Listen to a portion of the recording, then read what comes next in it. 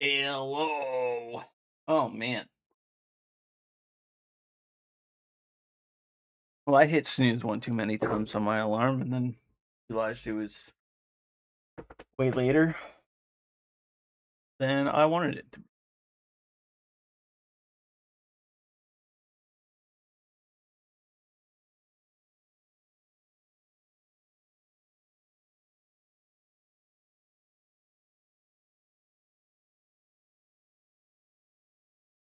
Hmm.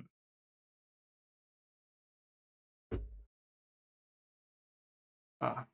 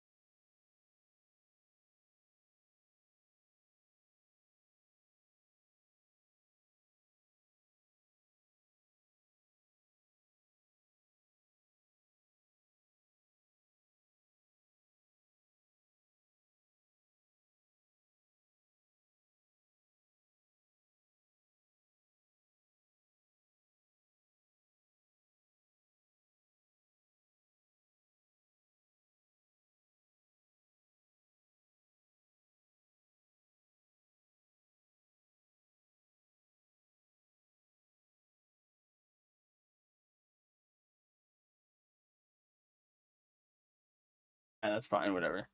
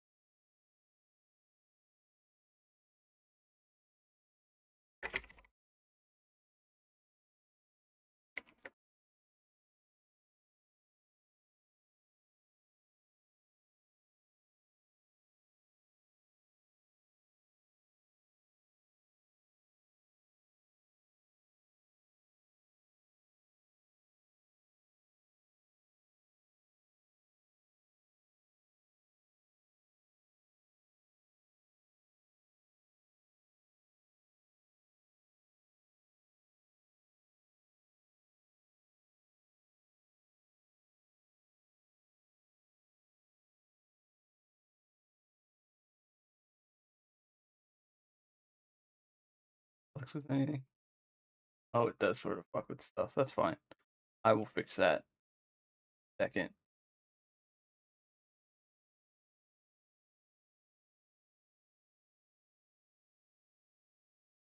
Hmm. Okay, hold on. Hold on. I need to adjust this, and then adjust.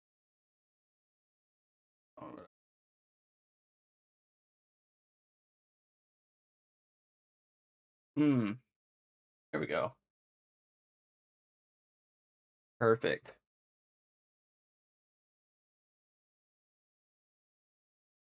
You think is the biggest problem facing old school RuneScape today? Ooh. My CV has a massive picture of Tazkal's look on it, and like it had my Inferno KC and like my chasing, and it was so cringe.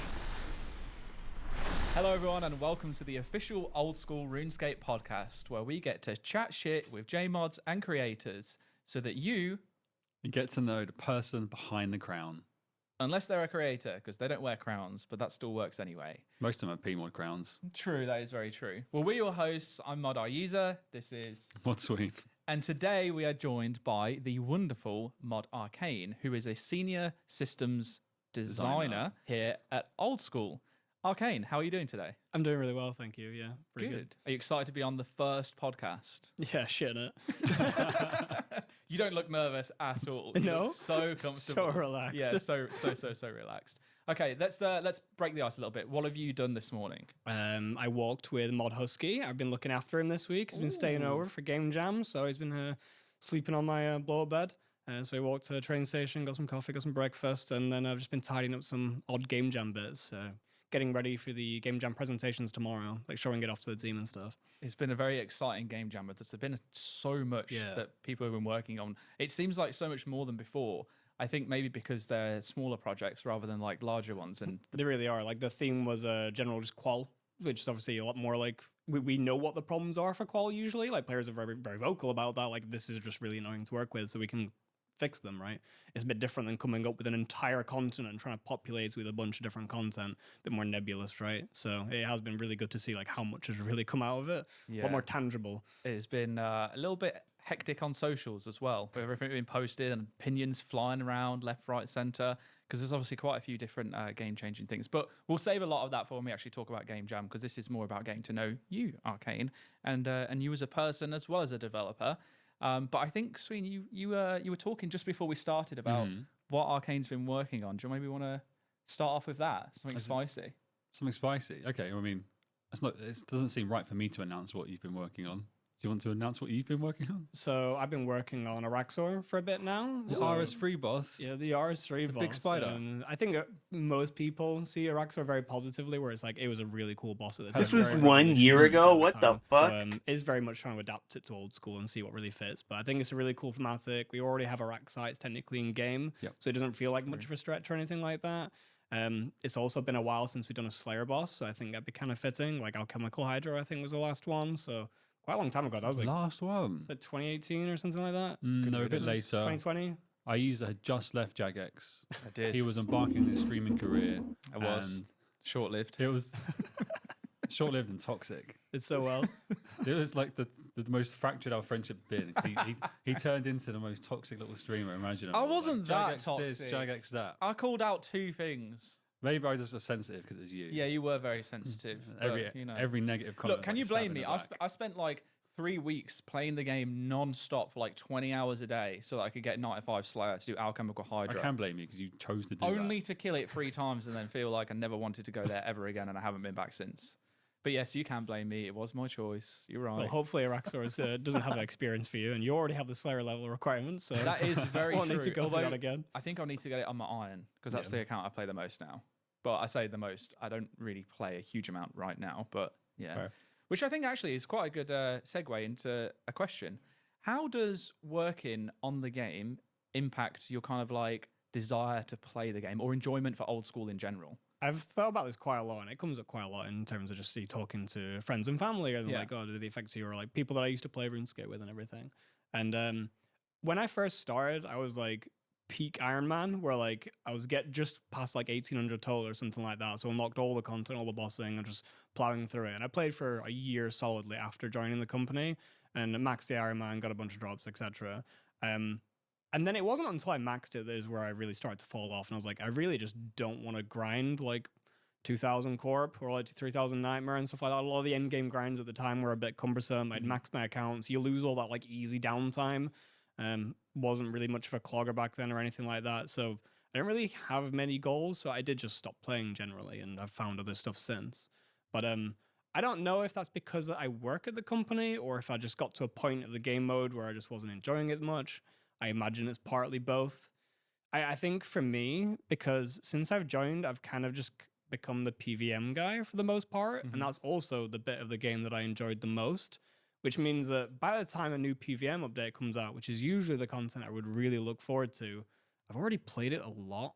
Oh, of Like, course, yeah. You're designing, you're testing it, you're doing it over and over yeah, and so over like again. by the time TOA came out, like I'd been working on it for like a year, and I'm just kind of sick of it by then. So like I think if I wasn't working on all the PVM content, maybe it'd be different. I'd be excited to play this content that other developers have made. And I still see the same here. Like when Ed releases a new quest, I still get really excited to go do the new quests. So maybe it's more so that rather than just being around the product all the time. But I do hear it quite often where you're staring at the game like 8 hours a day. You go home, you don't want to stare at the game for another 6 hours, right? And maybe that's part of it. I'm not sure. For me, it's not so much if I'm really staring at the game too much. It's more to do with community sentiment. And if your players are happy, Yeah, that's I'm true. happy and I'm more inclined to Motivated. play. But if there's some kind of uproar or controversy, It just reminds you about it, right? yeah, like you log in and sometimes, occasionally my RSN is to do with me and people will recognize me and they'll be like, "Oh, this sucks" or whatever else, and it makes me feel bad. Like, well, I don't want to play. Or even just hearing your friends or your clanmates just like talking negatively about the game, as they should do because they're players and they should. It's dragging the drama home, Yeah. right? And we do need to care about that balance. Exactly. Yeah, that is a really good point. I never really thought about that, about these guys, like- and I'm not playing a huge amount at the moment. I remember you changed but it. Being yeah, in changed game. my RSN because before it was just a case of like it was IESA, and there would be so many. Like, I think about, I mean, I guess my only other real experience with like these kinds of developers is really like World of Warcraft.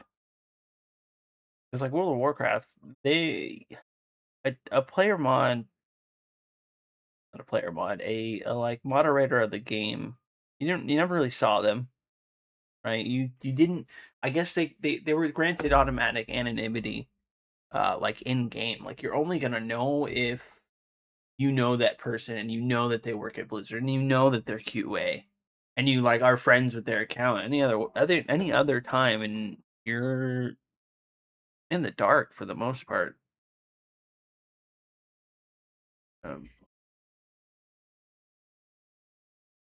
But one, have these for high elks while I die on the inside.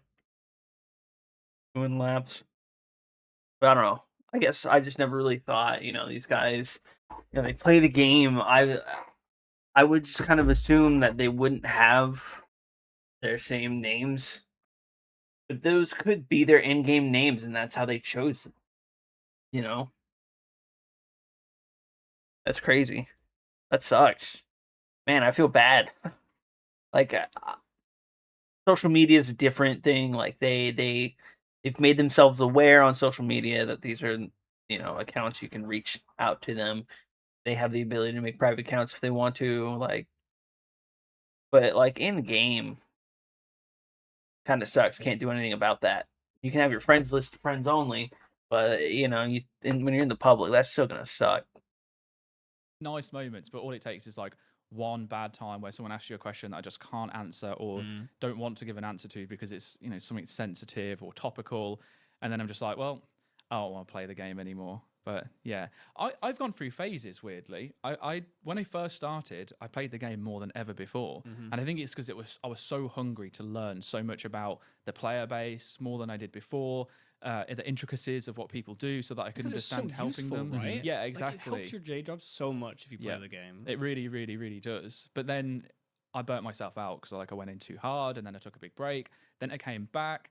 Then obviously the streaming stuff happened, and I played like for a year solid, non-stop, and that was fantastic. But again, I burnt myself out then, and now I just kind of like go through waves where if friends are playing, we'll raid together. Otherwise, I'm just kind of not really doing a huge amount. I think Iron Man was like the best and worst thing for me, to be honest.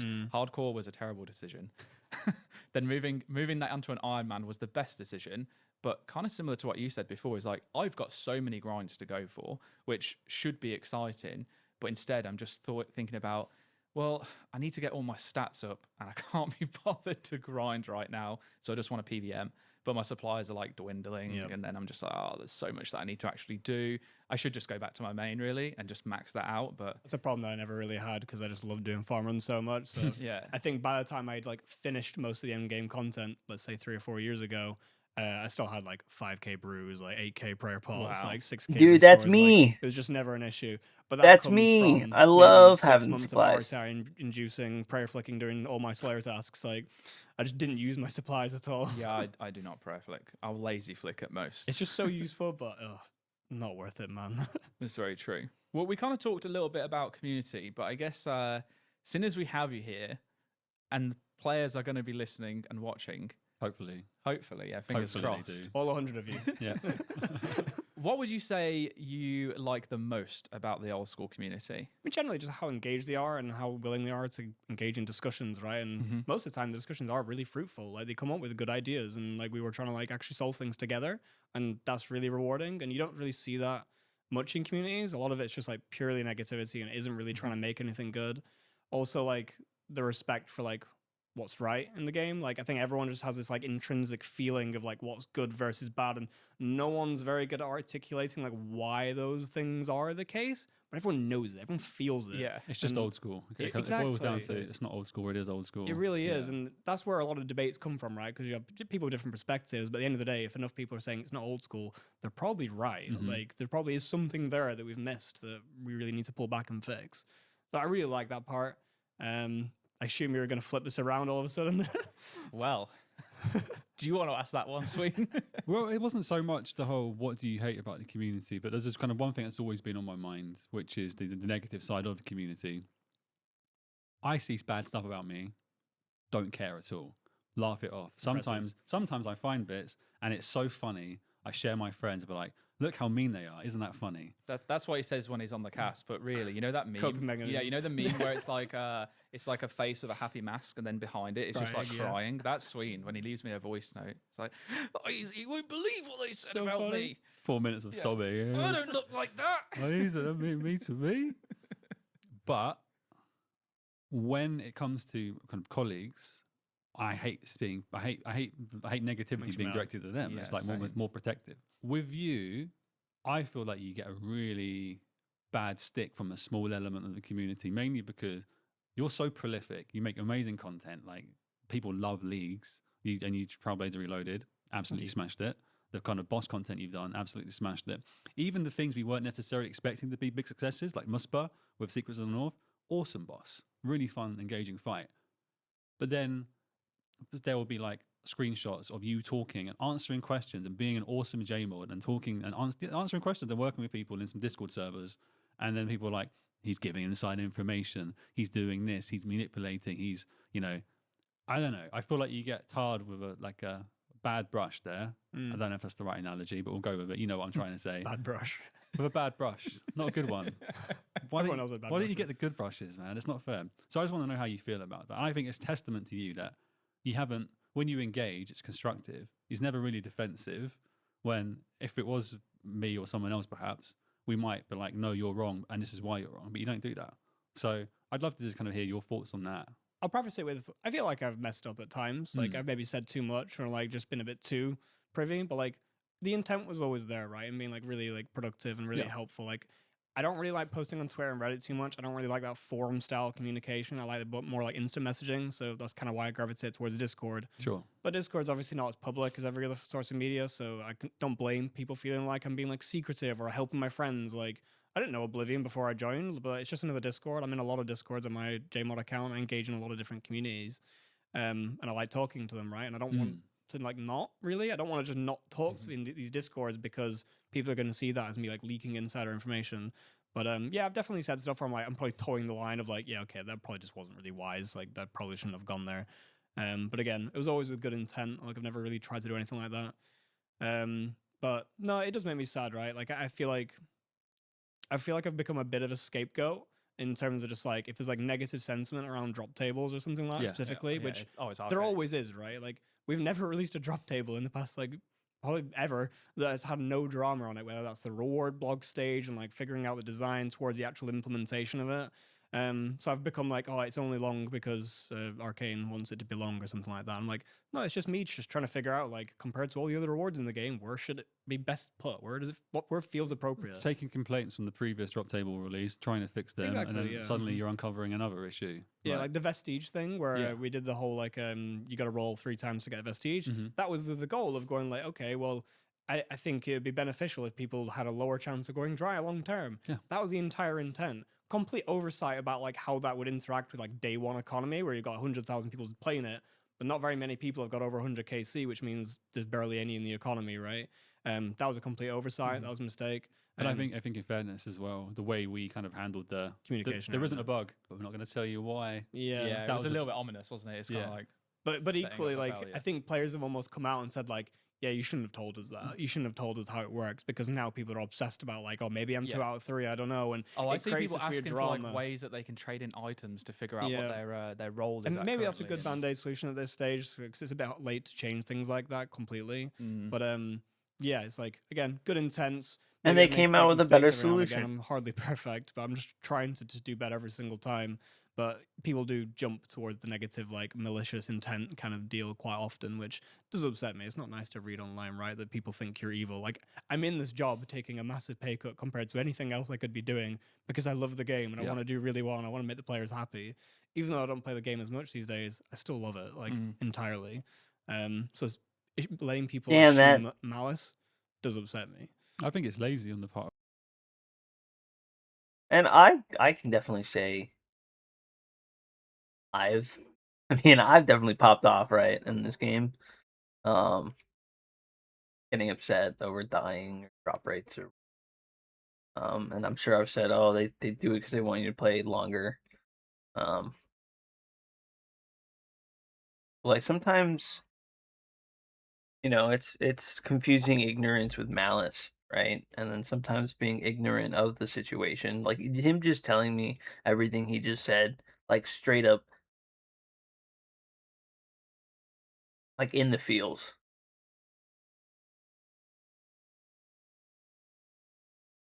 Oh, I don't know why it closes it when I press 1.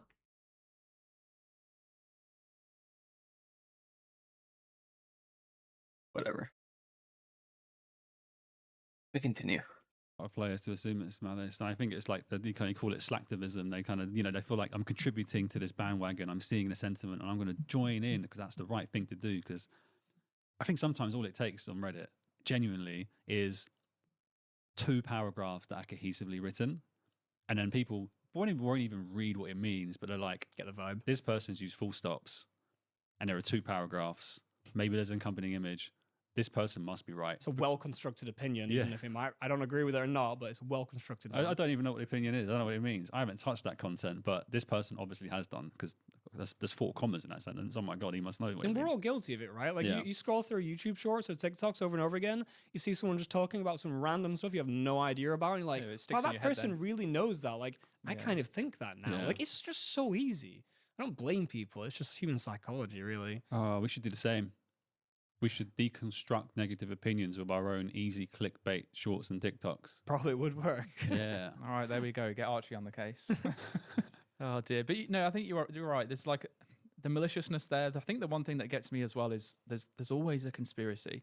It's like, oh, Jagex are doing this because of this reason, and it's sometimes just Probably just an I oversight. say sometimes it's never that. I don't think there's ever been a time where we've gone into anything and there's been like an ulterior motive. It's just we've just done something and it probably wasn't the right thing. So then we just go back. We're and, just human. and yeah. We make mistakes. We So we haven't change it. spoken to the right person, Yeah. bit of miscommunication, we reacted too quickly. I yeah, think a good example was I know post Varlamore Part 1, there's a lot of drama about the clue step, right? About how you needed to get the highest glory requirement in Colosseum, which is our latest piece of difficult content, to unlock a clue step, and you can't do the master clues without them, right? And like that was not the intent. Like the intent was me just going like, I don't want to put anything like really important behind the biggest glory unlock. I just want it to be a bit of a flex or something. So an emote seems pretty harmless, right? I had no idea it was a clue step. That project had like 7 developers on it. Like Yeah. I had no idea. So we fixed it afterwards, right? But yeah. again, just it's not malice or JMod's just going like, yeah, let's screw over the clue enjoyers. Like we just didn't realize. You can kind of understand why they would feel that way, but it would be nice 100%. if when stuff like that did happen, the first thing that players thought was not a conspiracy, and it was just like, oh, this shouldn't be the way that it is. We know JX by now. We know the old school team by now. They'll change it, so let's ask them to change it. Because you talked earlier about how it's quite unique that you're able to have like conversations with players and that there is that back and forth. It's very two-way, whereas I feel like a lot of other studios have very much one-way conversations, and it's a case of this is what we're doing. That's it. You can It's the leave end your of it. feedback, but you're never going to hear back on that feedback until there's another patch in maybe 3 months' time, and maybe 1 or 2 of those changes would have got in. Whereas we have very much a two-way communication loop, and that is brilliant, but it has its flaws as well. It means that we can afford the opportunity to go out with things that players might not like, but we're kind of like unsure ourselves, so we test the waters. And we know that they'll give us feedback. We know that we'll action that feedback and we'll communicate back why we've changed it because of players' input. But that also then brings in the opportunity for, well, why are the old school team doing this? Why would they ever think that that was the right thing to do? And it's like, sometimes we just like to see what happens, see how you feel about things. Maybe other games and other studios are why our players are the way they are, because obviously old school's grown. If you go back, right? yeah, you go back to like the 2015 to 2017 period. So we're kind of post the old school launch, numbers have fallen, and then they're suddenly starting to grow again. Like new old school, unique old school content's coming to the game. The player base is growing, but they've been with us, sizable growth, but we're still not massive. Then obviously mobile comes in, and then you have like raids and stuff coming in, and we're being quite prolific with content. Advertising stepping up as well. The player base has grown, and they've come from somewhere. They're playing other games. They're working with other studios. I say working. They're trying to talk to other studios, probably hearing nothing. Maybe that's what it is, especially over COVID time too. Because People so used to having to scream to get any changes, right? During COVID, right, every game was being delayed. Like expansions being delayed. That's kind of what I was thinking. Like people, they talked about like, having to go to Reddit and people dogpiling and threads. And, this guy made some sort of put together PowerPoint, right? And while I've never interacted with X content, but this looks like a good piece of content. Let's bandwagon it. Because if someone brings, for most companies, if someone brings a point across, and even if someone at the company sees it, they'll just ignore it and call it a day. Or if they see it and implement it, they're not going to tell you. So you have to like hope that. Oh shit! My title says point and like. Oh shit!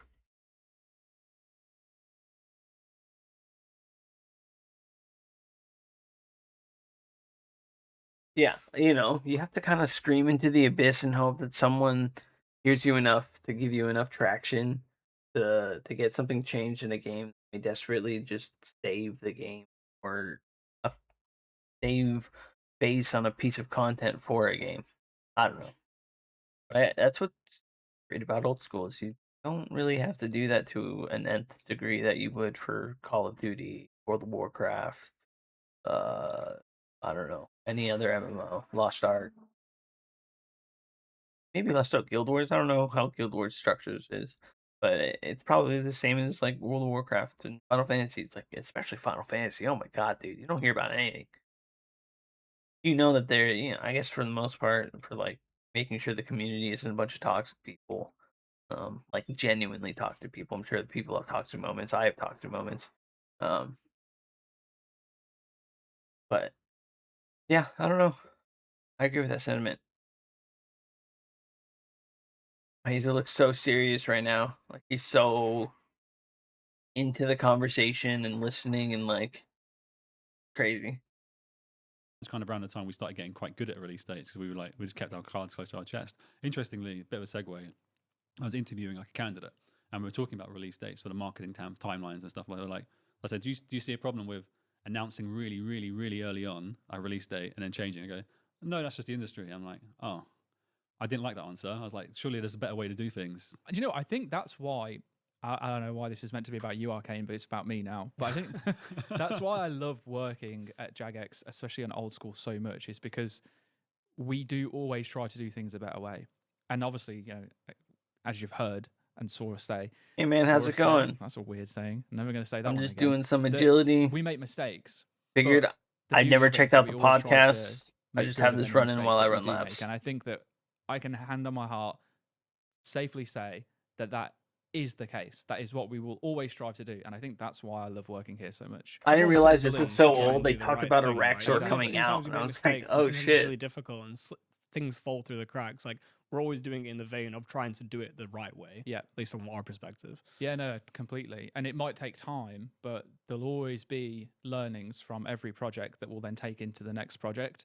And that happens consistently. And I love the fact that we do that. Oh hell yeah, brother! And That's don't get me sick. right, we have got so much Good better luck. with things like in terms of like timelines. Like before, we learned from announcing things way in advance and then having to delay and then delay again. Winter 2017 was a real thing, but we've avoided that. I can't remember the last major drama that we had over release dates. It's usually just a month or something, really, Yeah. at most. If we have to push anything, it is normally just a case of a couple of weeks. I think maybe we could get a little bit better at announcing the bigger things, like a league, so It's people can prepare happened. time off. But That's those things that's take this a huge game, amount dude. of commitment from us to Getting even sidetracked. know when exactly we've been able to deliver it anyway. And we're always working towards a date. So we'll go through our calendars and all the Yeah. content we've announced. There's a date attached to it, but it's tentative, and we don't know until we get closer and closer to it. So the most we could do is be like, it might be within these 4 weeks, Yeah. but then players are like, well, what one is it? Because I want to book time off. I wonder how players actually feel about that. And if anyone's watching and listening, hopefully you Oh, are. 100 of you. Yeah. Leave us some comments. How do you feel about release dates? Would you rather that we had a release date that was then like announced? Wait, does making things Trover not like make it cost anything from your graveyard? Oh, I guess it makes it untradeable, right? So, yeah, okay. Damn, I never thought of doing that.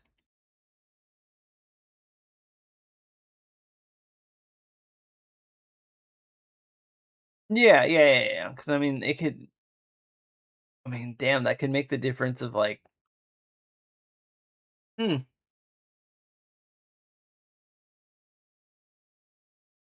I never thought of that, dude. That's awesome.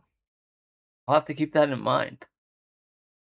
Earlier, but pushed back multiple times Thanks. because we weren't able to deliver? Or do you prefer the current approach that we have, which is that we give as much notice as possible, but when we do give a date, it's pretty much locked in that it's going to be that, maybe a few weeks difference at I'm most. sure they'd ideal like a really long release date in advance that doesn't change, right? That's Yeah. the ideal thing. Yeah. Yeah, but we're in real reality world here. is- Yeah, that just doesn't happen. There's always just too many unknowns in a project, Yeah. so then like you get deep into it and you're like, yeah, this is just way more work than we thought it'd Exactly. be. Maybe that's Yeah, an I'm interesting really one we can close talk to about. Yeah, finishing like up a Kieran bunch on of, there. He's obviously going to be yeah. a huge amount of people that's working alongside Achievement the diaries development and team stuff, yourself, but we can talk about Already, I can why boost. delays could happen, No, what could that's- impact yeah, it, I can boost but for we won't go smithing. into that just yet. I know just need one more common level for issue that agility, we have so had I want to get that repeatedly, knocked out about and like get the elite done. expectations about when content is coming.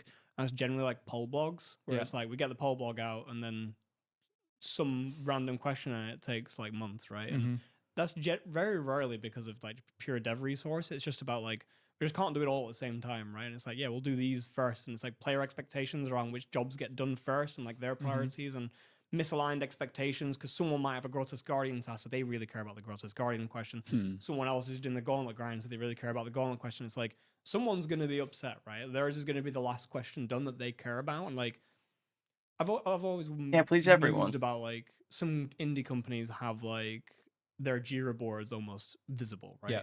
Where it's like it literally shows you like, yeah, this is scheduled for like this release, and then as soon as we update it, they see that change and they can actually see it evolve. I think there's a lot of troubles and like community or a lot of issues trying to do that, but like that idea There are. is like quite interesting of just making that entire process like mega transparent. But we communicate so much already, right? It's like we can't do. just all of a sudden having extra blogs and extra sections of blogs with even more text. Players are already getting exhausted by that. I actually tried back in 2018. It was one of my projects for the year, which was to essentially convert the Jira tasks that we have and put them into a public Trello board that players could then obviously check and see, because we were getting a lot of that back then because we were doing like, that was back when we did 4 qual polls per year with the different themes, and there were, like 30, 40 questions each one. And we were constantly being hammered with like, when's this coming? When's this coming? When's this coming? So, okay, how can we show this public facing? But there is just so much nuance behind it that it essentially would be, I wouldn't say impossible, but very near impossible, I think, for us to actually achieve with how much we end up moving things around. And as we speak to more developers, maybe we can uncover more about how that works so players can understand. But yeah, you're right. I don't want to have that task though of doing it. Because we do talk a lot. We have a lot of vlogs, and sometimes we're actually at like, we hit a roadblock where we're at blog fatigue. We can't release more comms because there's just been so many big pieces going out one after the other that our team needs a break and the players need a break. I think that's something that's very transparent from the Project Rebalance that we've been working with yourself on. And, poor Mod Goblin had to go through 3 weeks of being hammered by comments. And I think, like the blogs that went out, the Reddit posts alone were like 2,000-3,000 comments in the first day. That is a huge amount for someone to have to go through. And obviously, we help out where we can, but he needs a break from that. There's only so many times that you can be told that you've ruined Magic, that this is going to be the worst thing you've ever done, all the other negativity that comes through before it is just too much and you need to take a step back. And obviously that's when we get to process the feedback, then we come back. I think we're in a good place with that now. But how do you feel about Project Rebalance? I might as well ask you, seeing as you've worked on it. Generally really happy. I think it had a lot of points that could have been a lot worse. Like a lot of the feedback points were easily fixable at the end of the day, right? The whole Magic stuff is probably the most controversial part of the entire update. No, they should have changed must, but fuck that. I don't care. That wind weakness don't do shit. You may as well just use a powered staff at that point. But at that point, just use range. Just use range. Just use range. Hopefully it's king. And run energy. And run energy. It's fair with the scaling stuff. But we do want to do that. That's just pure scope. But it's not like there's any complicated problems that we need to try and fix. Or like it's like, oh, you fix this and you break this. Like there are fairly timid things that are going like, okay, we can just rejig the numbers a bit and then it should just make most people happy. So I think I'm pretty happy with it overall. I think the biggest learning is just like you do too little and it doesn't make an impact. You do too much and it just gets messy and confusing and like the communications and everything and expectations. Like now everyone wants everything touched, right? Because it's a big project, so why can't it touch more? So expectations of that have been a bit all over the place. So I think there's probably a balance there, something in the middle where it's like it's just enough to make an impact on like a certain aspect, but we're not doing 5 skills and 7 different parts of combat or whatever, right? I thought it was very interesting how, to begin with, it seemed like there was a sentiment that there's a lot here. There's so much being discussed. These are too many changes. And that's with us even splitting it out. We were going to do more originally. I remember we were going to just bump everything into one big blog. And then we decided to split it into, skilling, combat, and then items. And now we get to the last part of it. Everyone's obviously processed all the info, and it is just a case of, oh, well, you're already doing this, so add this on it as well, add this on it as well, add this on it as well. And we just can't. We're at resource block now, right? There isn't any more availability for us to add extra changes in there. Even the run energy with agility, we initially removed that out. If I remember, we were going to go with that to start with, right? We took that out because that meant that we could fit more in elsewhere. Didn't really feel like it would be that big of a deal. Then obviously players really wanted it. It felt like it would have been such a big deal. So we brought that back in.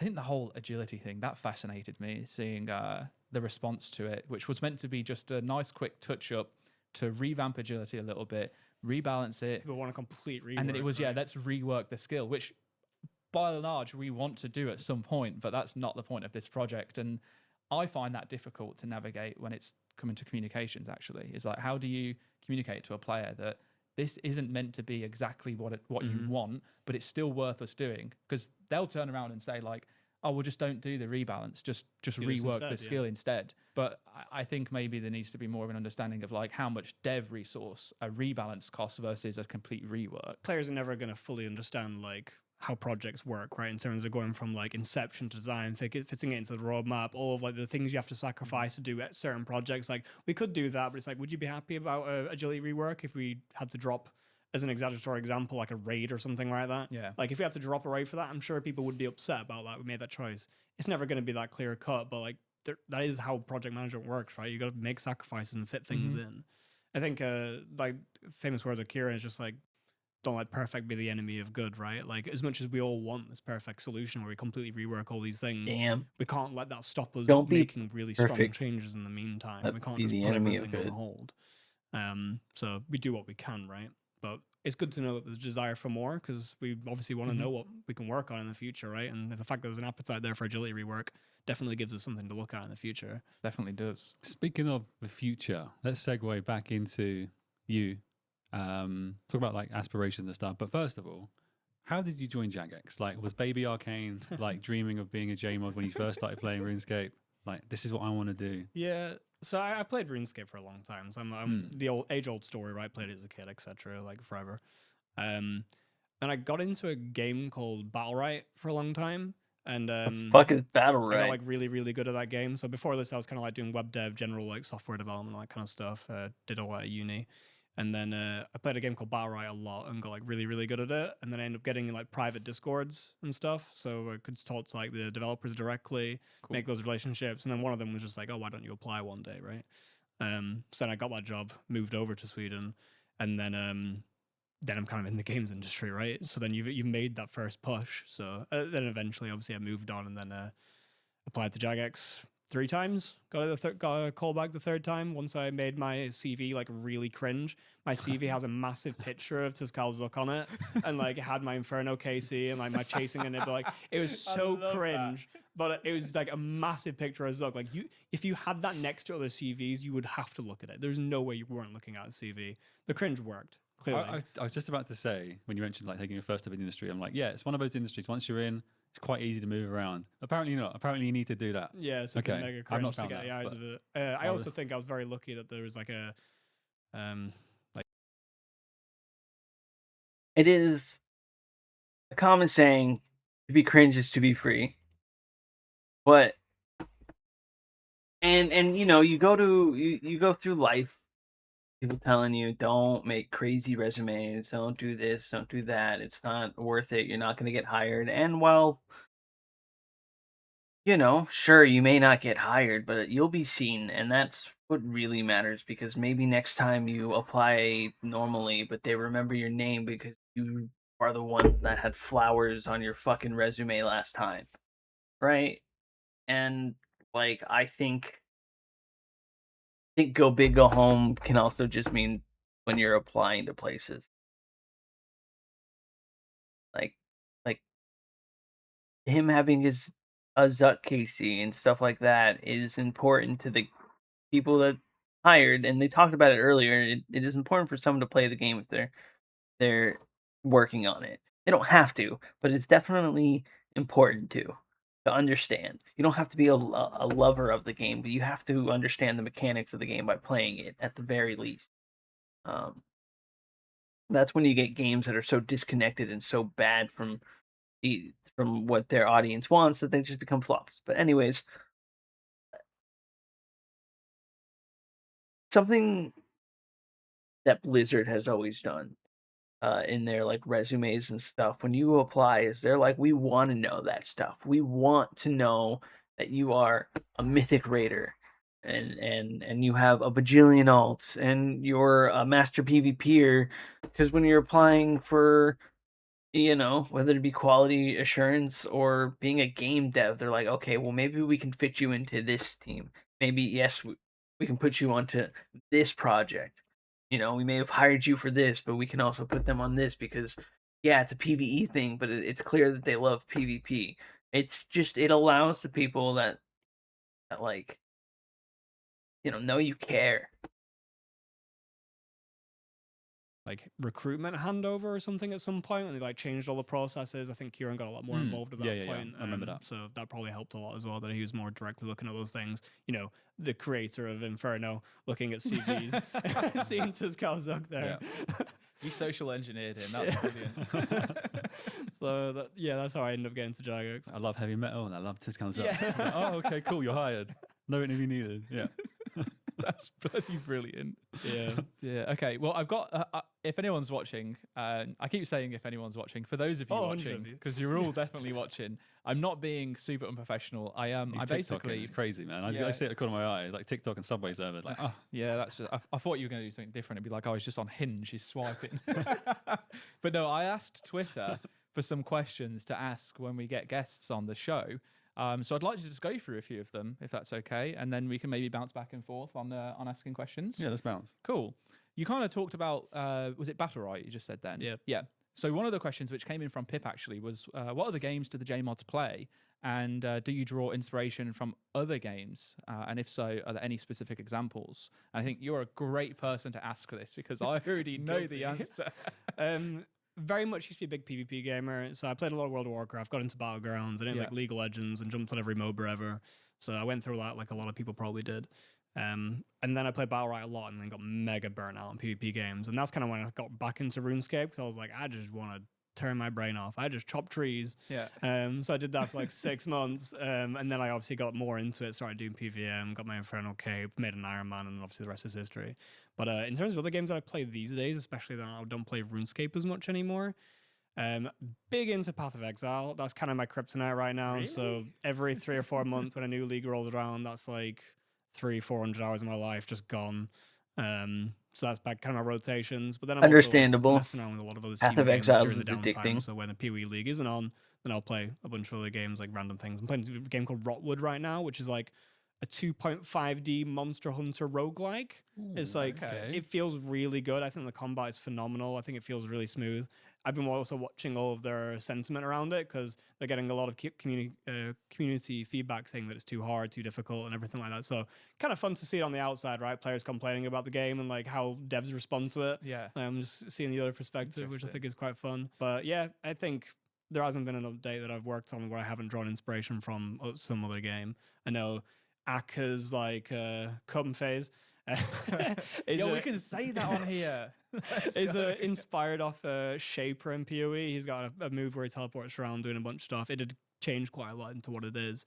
But then I did a bit more of a faithful recreation for the Muspers like teleport attack, where that's functionally just Shaper's attack. Sure, yeah. Because I just thought it was a really cool attack, and every boss needs just something cool in reality, even though it's not very difficult attack to avoid or anything. It's just a bit cool, a bit flashy.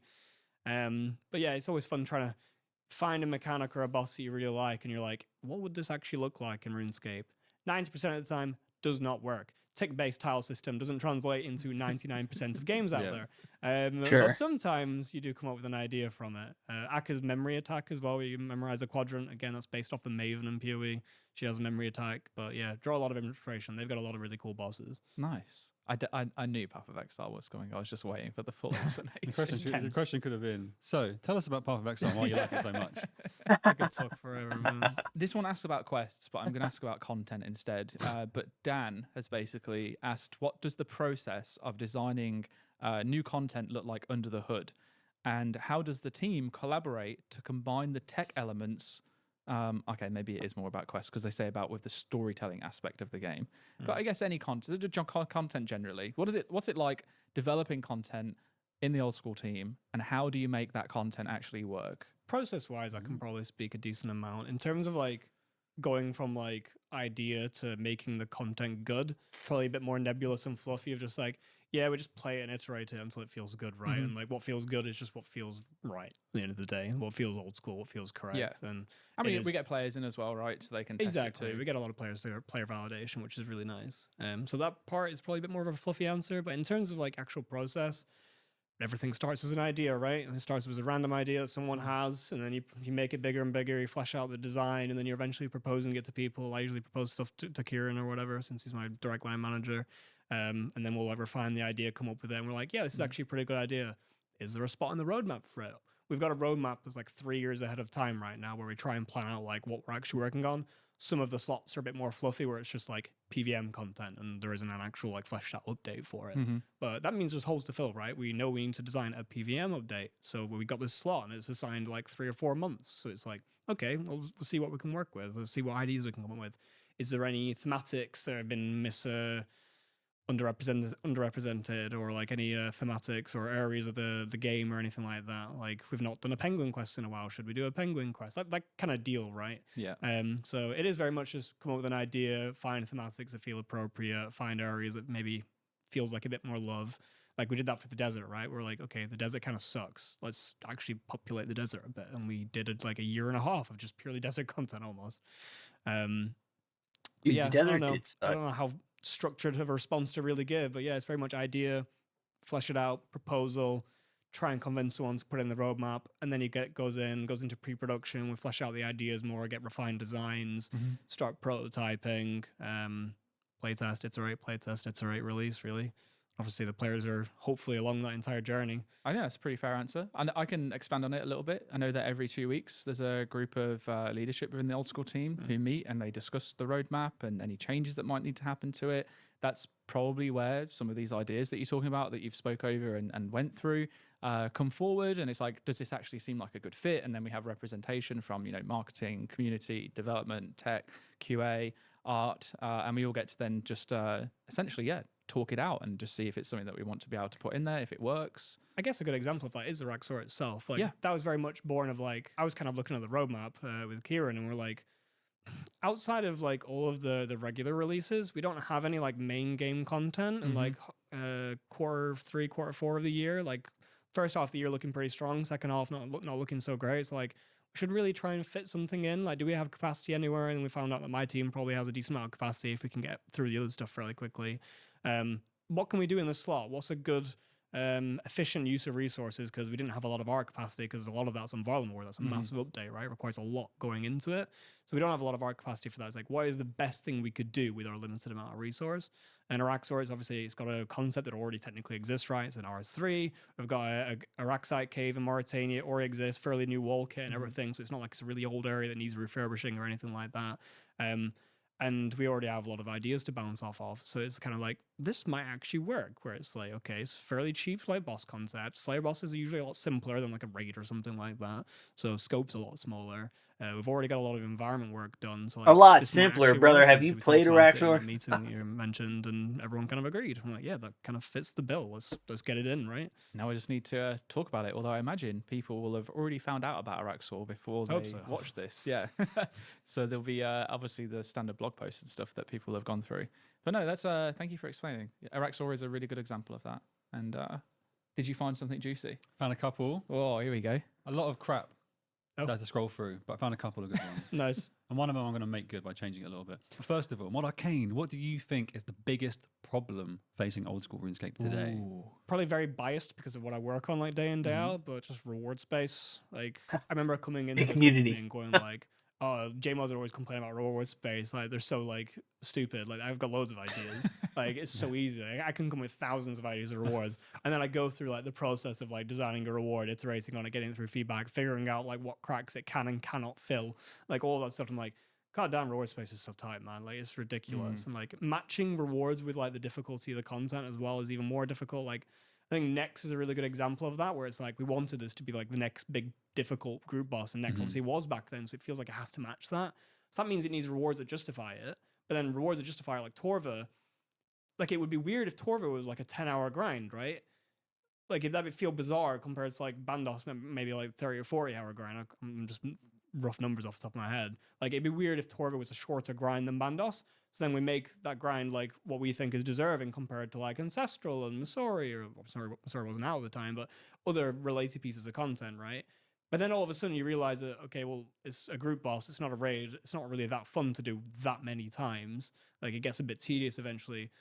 So then, like, trying to match like difficulty versus content versus like enjoyment of content and the grind, like how fun that actual grind is, and the actual power of the reward, like matching that all up whilst finding niches to fill, is just sometimes a nightmare. It's just absolutely impossible. So that's why we come up with some random niche bullshit sometimes, right? Where it's just kind of like, yeah, we don't really know where this is going to be used, but it's going to be really strong in like these 3 cases, like Venerate Bow, right? Well, I mean, yeah, the Venerate Bow, though, look at that now. Yeah, it's How really much popular. use We've it's made new been- use cases. But at the Exactly. time, everyone was mega criticizing it. Even the Fang at the time, everyone's like, where are you going to use the Fang, man? That's like so shit. Like, Rapier's better DPS on low defense. There isn't anything with high defense. We've made stuff with high defense, so now it's really useful. And coincidentally, it's also just really good everywhere else.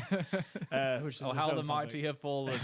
But at the time, everyone's saying like that's the weakest reward in TOA. Yeah. Like, one thing comes to mind too is like players telling us to kind of focus on niches, stop giving us stuff that steamrolls. We need to manage power creep. And then with TOA, Hecker, and then all of a sudden like this is Not strong enough. Yeah, not strong enough. And I was like, fine, here's a fucking shadow. Oh, Shadow's too strong. Yeah, I'm not saying like we can't do these properly, I know, right? yeah. There's definitely problems, but like this is why it's always a problem. It's always difficult. There's just so many perspectives, so many variables. And look at the Absolutely. shadow I think now. it's just gonna get harder. the and harder as mighty time goes have on. fallen. Like, I'm thinking about rewards for Rax already, and I'm just like scratching my head. Like, it's so hard. But How do we fix that? I mean, stuff like Project Rebalance helps a lot, right? Yeah. Where we create range space by introducing the new like light, standard, and heavy styles that gives us a reward space. The elemental rebalance that lets us push like elemental spells a bit more. Like, maybe we can interact with that and elemental weaknesses a bit more. That gives us a reward space to push on, but we can't just rework the entire game constantly to give us reward space. It has to be this like give and take, a bit soft, and sometimes we can find existing stuff again like the Venerate Bow. But it's things like that.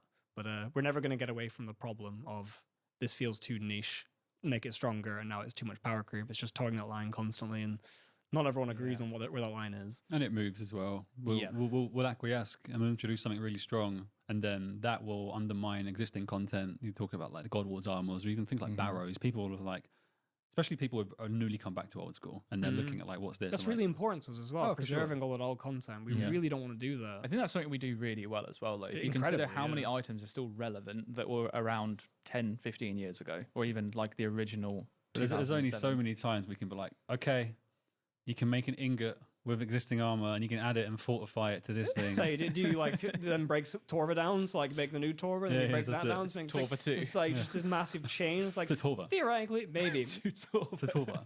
maybe that is the best solution, but it starts to feel really artificial and weird, right? And then Yeah, you get it away does. from like you don't drop like actual items, then you're dropping like components, which feels a bit bizarre. And that's when you get into the realms of, I think, games like PoE, where I might be wrong, because Mod Goblin, every time he plays in like a new league and stuff, he screen shares, and I'm like, all right, walk me through what you're trying to achieve. And I don't get it, because there's so many, when you're creating gear and crafting and stuff like that, there seems to be so much to it. Yep. Whereas old school has that kind of simplistic, here's some ingredients, you Yeah. mash it all together, and here's There's no something you wear. complexity in reality, right? Right.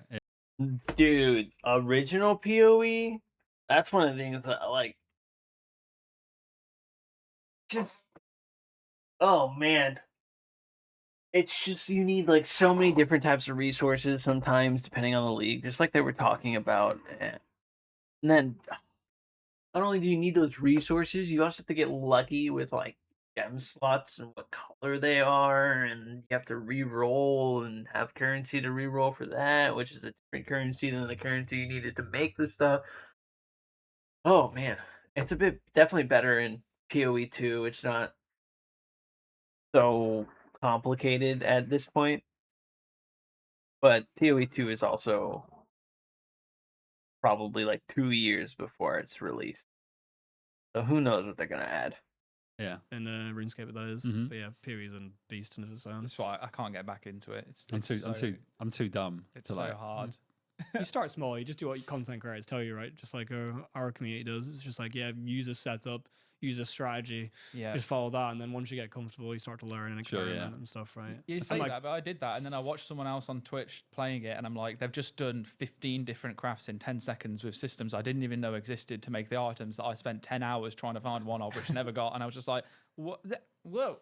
But, you know, that's the kind of game where 1,000 hours playtime is like considered you're still new. their version of So- Iron Man is very unforgiving. Like Yeah. you kind of need to understand the game, how the game works to get away with it. And, It's crazy. Extremely fun, though. I can see why you're so into it. But, yeah. Cool. The next question I found was about, if you had to choose another profession, which would you choose? Now, you might surprise me and choose something completely out of left field, but love that on the off chance you're like, no, I like this.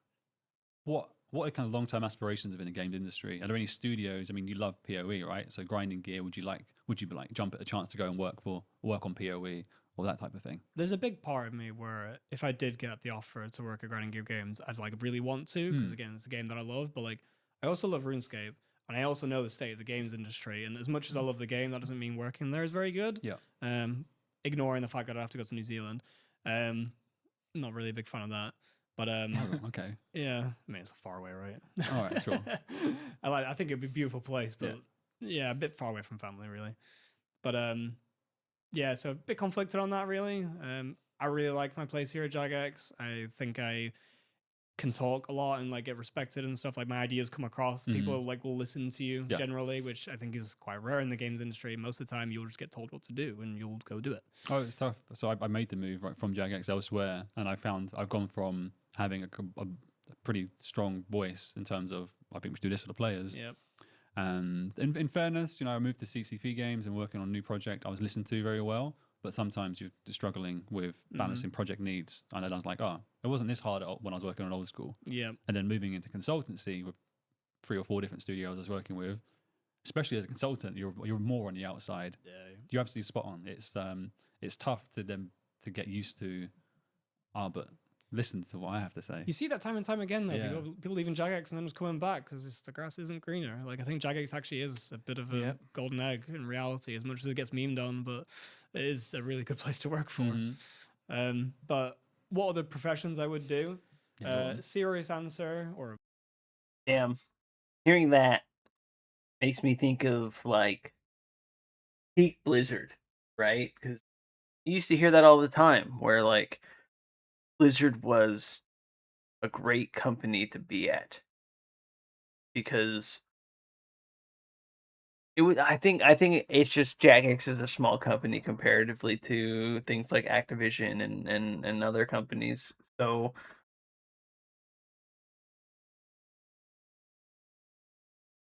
they kind of get that comfort of I feel like being heard. Now, there are definitely big like game studios that I'm sure everyone feels heard and whatnot. But hearing him the way he spoke just kind of made me think about how people used to speak about Blizzard, and then all that shit went down, and has been going down for the last fucking 5-6 years at least. So just kind of made me think about Blizzard and its golden years, I guess. I don't know. It's sad, but I hope that the old school team doesn't get cannibalized the same way other games have been cannibalized through company acquisition. If I remember correctly, Jagex was sold to some other company. So I don't know. They've been doing well. That's what matters. They're both serious answers. Realistic answer. Sure. Probably web development again. That's kind of what I did before. I did a bunch of web development before I came into the games industry. Yeah. Non-serious answer. Kind of want to be a postman. All right. I think it's like a really relaxing idea. Just walking around, delivering mail. You know just what? chilling. That's second on my list too. Yeah. I just think it's Literally. just so chill, man. Like they always look so happy. At least the ones that I interact with. Maybe I just live in a good area, right? But I'd want to do it somewhere rural. yeah. I wouldn't want to be like having to go up. Imagine like having to go up like 10 flights of Oh, yeah. stairs or something, a block of flats. Yeah, but of, like, instead Angel you're in Castle. rural. You gotta go through all the windy lanes, and if it's snowing, That'd be lovely. it would be lovely until you're the one on the road. And then there's some kid in a Vauxhall Corsa coming around too fast and nearly hits you. You lost all the packages. Then what are you going to do? I don't know. I still Didn't like, think this one through very well, did you? it's not my dream. It's yours and Oh. Arcane's. Do you know what? That's a good point. Fair play. You got me. I thought it through though, you see. I Sure. wouldn't choose too rural. I'd go to Lost Village. Yeah, I probably would do the same. I want to ask the same question to you that you asked Arcane. Is that okay? What would you do if you weren't working in the gaming industry? You're obviously not a postman. No, I'm not. You know what? I think I'd like to be a personal trainer. Yeah. Yeah. I see it. I don't think. Here's the thing.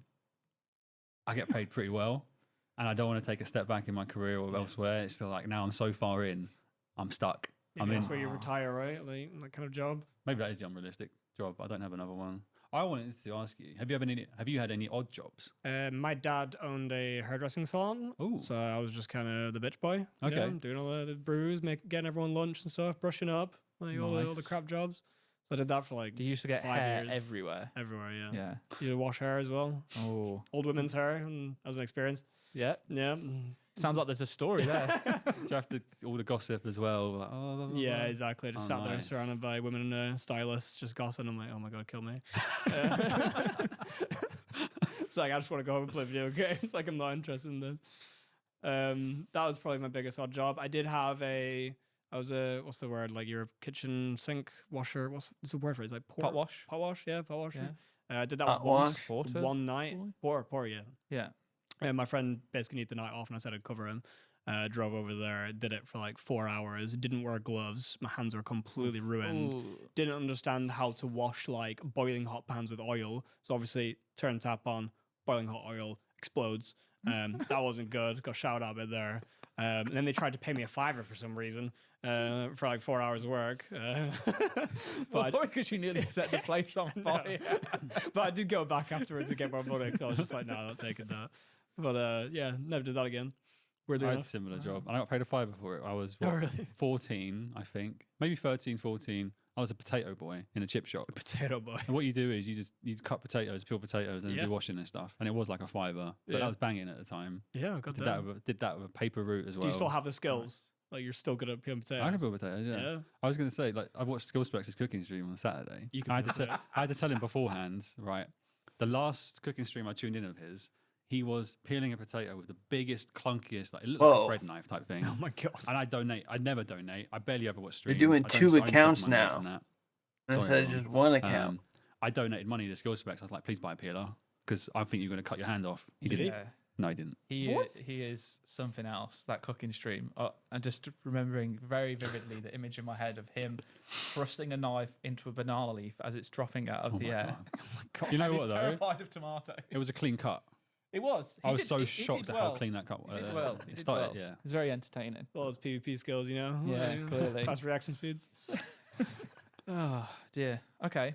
Well, seeing as you didn't ask me what job I wanted, are there any Kinda other answered questions that. you want to ask, or do we want to call this podcast a wrap? Mod, okay, sorry, I just want to ask Modaiza a question really Yeah, quickly. that's Is that okay? Accepted. Modaiza, Oh. if you had to have another job, what would your dream job be? Oh my god, I'm so glad that you asked. Aside from postman, because I think you said that was your second. Yeah, well, I technically lied. It's kind of like my second. My second on the list isn't really a job. It's to Right. not have a job. But that's not to be unemployed. Okay. Yeah. So my first one is to Right. own my own piece of woodland No. and to essentially use that to learn how to become like a tree surgeon. I think it's called like arboriculture or something like that. All right. Basically, if I could go back in time now, I would learn to be a man of the woods. And He's that's just what I would come up with. Horticulturist. Tom Bombadil, just walking through the woods. I don't know who that is. Oh, but the reference. yeah, I'd be like a Some tree, people will get that tree surgeon. reference. I Is don't that like know. a hobby you can pursue? Like, Yeah, like a side technically. thing? I've been saving up to be able to buy my own piece of woodland, so Yeah. that's like the next thing. But you know, life is expensive, and I've How been much going is a through a bit lot of in the last 2 woodland? years. Good Well, question. pre-COVID, you could get like a pretty good patch for like £15,000 or so. Now, like for a couple of acres, it's probably upwards of like 30, 40. COVID made it go crazy. Whoa. And it depends on what like rights and stuff they have on the land yeah. to fell in trees and if there's like minerals and stuff like that. But anyway, but the actual dream would be to live off grid and essentially live a self-sustained life on my own homestead. So I wouldn't have a job. Sure. Maybe I'd do a I few think a little lot of things on the people side. I'm really into like woodworking like and that. wood carving. So I don't know, maybe I'd just like have a little shop that people can buy funky things that I make from my wood that I chop the trees down and make the logs and We'll give stuff you a like that. license. You can make like RuneScape stuff. Oh, I mean, I could, yeah. Thanks. I don't suppose you've ever watched Gravity Falls. No. There's basically a character in that called like Grunkle Stan, and he just lives in a cabin in the woods and just has like the mystery shack where he's just got a bunch of random animals that he's obviously what's the word? Stuff animals. What's the word? Plushies? No, he's stuff. Oh, taxidermy. Taxidermy. Like a bunch of Plushies. That's a very big difference. He's just got a shack in the woods full of plushies. Yeah. Marshmallows everywhere. But that's how he makes money. Yeah, People maybe he's come got the over. KVD Vorkath, you know? Just chilling in there. Okay, yeah, taxidermist. You can okay. become a Grunkle Stan. Minus the taxidermy. That would freak me out a little bit, to be Yeah. honest. I mean, you can come up with a different mystery shack. Yeah. Someone has to Do some do it, whittling, you know? Yeah, well, I would do the whittling, Yeah. but not the taxidermy. I made a... You can trade your whittles for the taxidermied Yeah. animals. True. That is... No, I just don't want them. I just don't want them. I just have whittled figurines. Fair I did enough. a wilderness survival course one weekend. Ooh. And we had to... We didn't have to. You chose to, and I put myself forwards for it. You have to use the dins. You have to what? Sorry. Don't worry, it's just a bad RuneScape joke. Ben. Oh, I didn't hear it. Oh, okay. I said, do you have to use the dins? The dins. Oh, a dins. Yeah. The wilderness survival. No. I Anyway, didn't. moving on. Tell me about the wilderness survival course, Yeah, Modaiza. we made pigeon for heaters, but we didn't. Oh. We weren't given any tools, so we had to use our hands. So to what?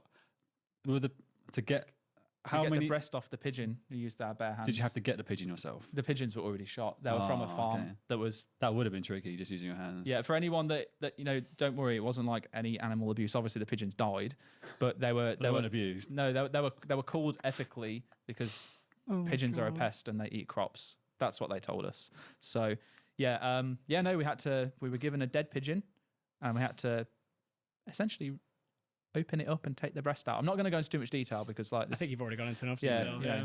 Anyway, Whatever heat is good. honestly, they were banging. We got mint as well, and wild garlic and potatoes from the woodland, and made it with that. They brought peppers and onions though. We didn't get those, and they brought fajita spice. We didn't get that from the I'm wilderness. not going to lie. Weird. Sounds like a fun course, Mhm. but I don't think you're ready for like the woodland life based Living on that. life. It's not if people got to come and drop off like fajita mix and. Oh yeah, peppers but and it's because it was there, wasn't it? I mean, if I didn't have it, I wouldn't use it. But I'd sell a few whittling things and go to Tesco, buy myself a heat of spice. Self-sustained. Yeah, it is self-sustained. I made the money, you know.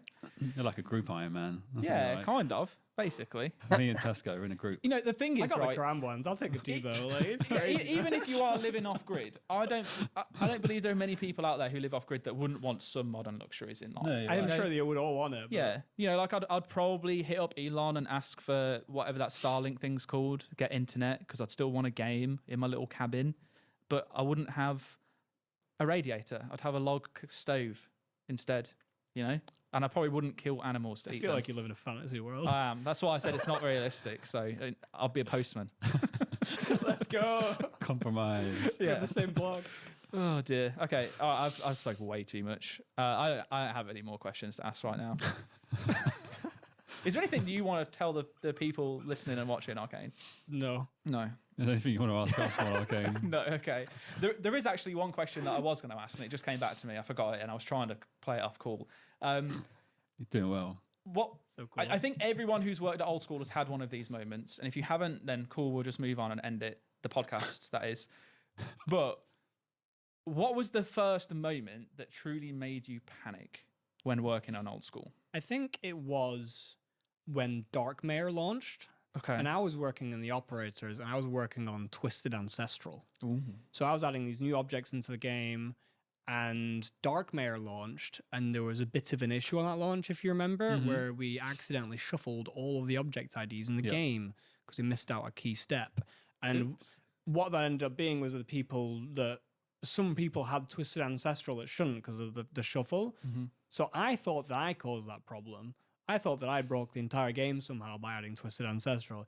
Wasn't anything related to me at all, but that was when I panicked. Yeah, that was a rough day. Fair. Have you done anything that broke the game? I mean, I've caused my share of bugs, but I don't think so. Nothing major. I think Lenny was actually that's asking. terrifying. It was Lenny and Ed. That's They were talking about how, terrifying to think about. Oh, the thing I did ruined the full fucking game and messed up all the item IDs, and now people are getting shit they should. Oh, terrifying.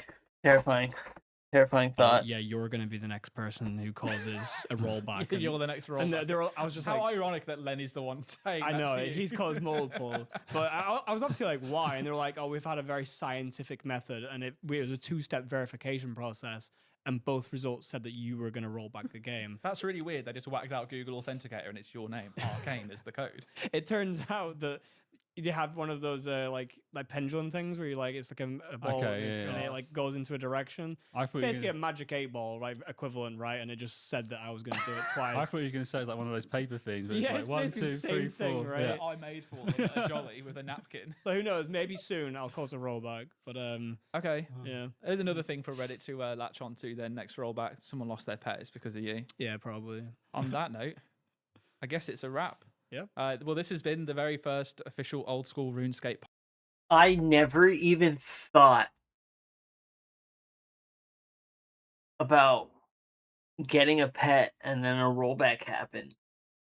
Like, you better hope you have RuneLight or something. It could be like, hey, I got this pet. Can I still get it? Can we update something? 'Cause, dude, that would devastate me if I got a pet, they did a rollback, and I didn't still have that pet. Actually devastating. Podcast with myself, Mard Aiza, Me, Mod Sween. and Modern game. as our first ever guest, we hope you. Well, the Alright, project I probably next. hated to do most is But if that doesn't happen, I think Old School's going to be here for ages. Ages and I ages. agree. this is the new golden era, right? We are living in it right now. Hello, everyone, and welcome to the official Old School RuneScape podcast, where we get to chat shit with JMods and creators alike, and We get to know the person behind the crown. love it. I'm your host, Mod Aiza, joined by my other host, Mod Sween. and we have a fantastic guest on with us today who is. Me, Who are you? Mod Kieran. Or Welcome, just Mod Kieran. Or Kieran. I like that you chose your name to also be your mod name. It makes it very simple. For those who are watching and listening back home, do you want to maybe tell us a little bit about yourself, Kieran? What do you do here at Old School, JagX on the Old School team? Currently, nowadays, the associate design director Ooh. for Old School. Ooh. I've got a team of like 18 designers, I think, nowadays. That I'm leading, I'm guiding, directing them, and coming up with a lot of the ideas that we want to put into the roadmap, and then communicating to that team, this is what I want to achieve. So my role looks it looks a lot different to what it was back in 2015 when I first joined. So yeah, it gives you some sense of the time frame. It's like 9 years now, which is kind of terrifying. And my role day to day is very different to what it used to be, where, you know, you go back to like things like Inferno. I'm sure we maybe talk about some of these things. I'm actually coding and designing this thing directly. And nowadays I'm sort of directing and advising, guiding the team as well. So it's quite a different experience, to be honest, but I do get to enjoy a lot of what I do. Well, that's good. I'm glad that you enjoy it at least. I was about to say, like, it doesn't sound as fun as when we used to just get together at the pub, a few pints and design bosses. I think the Theatre of Blood was pretty much all exclusively done at the pub around the corner. That was a good time. To be fair, I still get to have a lot of that stuff, but it's almost like I get to have all my fingers in every pie. Okay. Right? So in some sense, in that sense, it's like a positive thing.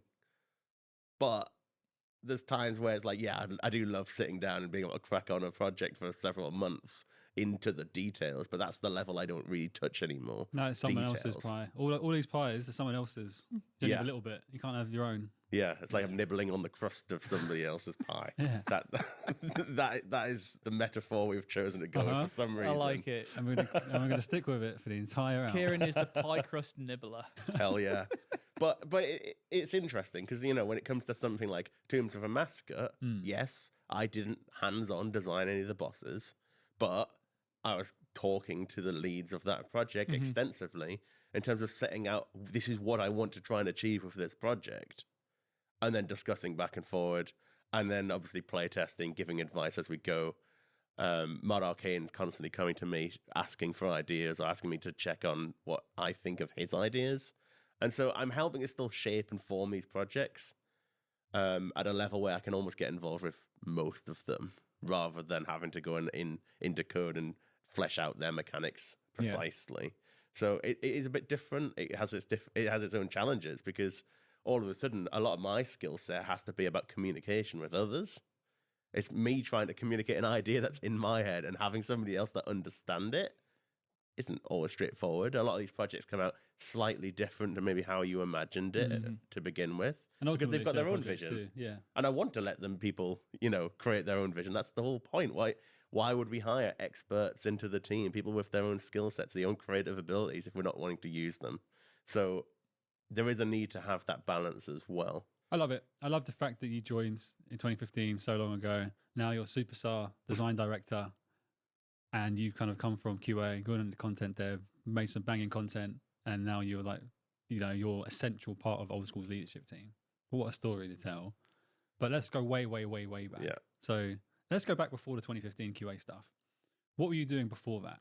I didn't actually know what the hell I wanted to do if you go that far back, really. I was doing, before I joined Jagex, I was in education. I was doing university.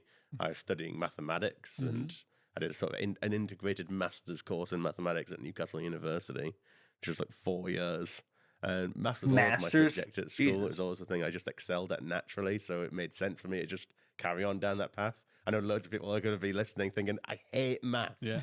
And so many people do. It's hard. It is often like generalized to the point that you don't really know, well, what's the point of algebra? How many times have you heard people say that? But I always enjoyed it.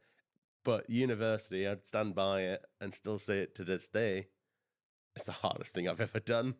And it's not to say the job I do now is easy, but especially third and fourth year of that degree was like, it killed me. I struggled so much with that. Different pressures, and the university, you kind of like, it's largely on you to do to finish your degree, whereas the job now, you're surrounded by team and you're working together for a product rather than just, I'm trying to finish this qualification. There's purpose to it. Yeah. We produce content, hundreds of thousands of players play it and enjoy it and give you feedback. Doing a degree kind of feels like a means to an end, right? Sure. I'm doing an exam or I'm doing this dissertation project just to satisfy somebody who's going to look at it and review it and tell me if I scored high enough. So it kind of feels pointless, right? There's no real purpose to it. But it was hard. Like, lots of degrees probably don't push you as hard as mine did. But I didn't have the ability to go out and party every weekend and that sort of thing because we just didn't have time. It was genuinely so much coursework, so many exams, and it was non-stop. It was 9 till 5 some day, like 5 days a week I was doing in lectures, and then you'd go home and have coursework to do. And it hit me. I struggled with that demand. Like, I don't have the mentality for it at all. I'd struggle. I'd be up stupid o'clock at night, or my sleeping pattern would be all over the place. I was struggling with my mental health, dealing with it all at that time. But I managed to just push myself through it. In hindsight, I'm like, yeah, I'm glad I did it. But if I went back in time, I probably wouldn't still. Okay. Because it was just that difficult for me. I struggled so much. Everything you did led you to this podcast right here, right now. Exactly. So it's like, I can't really have regrets, but it was tough, and I don't feel like I was built for it. Yeah, I see some of the people on the course I was with, and obviously some of them just managed to rattle through it and just deal with it and take it in stride. But like, I couldn't deal with the demand. It felt like you never had a break. It was unrelenting ability, and I just couldn't deal with that sort of level of workload. So if anyone is kind of like getting into university application stages, listening to this right now, and they're thinking like, maths, I kind of love maths. This I love is the numbers. confidence boost that they needed. This is what they wanted to hear. Were you by any chance distracted during your course at all? So at the same time, I mean, certainly in the earlier parts of university, so like as I was saying, it was getting hard, especially third and fourth year, and I was in a mental health rut and everything. It was more like the first, second year of university when I was also extensively playing RuneScape and also running a YouTube channel. So for anybody who doesn't know, I was making YouTube videos for a little while on a channel called Fairy Tales RS. I was doing almost videos almost every day or every other day for a decent stint. That was mostly through first and second year of university. And that probably more than the degree had a huge stake in me progressing to where I did in terms of joining Jagex, and that being a path that felt open to me. I might not have even realized that. It was by doing YouTube that allowed me to meet various people. I've been invited to Jagex multiple times to play test things. So I was like, cool. Things like that do lead to you getting contacts and knowing the right people. And that is what really showed me that this was a path that I could actually go down. I might not have even ever contemplated applying if I didn't do that. So yeah, it's what amazing else? little things, and now they make a difference to your life. What else were you thinking of doing with your maths degree if it wasn't kind of Jagex? Were there any other like career paths in mind? Was that staying in academia? Was it, what kind of thing were you thinking well, doing the degree had shown me I don't want to stay in academia. That is for sure. I applaud the people who went on to do PhDs, because Jesus, that was not for me. It would have really just, my life would have been in tatters. Yeah. I couldn't have dealt with it at all. But I didn't really know. I mean, I sort of had the attitude that like maths is so open, essentially. Yeah. You just kind I of can walk into anything. do mostly anything I want. It's one of with it's it. a smart subject. Yeah. I did a dumb subject, so I couldn't walk into anything. But you did a What smart was one. the dumb subject? English literature. Fair enough. There are audible gasps from the audience that are watching us. Out of the corner of my eye, I see someone going. Sween has made an enemy today. As a maths guy, hated English lit. Yeah. So I can't okay. disagree. But yeah, I mean, I was thinking of stuff like going into teaching, potentially. But everything I looked into that told me like that's a terrible career choice. I'll hate it. I just wanted the 6 weeks off that you get, you get off in summer. But the idea of having to like deal with children every day, oh God, no way. Like being a community manager. Hey, Touche. snappers. I'm not going to rise to that bait. I love working in community management. I guess actually, we're probably going to jump around a whole bunch of different topics here, but seeing as we've just mentioned community, and I still want to understand more about how you went from, obviously content creator, maths whiz, to hating math as the course, to then Jagex. But let's just jump straight into community right now, right? We work really closely with the community as a whole. You've been a creator yourself. You said that you managed to come in and you've seen Jagex yourself before you joined. You've met creators, you've met players. What's that been like for you as a whole experience? The landscape's so different nowadays compared to when I was doing YouTube videos. I mean, you go back that far, I think YouTube had only just brought in ad revenue and all that sort of stuff. So it was really early. It didn't feel early at the time, but it does. It's crazy looking back now. Like, it's 2024. I was doing YouTube videos 2011. That's only like 5-6 years after YouTube was released, I think. It's scary, to be honest. It's scary to think that was 13 years ago. I was very fortunate that I met the guys who did RuneShark videos, James and Simon, and their channel was probably one of the biggest on the RuneScape space and on YouTube at the time, and we chatted a lot. We were really good friends essentially, and hung out all the time. And that really was what helped propel my channel in that time frame. And we'd meet up. That was my excuse for first going to RuneFest. Is we met up and went to RuneFest. Nice. I think it was 2013. I think was the first time we actually went, because there wasn't a RuneFest in 2012.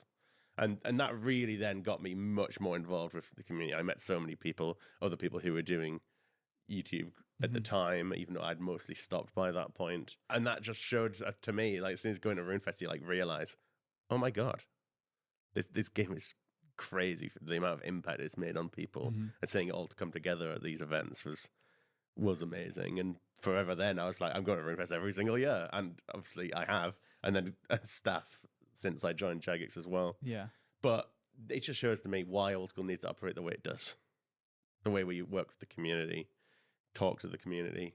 Because at the end of the day, most of the team, myself included, were the community when we joined. A lot of people have come from that background, and we don't make the game for myself. We make it for the players, and we don't want to be egotistical or arrogant about it and say we know better, we are game designers. At the end of the day, we're looking after this product, right? We're looking after it for the players. We're curators. Old School existed before, and obviously RuneScape even more so, existed before I was at Jagex. I'm sure it'll probably exist beyond the time I'm at Jagex. Not that I've got any intention to leave, but like you're not going anywhere. But RuneScape's like 23 years old now. Yeah, that's wild. That's hard to comprehend. Not many games get to say that. I'm looking at it like the success we're having with Old School, especially. It's not going to be anywhere. It's not going anywhere, right? In 2030, we'll still be here. In 2035, it starts to sound ridiculous. Will Old School still be a good product that exists on the internet in 2040? I mean, I'd hope so, and I don't really see anything to stop that train right now. I think the only thing that might change that would be if there's any kind of notable shift towards technology people are using to play games with. If people move away from kind of sat down at playing at desktop. I know we've got mobile, but which is great. It's like an additional. A lot of people only play on mobile, but most people only use it accompanying desktop game.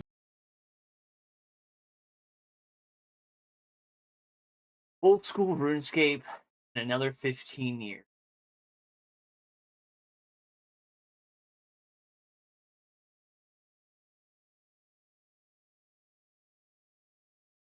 I'm trying to think timeline by then. You'd have like, if they continued on the same path, you'd go in 15 years, you'd have like, they'd be working on grade 9,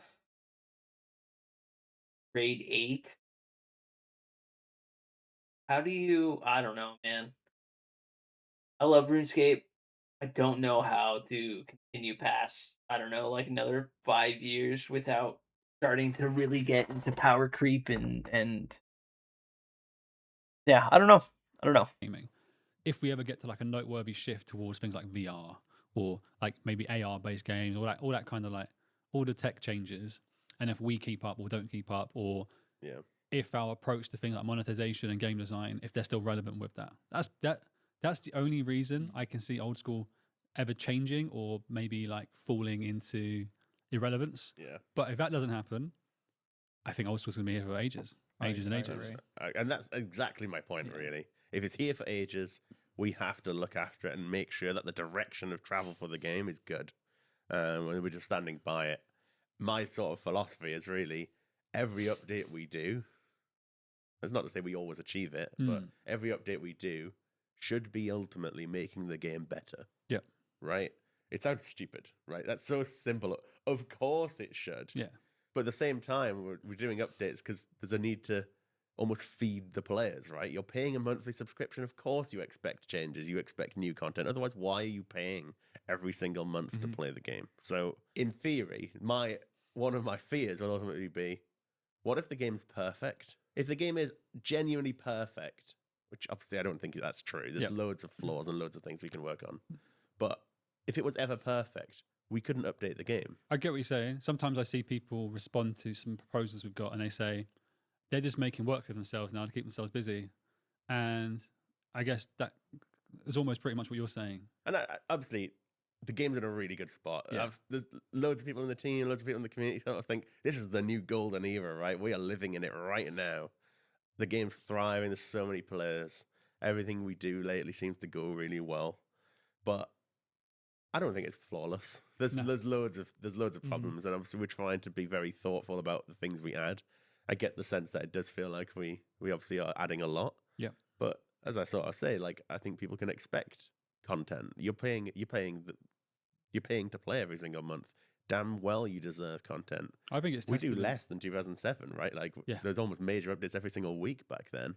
I'd say nowadays it's more like we do quality of life most of the time, and then once a month a major feature. And I think that's about right. The key thing I'm trying to instill the last several years is that everything we do needs to have purpose. There's a reason we're doing that. It's to solve this problem or cater to this audience who's underserved or whatever, right? We're not just doing stuff for the sake of it. And I think I don't want to be overly critical of anybody who was running RuneScape back in 2007, 2008, 2009, but to me there was so many misses, so many pieces of content that launched and just were dead on arrival, as people would say, right? Because they just didn't really have that justification, that need to exist, or they were balanced inappropriately and those sort of things. I mean, you look to things like we just did the Hunter Guild and the Hunter Rumors. I mean, that's almost directly trying to solve a problem. The whole Hunter skill, there's so much. It's actually really impressive, the scale of content that's there, right? Deadfall, traps, falconry, whatever, right? All the different kinds. And 90% of it went unused. And then people might point to say, yeah, but summoning gave it its use, but then not really, because summoning was inherently flawed as well. So whilst in theory it gave Hunter a use, it didn't really give all of Hunter a use. It gave the few things that you actually use summoning for. Most of summoning was also dead content. Yeah, totally. There's a handful of familiars that were useful to you with summoning. And obviously with Hunter, it devolves down to, well, chinchompers. Yeah. The thing is, you think about this, right? Like, the way we think about balancing now, there's almost 3 basic sort of gears, levers, whatever you want to call it. And I sort of compare it to, some people talk about this sort of metaphor, this way to explain a problem. Like, you got so much power, there's 3 light bulbs, and you got to choose which light bulbs to power and how bright you want them to be. You can think about it in that way, right? If you want 2 skilling methods that exist alongside each other, there's 3 different light bulbs, and you can only have so much power to light them up. So one would be your XP rate. How fast are you gaining XP per hour? One would be sort of rewards or gold output, and maybe some combination of. So, like, essentially, one activity might be really lucrative monetarily. One activity might not be, and you can equate XP against rewards in that way. One activity could give you loads of money, but it might only be 30k XP an hour. One activity could give you no money, but be 100k an hour. And some people might actually choose to do the one that's lucrative for the reason that you get passive gold at the same time. But the third lever is intensity, or lack of it, AFK-ness. By using those, we can have content that lives alongside each other. Not everyone wants to go and do 2 tick-teaks for 100k, however many it is, 130, 140k XP. I don't want to sound stupid, I don't actually know. But it's quite high. But many people just want to go on AFK Redwoods. It's way less XP. So on one level, you could say, well, why on earth would you ever do Redwoods? It's low XP. AFKing matters to people. And so it is an important lever we should use to help balance things. Redwoods aren't dead. 2 tick-teaks aren't dead. They're both alive. They're both serving a purpose. They're both serving different people. And that's one thing I want to do with most of our skills, and make sure there is variety that helps to cater to people who want different things. But it needs to be balanced fairly, because you imagine if Redwoods were better XP than 2 tick-teaks, well, no one's doing teaks, right? Like, it kills it. And going back to Hunter, Red Chinchompers, I mean, I think most Hunters similar in intensity, probably. You're constantly managing traps. And then Red Chinchompers were obviously basically the only reward Hunter had that was incredibly powerful for the rest of your character. In obviously with respect to training range really fast. And it was also basically the best XP. So all of a sudden you've got this one method that completely decimates the skill. Why on earth would I be doing black salamanders. Like, you just don't need to. All the other stuff is just a means to an end to get to red chin jumpers. Yep. And obviously, in old school, I think we made a massive mistake with birdhouses. In a sort of similar sense, it was so powerful with how fast the passive XP is that you basically just didn't need to interact with hunter skill. You'd go to the museum, get your level 9, and then do birdhouses for a while. Yeah, I think the only time I did Hunter on my iron was to get a high enough level to use the better birdhouse because I didn't want to wait for the passive XP. Yeah. So, and then I've just let it happen passively. Yeah. I also love how, just by the way, I was thinking in my head, you did the 3 light bulbs, and I was just thinking, Kieran really does love math. He's just turned game balance into a math equation. That's what balancing is. I know, but It's a it just spreadsheet. clicked in my head. That it was just like, yeah, he is the math man. I always do love a good spreadsheet for Yeah, working all you these do. things I out. remember seeing many of them. But yeah, so like stuff like Hunter Rumors is directly saying there's a problem with the Hunter skill. We all pay attention to what players tell us, of course. We use surveys every year, and players will give us a lot of information about what they're liking, what they're disliking, what they feel needs love. We also use data. So, we can look at our big data feeds and say, what ways are people training in the Hunter skill? We got this big chart that sort of showed 1 to 99 at each level. What method are people using to train? And it was something like 80% birdhouses for that middle chunk of the skill. You see stuff like red chin jumpers and herbivore blow up towards the end because people are caring about the pets as well. And then they're the most So real. when you're like 80 plus hunter, birdhouses drop off because it starts to feel slow and you want to do something intentional. But Hunter Rumors went to say, this is bad. People aren't training Hunter actively. Let's give them a way to actively do it and also breathe life into all this stuff that is just redundant. It's redundant really because of balancing, but Rumors was a way to sort of breathe life into it all in one fell swoop and provide a genuinely good alternative method for training throughout certainly the middle part of the skill, but all the way to 99 really. So, and this kind of coming back to that earlier point, like every project should be done with a specific purpose. Like there's a problem it's trying to solve. And so that, again, obviously feeding into that point that I think the game is better because of Hunter Rumors existing than it was before Hunter Rumors existed. And so it should always be with that sort of positive direction in mind. But I could keep talking, but it really does get into this sort of like, there's this bigger conversation that people often go to, like Easyscape. And there's lots of players who will criticize things like Guardians of the Rift or Hunter Rumors because Easyscape is making the game faster, it's making the game easier. And I think it's quite a difficult conversation, really, because there's two things that can be conflated, right? One thing could be genuinely making it easier, right? You could go and up the XP rate of an existing activity, right? Let's say ZMI rune crafting, and you just go and up the XP rate. Obviously, maybe we do indirectly with new rewards, but you could just make it faster, and that pays such disrespect to the people who've come before you, already done the activity and trained the skill in that way. There's something like Guardians of the Rift, to me, is really just making rune crafting more accessible, right? People hated it. If you're stood there and like you got your rune crafting cape and you think, oh my god, only I'm making up numbers here, but there's only 1,000 people with rune crafting in 99, which is obviously not true. That feels significant. Of course it does. There's only 1,000 people who have this thing. Dang, I'm cool, right? But the achievement of runecrafting being hard to get largely came from it being not fun. Yeah, extremely dull. It's not necessarily about the XP rate being faster now or not. It's largely about the methods being available that people are interested in. So Guardians of the Rift isn't exactly fast. I mean, it's maybe fast compared to the really traditional runecrafting, but we've already had methods that are competitive in ZMI, and obviously you can do lavas for really fast XP, but no one did them because they're not fun. A lot of people don't find them fun. Some people do. That's good. That caters to them. Something like Guardians of the Rift just means runecrafting now caters to more people. It's not necessarily that Guardians of the Rift is coming in and saying, oh, we're 200k XP an hour, the runecrafting skill's now really fast.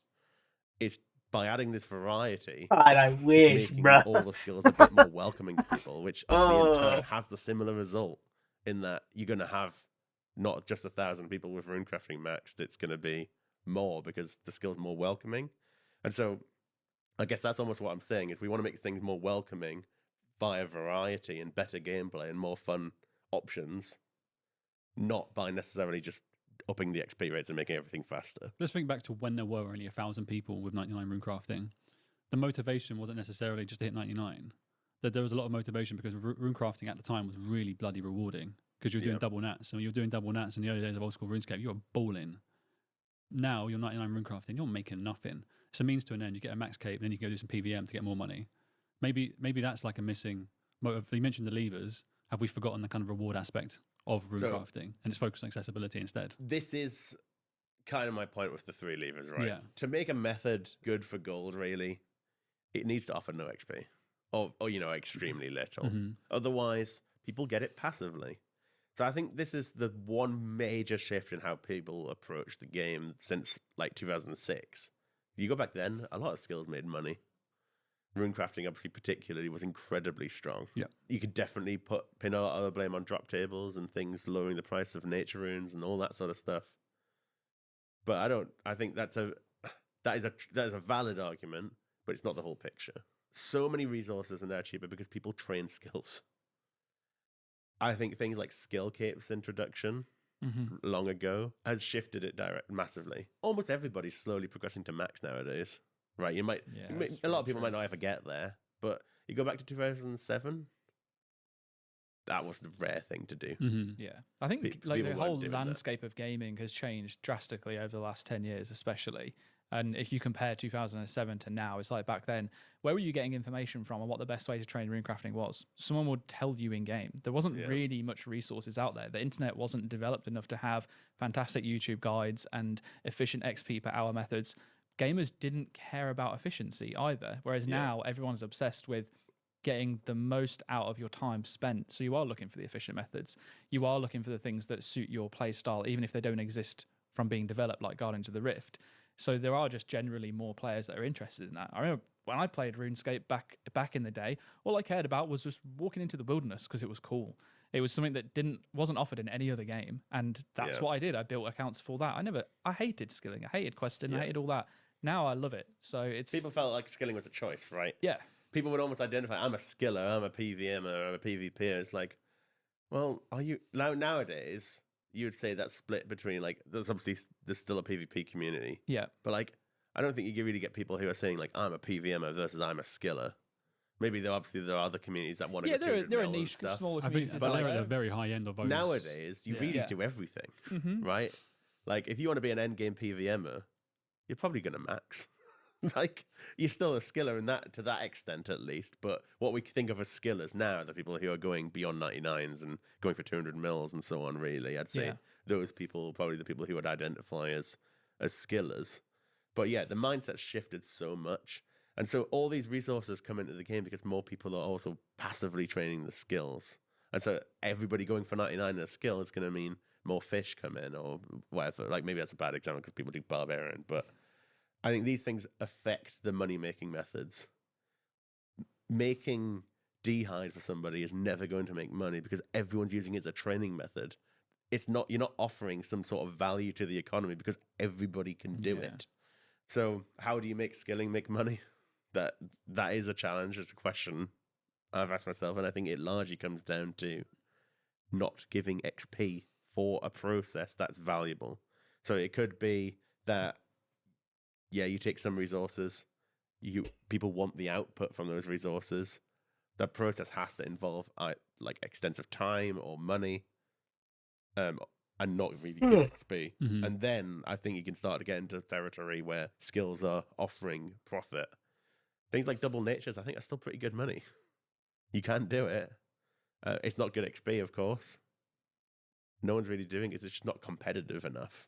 And you're considering time lost because that's we could make money from double nats, but it's now more efficient. You're weighing up the long term rather than the short term, which is I could do, or I could just do this faster method and then kill stuff quicker. And over the course of 100 hours, I'm saving time. Yeah.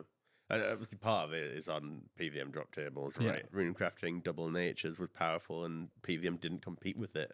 You think that was an era pre-God Wars even? I think that you have to go way, way, way back to look at a time when, let's say, the kind of the artisan skills were lucrative. And you're talking like RuneScape Classic. You're talking like someone hitting smithing and having the only rune weapon in game. Yeah, because there was no one else that was crazy enough to. And there are very few games that do that now. I think the only one I can really think of, which kind of still has that player run crafting, is still really sought after and lucrative, would be games like Albion Online, because they've opted to have that player driven economy. But then, and I haven't played it for a long time, so I'm going to look at the audience now and be like, I might be wrong, I'm sorry. There's no deluge of like PVM content. It is just, I am a cog in the machine of a player driven economy. And I don't think our RuneScape players would want that. So we've chosen our path of game design, and it's kind of hard to veer away from it, I think. The other big thing with PVM, I think, is that obviously you're not getting it. I mean, you do get some combat XP, but it's basically valueless to you.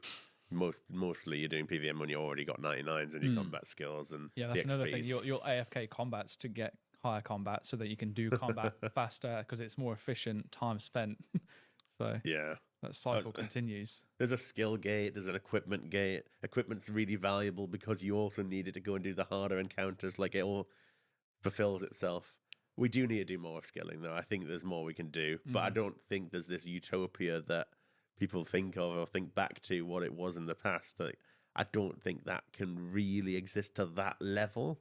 There might be elements we can introduce, but it's going to be a slow process for us to figure things out and start to add things. Like, people criticize smithing, of course, for the whole 99 to smith rune things. That used to be the big money maker, right? As you were saying, what would that look like today? Like, what is the solution to smithing? Do you introduce armors you can smith at level 80 that are endgame in power? Does that compete with PVM drops? Does it utilize PVM resources first and then you make it into real armor? Like, there's a bunch of challenges there, because to me, it almost feels wrong to allow players to use their smithing skill to make armor that's better than like barrows.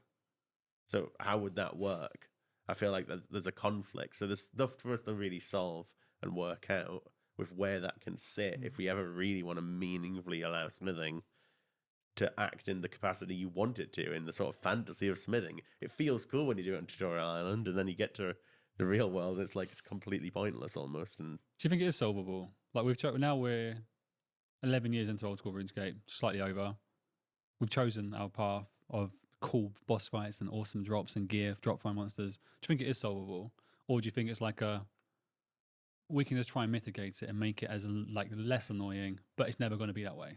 Mitigate and find sensible solutions. Yeah. Because ultimately, I don't think, certainly with old school, naturally conservative. It needs to remain familiar to that sort of 2007 feeling and vibe the game had. If the systems work completely differently to what you remember, I think there's going to be a problem. There's a conflict with us being old school RuneScape at that point.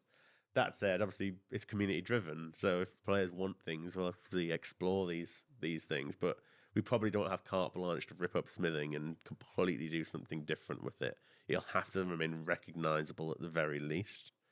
So you probably can change requirements of things and to move rune down, for instance. It's what do you do later, as you say with PVM. So that's moving requirements down kind of solves like the training, but it doesn't solve what's the point of smithing. Yeah. I think you can maybe look at a few things we've done and change them. Not necessarily change them now, but going forward we can make different decisions. So there's a bunch of things that smithing is used for that are higher level.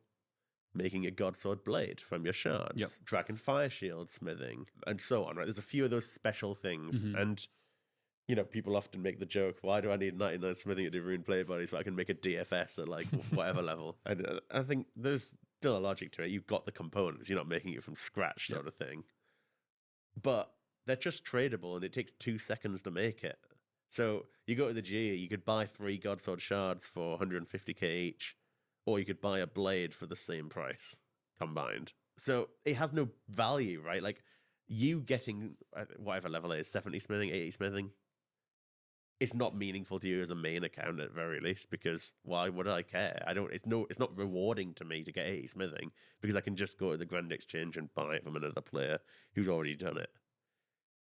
There's no profit to be made either. So in theory, so I think this is where I come to that time investment thing. Imagine if you got the Godsword shards, the 3 Godsword shards, and to make it into the Godsword blade with, let's say, 80 smithing, took an hour, several hours even, like lots of steps, lots of effort to do it. It might sound tedious, A little bit. but would it be profitable? Right? Because no one's going to want to necessarily do that. So you might pay somebody to sort of have you're gone paying through for that someone process else's for you, time. right? But that process would give you very little XP and so on. So like, can that be a solution? And we have to credit Mod Rice for coming up with some of these ideas and thinking about that. Like maybe that can be a route into it. Or Wait. all What? but they're just tradable and it takes 2 seconds to make it. So you go to the G, you could buy 3 Godsword shards for 150k each, or you could buy a blade for the same price combined. So it has no value, right? Like you getting whatever level it is, 70 smithing, 80 smithing, it's not meaningful to you as a main account at very least, because why would I care? It's not rewarding to me to get 80 smithing because I can just go to the Grand Exchange and buy it from another player who's already done it. There's no profit to be made either. So in theory, so I think this is where I come to that time investment thing. Imagine if you got the Godsword shards, the 3 Godsword shards, and to make it into the Godsword blade with, let's say, 80 smithing, took an hour, several hours even, like lots of steps, lots of effort to do it. It might sound tedious, A little bit. but would it be profitable? Right? Because no one's going to want to necessarily do that. So you might pay somebody to sort of have you're gone paying through for that someone process else's for you, time. right? But that process would give you very little XP and so on. So like, can that be a solution? And we have to credit Mod Rice for coming up with some of these ideas and thinking about that. Like maybe that can be a route into it. Or also, and maybe combinations of these things, we make more things untradeable. So what if the Godsword blade was untradeable?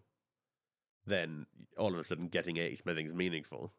But then there's this conflict because Iron Men get that gameplay already, and it does really help. I think skills feel really meaningful when you're an Iron Man. You get 90 Herblore, and oh my god, I can make super combats. That's so powerful. It's so useful to you. It makes it a really meaningful level to target. On the flip side, you have to get 90 Herblore. And Yeah. that journey can be painful on any skill.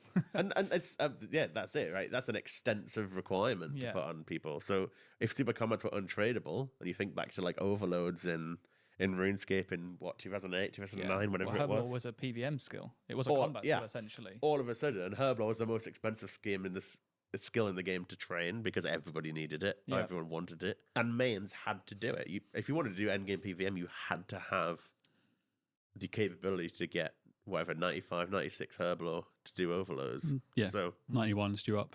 is that what we want? Because I actually think that's probably too extreme. So to go back to the example of Godsword blades, like if 80 smithing was required to make a blade and thus a Godsword, is that good? Now you need smithing to be able to get Godswords, and maybe Godswords aren't what they used to be, right, in terms of PVM use. But It's just a good example people are familiar with. Yeah. But yeah, and also mains. This again, it's just design direction stuff. Is that mains don't necessarily want to be Iron Men, so they don't necessarily want this huge skilling demand for their progress to be there. But maybe you can sprinkle in a couple of important elements and so on. There's lots of untradeable requirements. I say untradeable because it's not necessarily always items, but you need 70 stats to do quests and get, and that's essentially an untradeable requirement. You can't buy that from somebody. If you want to get to the Elf City of Prifddinas, you need to do that quest. You need to get those requirements as a main account or as an Iron Man. So it's not that mains don't have to do skilling. It just feels like this is an arbitrary line that currently our design philosophy has generally been items, economy. You can just buy them. But maybe we can do things that will help. I have a random idea that came to my head, and I'm going to preface this with I don't like it, but I'm keen to hear your opinion on it, Kieran. All right. What if everything that you craft, there was an alternate version? Maybe there's 3 tiers of that item. There's like a perfect, a good, and a poor. Yeah. And the poor is the current stats that item has now. So let's take Black Dragon Hide as an example. And then the good one has slightly higher accuracy and some range strength, but the perfect one, they'd all have to look different in terms of their visuals, because obviously our game is based on you see an item, you know exactly what it is, you know what stats it has. But there was a rare chance that you'd be able to create a perfect version of the item with higher stats, which would inevitably then sell for more. Could that potentially be an avenue that you could explore for better items for more profit? I think if you were going to make the smithing process more thorough, more detailed, and that also that system allows for time investment to be a factor, right? Yeah. Because you won't always produce a perfect version. So you might have to do it for many hours to get one that's good. So it could be. I think Old School's a simple game at its heart. And we've got this wrong a few times. Forestry was criticized for being too complex and not simple enough. I think I don't want to use the word. I don't want to simplify this argument too much because that's quite a nuanced subject, really. What is too simple? What is too complex? And it's a bit ambiguous. And we spoke a little about this in the previous podcast. Actually, it's like no one really knows what that line is that makes old school. It's just like a feeling that you have, and it's like people just get it, but you can't really explain it. It's like it doesn't feel old school, but it's like, what is old school? Well, just that. I mean, I know he said he didn't like it. Obviously, it's a year later. He never really, they didn't go for it. But World of Warcraft has that system where you have a chance of making something better, and it sucks. It makes everything else just worthless. You're just basically doing the exact same thing, except you're making other things worth even less now. So that his example of the black D hide, and you can get the chance. Well, now that those two other versions of that black D hide, worthless. They're not going to be worth money, and they're not going to be worth more experience. They're just now items inflating the game for the sake of RNG, to hopefully make somebody feel better about training a skill. I don't. That's a no. Titan Forge, all that stuff in World of Warcraft just didn't work out either. It's like it's old school.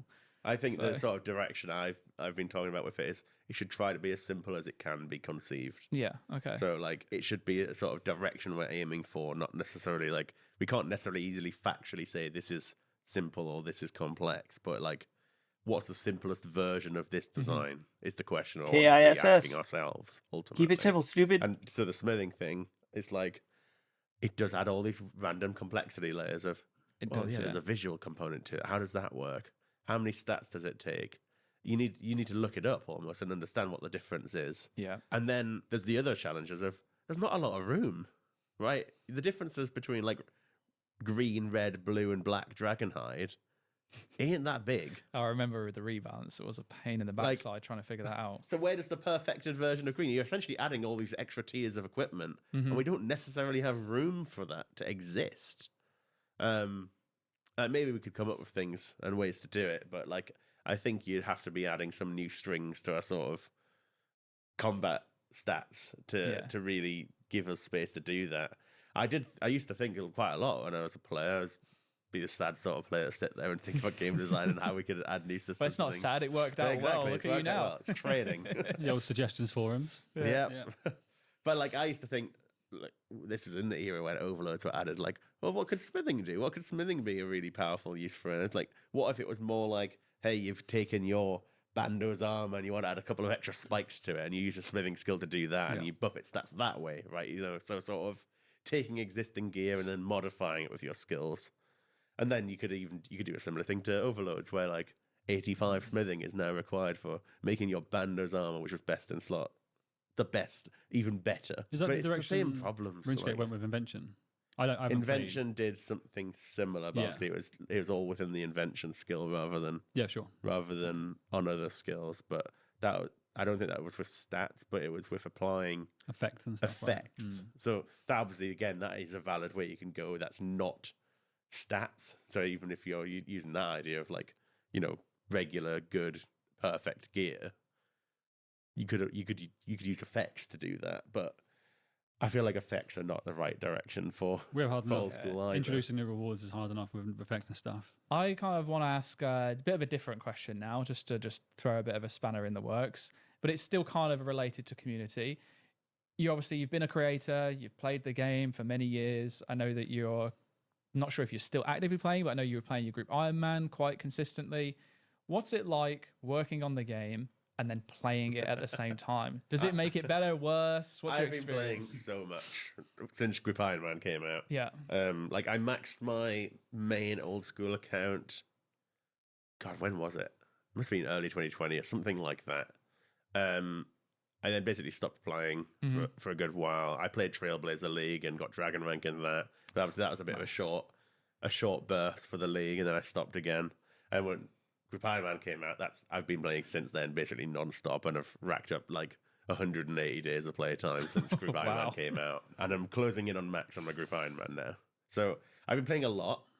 I would say I enjoy playing quite a lot now, but I'm spending less time in game at work. Okay. So you think before, when I'm developing or even in QA, you're consistently in game playing content, trying out content. Nowadays, when Tombs of a Mascot comes out, yeah, I've play tested it, but I haven't been intimately testing and developing that content every single day for a span of months. So like, I feel like I can appreciate it a lot more now, and you can still get a bit really more of that fresh enjoy experience. it. It's still, it feels a little bit more like it would as a player. It's obviously not the same, but comparatively at least.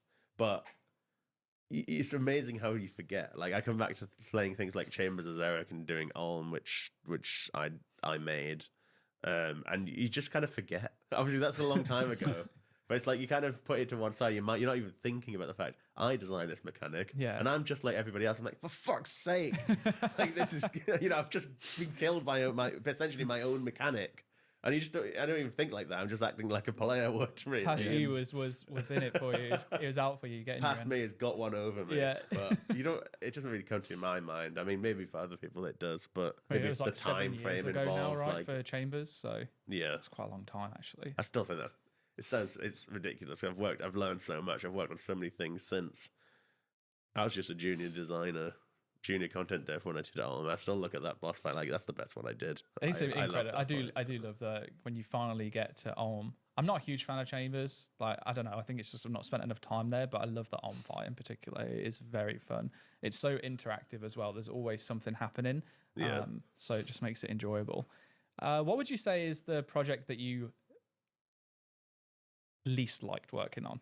Least like. Yeah, you've done so many fantastic updates. Players know you for your incredible PVM releases, obviously Inferno, Chambers, Grotesque Guardians. But what did you just hate doing? What did I hate doing? There's elements of every project you hate. Oh, okay. Because sometimes you get into the sort of. Sometimes you have to get into the code and have to deal with a lot of awful old code or a lot of data entry stuff, and that side's always a bit whatever. Like, for example, we wanted a feature where you could left click cook on ranges. That took you forever.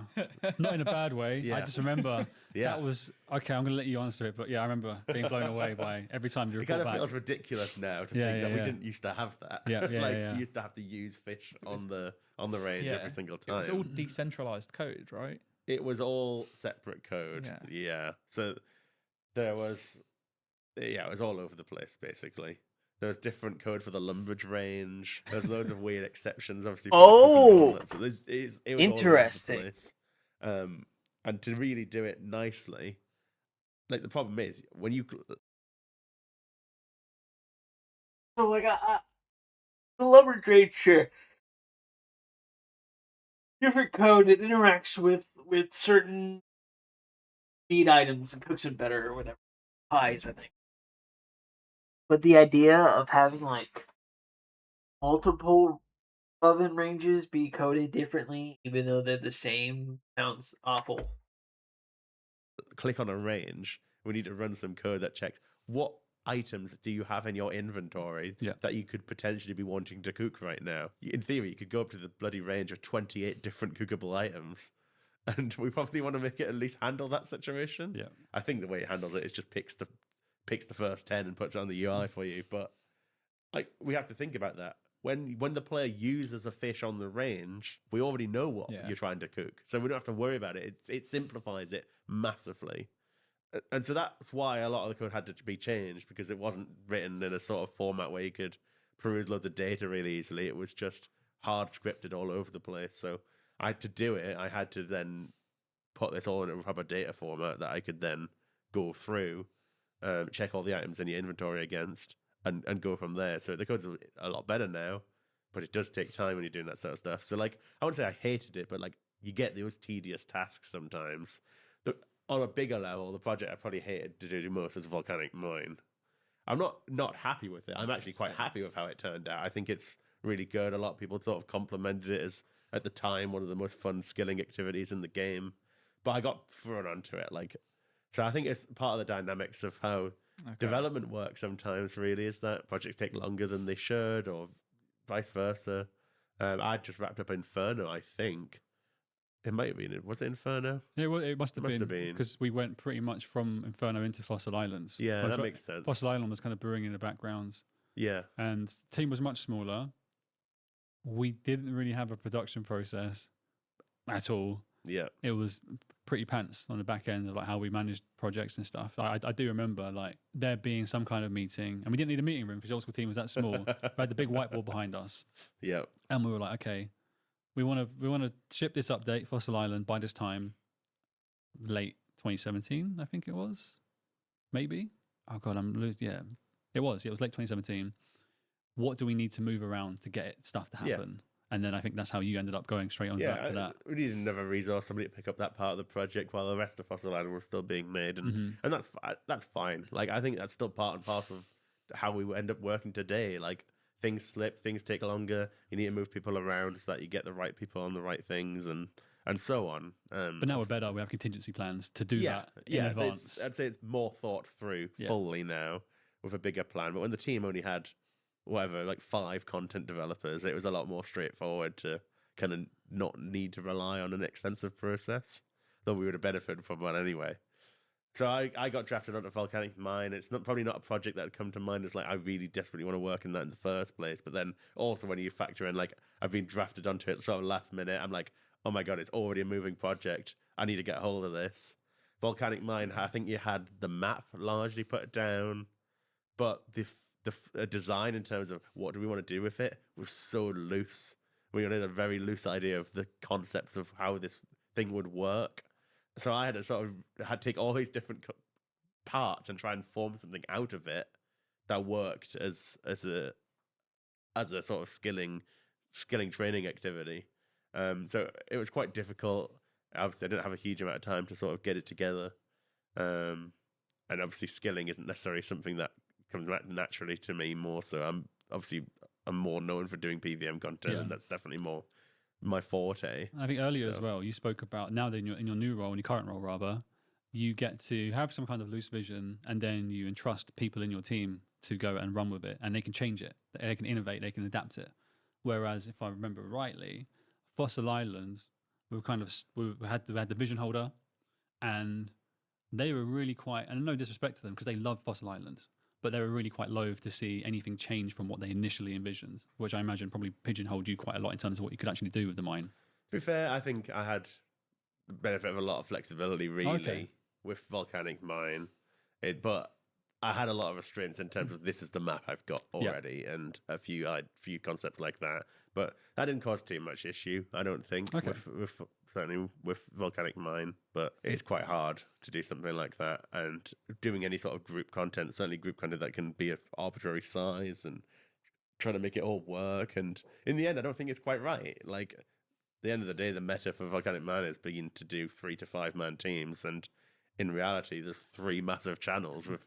And if you go in a big enough team, it spawns 3 boulders rather than 1, and no one really does it, which suggests I've got something wrong fundamentally with the balancing somewhere. And like maybe we could correct it, right? We could always do that with a rebalance, like project rebalance, and improve those sort of things. But like then you're also asking yourself, well, what's the benefit of doing that? A lot of people are enjoying Volcanic Miners.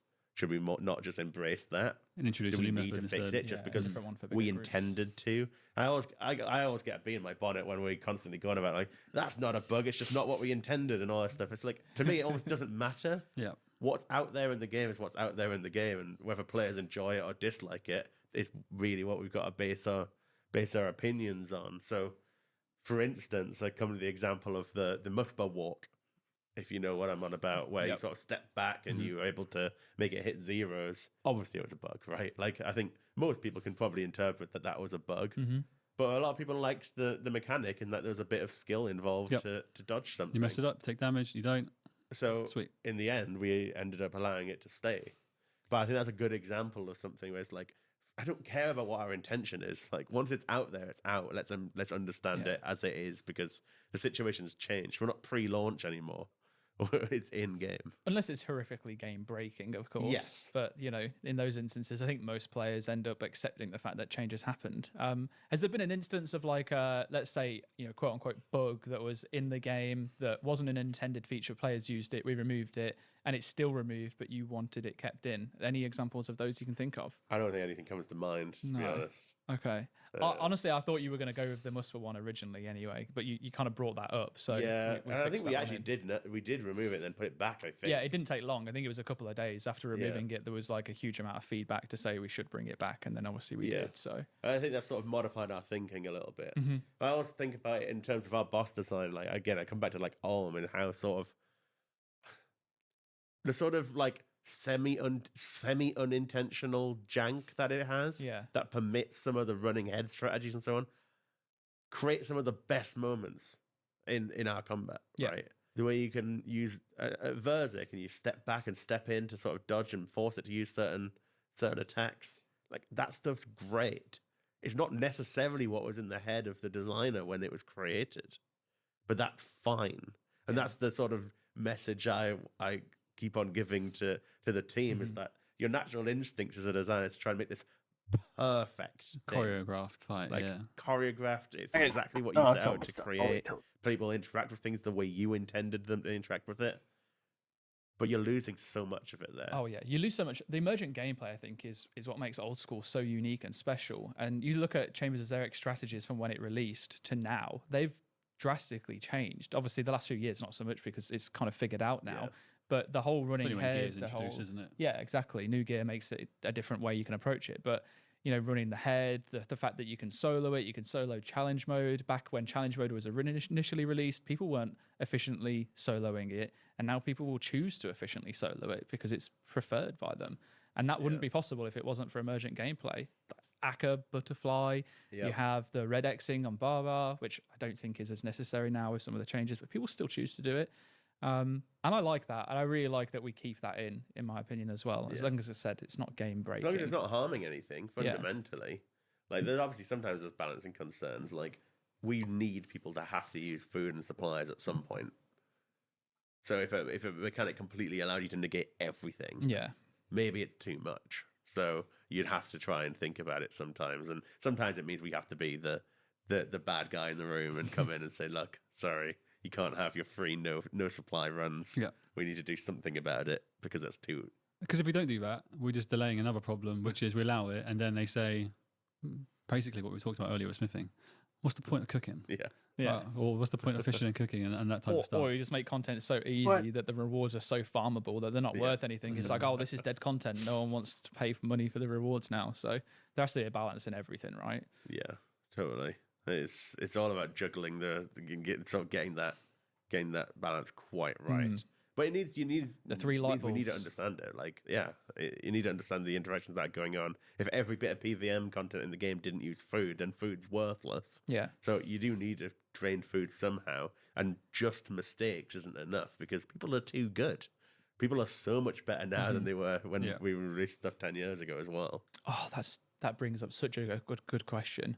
Chip damage. Yeah. It's such a contentious thing at times within the community. I remember, I think the first time that it was properly introduced was in the Theatre of Blood with Verzik Final Phase, right? It was like you would take damage, and we've changed that since, but initially you would take damage from the magic and range attacks, even if you were praying. You couldn't pray after it was fired. So, So you would still get hit. It's similar to how Ulm works. So Ulm kind of probably did it first. I don't think we ever changed Ulm. But even on Ulm, like stuff like you take a magic hit, even with pray magic up, you still take some damage. Yeah, you take a lot less. But it's more present on classic bosses. People like Cowpack Queen, right? It's probably the prime example. So it's not something that came with a raid. It's just the old stuff. Even God Wars, like you're still going to get hit through your prayer. Yeah. So my take on it is ultimately like to some extent it's a necessary evil that we need to people to take damage. Yeah. But a good version of it means the player is still empowered to do something about it that should better their situation. Right. You should have tools, whether it's, whatever it is, standing in the right place, praying the right thing, do something that makes your situation better and helps you solve a problem that you're facing. It might not remove all the damage, but like, so I think Verzic's a good example. You change to the right prey, good. You've benefited, you've helped the situation. It's even the same at Ulm, right? If you're praying magic, yeah, you still take some, but it's minimal. And then it's all good things in the right balance, right? It's easy for chip damage to be too much. If it's hitting 20s, yeah, you're going to be going through supplies nonstop. If it's 2, 3s, like small damage, it adds up, and it forces you to still have to think about supplies, but it isn't going to debilitate you. So I think most of the time as well, we want people to use supplies probably in between kills. So as long as it's not massively disrupting your current kill, and you have to like take the break between respawn time, and that's when you eat, and then it just maybe arbitrarily shortens a trip, but it gives food a purpose. Yeah, totally. And Arcane's learned quite a lot, I think, on some of the encounters he's done recently, and talked a little bit about it to me, and that give people the time to heal, because the cost of healing is less DPS, right? You eat food, you can't attack for a little bit. So having natural breaks in a fight where you can eat food without punishment is quite powerful. That's actually a really good point, because it does make the encounters feel infinitely better. I know that Duke gets a lot of slack because of the prep, but one thing I really appreciated about fighting the Duke was that when it comes to the eye phase, it's a perfect time for me to just eat one piece of food and catch back up if I need to, because I'm not going to miss out on anything doing that. Whereas if I was chugging brews in the middle of a Verzik fight because I've been terrible on my prayers, which I know obviously you can avoid, but that then feels bad because I'm losing damage. There's no like real opportunity to actually heal. Yeah, you just have to play it properly. So I think it's very interesting. Another example being Ulm, like every time you knock the head down and it goes to the other side, there's a small phase of crystals falling. You still take damage, but like you're not dealing DPS. You can just sit and it brew up and get your health back. But then on the flip side, you have to balance that out too, because you can't have too much downtime, because then you're just arbitrarily drawing out the fight, and making it longer. So I remember in the original Theatre of Blood design, we were talking about like a shield phase for Verzik. I know we have that now, but you can damage through the shield, but that was an immunity period, and we sacked that off, right? Because it was like players are just going to complain that they have to sit for 30 seconds to a minute and just doing nothing, and no one likes doing that during a fight. So, and I've learned a lot. Like people always criticize Grotesque Guardians for a lot of reasons, and we've made a number of changes over the years. But like I know there's things I got wrong on that fight, with how long the downtimes were, with the little purple and orange lightning phases and so on, that were just arbitrary. The cutscenes at the start and everything, and even then, like, I still think to this day you have to get 5 kill count before you can skip it. Stuff like that, where it's like, right, people can probably understand why we did that, but at the end of the day, it's kind of stupid, right? It just is an arbitrary thing. It's like, you must see our creative cutscene, you must watch it. How much cooler and immersive is it? It's like, yes, that matters to an extent. Yeah, once you're there, like it shouldn't 50 be kills. interfering with something that's just annoying. Yeah. 50 kills, 100 kills across maybe thousands across going for the pet and stuff. I can understand why people call it the prison. The stone prison or whatever people call it, right? So we have to learn these things and make sure our boss designs are better and take these things into account. Well, Kieran, heard a lot about, we're getting under the crown, which is what we set out to do, but a lot about your perspective of the design, which is brilliant because you were the design director. But I'd love to know more about you before we wrap up. Like, I think the audience was the players watching, and we hope they're watching. We really are. We really hope we've got like 10 people watching, please. What's next for Mod Kieran? So you went from QA to content dev, design director. Long-term future, are we saying Jagex? What's next on your agenda? I mean, I don't have any intention to leave anytime soon. Okay. I see a future here. We've built something awesome, but I still think there's so much more to keep on doing. I think we've got exciting things on the horizon, obviously, like sailing. It's like, I want to be a part of that. I want to be a part of what we go to and build after that, and make sure that the game's in a really good direction, and it's that journey is well on its tracks, and we'll maintain it. If I ever go, I want to be able to trust that will continue.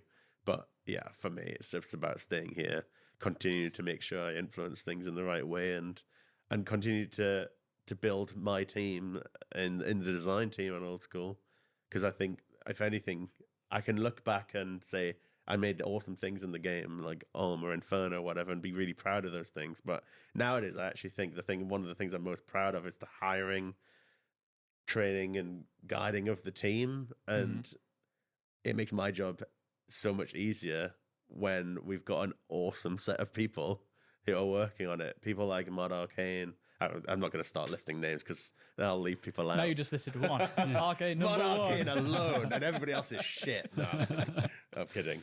Well, I'm sure HR will be calling you up soon enough. But obviously, there's so many awesome people in the team, and they're ultimately what makes in my job easy. Yeah. Because they're all creative. They all have amazing ideas for the game, and they want to bring their things to life. And so, Definitely like feels in like terms we of have. what I've done, recruiting well, helping to train, helping to guide, and I think at this point I'm already really buzzing with how well that's all gone. And Yeah. obviously, these things take years, really. I think it's very noticeable working in CM, being so close with the dev team. It's by far and large like so much like saying better makes it sound like it was really bad before, but Yeah. it's not. It was everyone was great before, but now it just you can tell everyone is so passionate, so knowledgeable. Working with them in collaboration is so much easier than it ever has been before. It's also hard because we're doing more than we have before and we're communicating more than we have before. But credit to you and the team because they've definitely made it. Just the last 2 years have just been awesome to work alongside everyone. There's Yeah. such a buzz around content. I'm so excited for Game Jam as well. I have one last question that's more related to you. What would be your dream job if not working on Old School? I'd love to be like a football manager. Okay. All right. Ooh. Like I definitely don't have the skills to do it. I can imagine a proper Mike Bassett style approach. Yeah. This is where I zone out now. But that reference- you guys are just going to That reference we lost anyone. I said beforehand, I'd happily talk football with Kieran for an Yeah. hour. Like, Well, I'm a massive official Newcastle. Old School Football podcast. Perfect. We should ask everyone their team. But yeah, I'm a massive Newcastle fan. I'm a big fan of football generally. So Okay. it would be an awesome thing to do. And it's like sometimes I look at it like you listen to podcasts of football managers talking, ex-football managers, pundits talking, and so on about leadership styles, how different managers ran their dressing room with the squad of players, and you can draw parallels, right? Like it's a very different environment to you've got a bunch of athletes at the sort of top of their careers competing for something that's incredibly difficult to win, and you're trying to get the best out of them. But there's obviously still parallels to we want to get the best out of the old school team and make the That's best fair. things happen here. So like you can draw things from it, but like it's really interesting because it's just so cutting edge with respect to leadership. The things they need to care about are so different.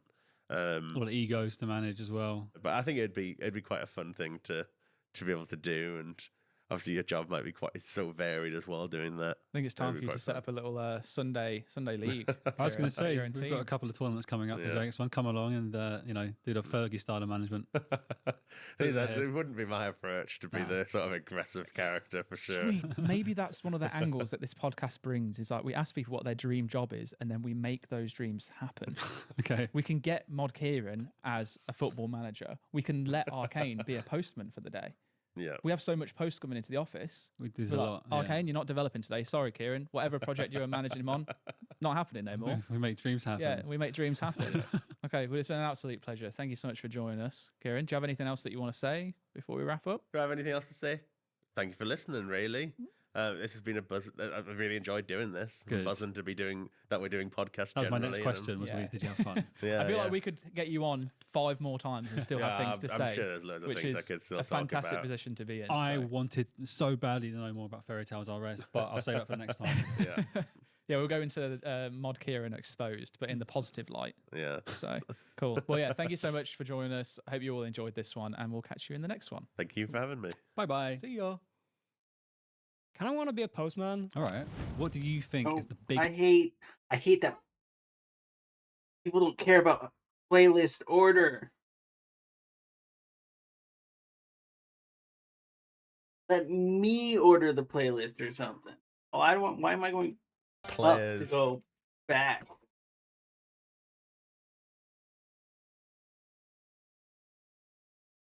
Wait. Is that even right? I guess so. Wow, they went from 2 episodes, waited a whole year. Damn, my Kieran has lost crazy amount of weight too. Not that it mattered, but like. Anyways, I'll be right back.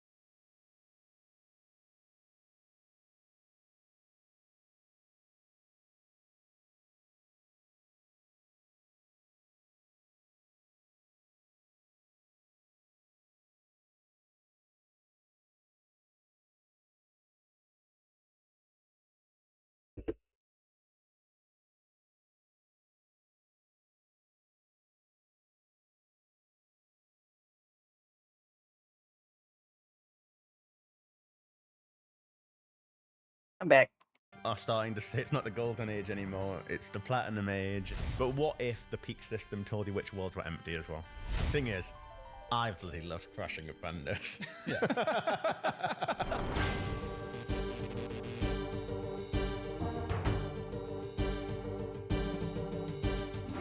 Hello everyone and welcome to the official Old School RuneScape podcast, where we get to chat shit with JMods and creators alike. And this is our chance to get to know the JMod behind the crown, hear their stories, hear their experiences. And today's JMod is... Mod Kieran, it's me! Welcome back, I don't know what you Kieran. wanted me to do there, but you get I'm, that. I'm your host, Mod Sween, and I'm joined by... Mod Aiza. It's a pleasure to be here. Thank you for coming back onto the cast, Kieran. It's been quite a while since we've had you on. It's been a little while. I'm buzzing that we're doing this again. I'm happy to chat to you lovely people as well. Thanks for putting it together and having me on. So we've released these end of last year, but we actually recorded them as part of Game Jam at the beginning. So it's been nearly a year and a half since those. That's crazy. So I thought if we can get into it, I thought a good place to start would be what's changed since then. So since we recorded this podcast, we've released a ton of content, like what Araxor, Valamore 2, Valamore 3, Yammer. We've brought RuneFest back. There's been Deadman Armageddon. There's been the run energy changes, more Holy. rebalancing, tons of qual, and loads more. It's kind of staggering. It's crazy. To be And honest, we it were doesn't even feel that long ago. not that long ago, and we were talking about people are saying we're in a golden age. Now people are saying that again, but even more so. I guess let's start with what's your take on the last year of Jagex? I mean, I think it's been a pretty incredible ride. I mean, the fact that players are starting to say it's not the golden age anymore, it's the platinum age, and we're going through such a boom in general that, I mean, I think it's just testament to all of those sort of updates that you've just listed. Like, that's a crazy amount of stuff that we've done, and actually, I mean, it shows how incredible the team is getting through all that work. But out of all of those, like, the thing that stands out to me is like stuff like Valamore. I think it's really been a long time coming, that project. If you go all the way back to the start of the very first Zera update, which we're not exactly proud of how that ended up, but I don't regret that, because the team was like 10 people or something at the time. Like, they had the ambition to go and try and do something that was, maybe slightly foolish to think we could pull that off. But if we hadn't done that, would we have been where we are now with Valamore being wrapped up and all the work we've done, all the quality updates to Zaya since? We've got a whole new continent now, and it's finished. And the last year has seen us really power through that. The last year and a half, if you start including Valamore, the first update as well. But the fact that we're in a place where we're delivering completely new content. I mean, Valamore, it's never been mentioned before. It wasn't mentioned in 2007. There was no concept of the thing.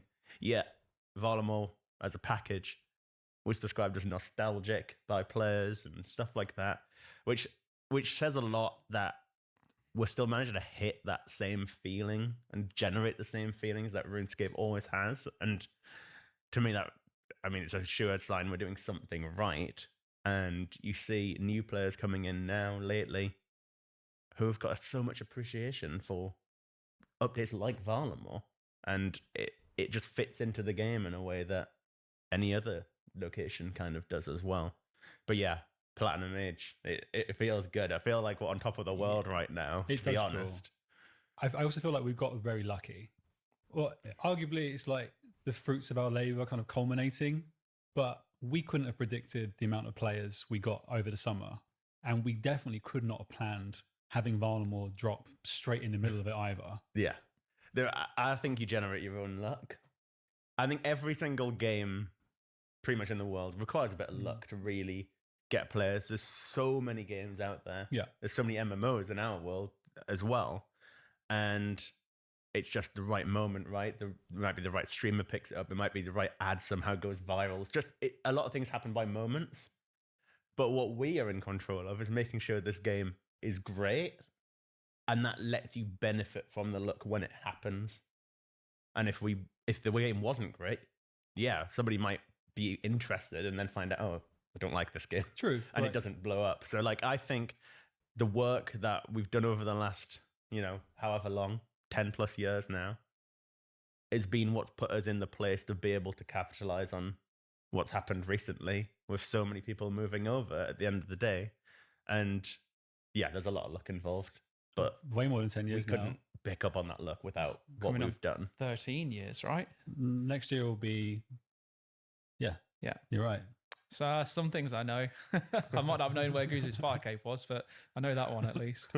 I think it's just awesome that we're in a point now where more and more people are getting to experience all of the fantastic things that Old School has to offer. Because like I've believed in this game from the start. I know that pretty much everyone, I'd say everyone in the team also feels the same way. And you mentioned, fruits of your labor there, Sween. And I truly believe that like, yeah, I think we deserve this right now as a studio, but also as a community, because there is so much that the game has to offer. And the team genuinely do put in so much effort, so much passion into all the work that they do. And being able to see other people now finally experiencing that for the first time and making comparisons to other games that they've played as well. I've really enjoyed the last 6 to 12 months of that growth and that new resurgence of people. It's also made community management a lot more different because we've got new dynamics to deal with as well. Kieran, there was so much content that was mentioned there. And quite often there's this talk around needing to preserve Old School, but at the same time, we want to be innovative in terms of content. How do you personally find that balance? Firstly, I think we've done generally pretty darn good at this. Like, I don't think the game feels unrecognizable or unfamiliar from what Old School professes to be, right? It's meant to be that version of RuneScape you remember. You still log into that the first time. You spawn, you do tutorial, you spawn in Lumbridge. The game generally feels like it plays very similarly to how it did. You see a combination of things you recognize and some things you don't. And kind of like I was just saying about Varlamore, a lot of it invokes similar feelings. I'm not going to sit here and say we get absolutely everything spot on, but I think this is where the power of the polling system and community also plays a huge role.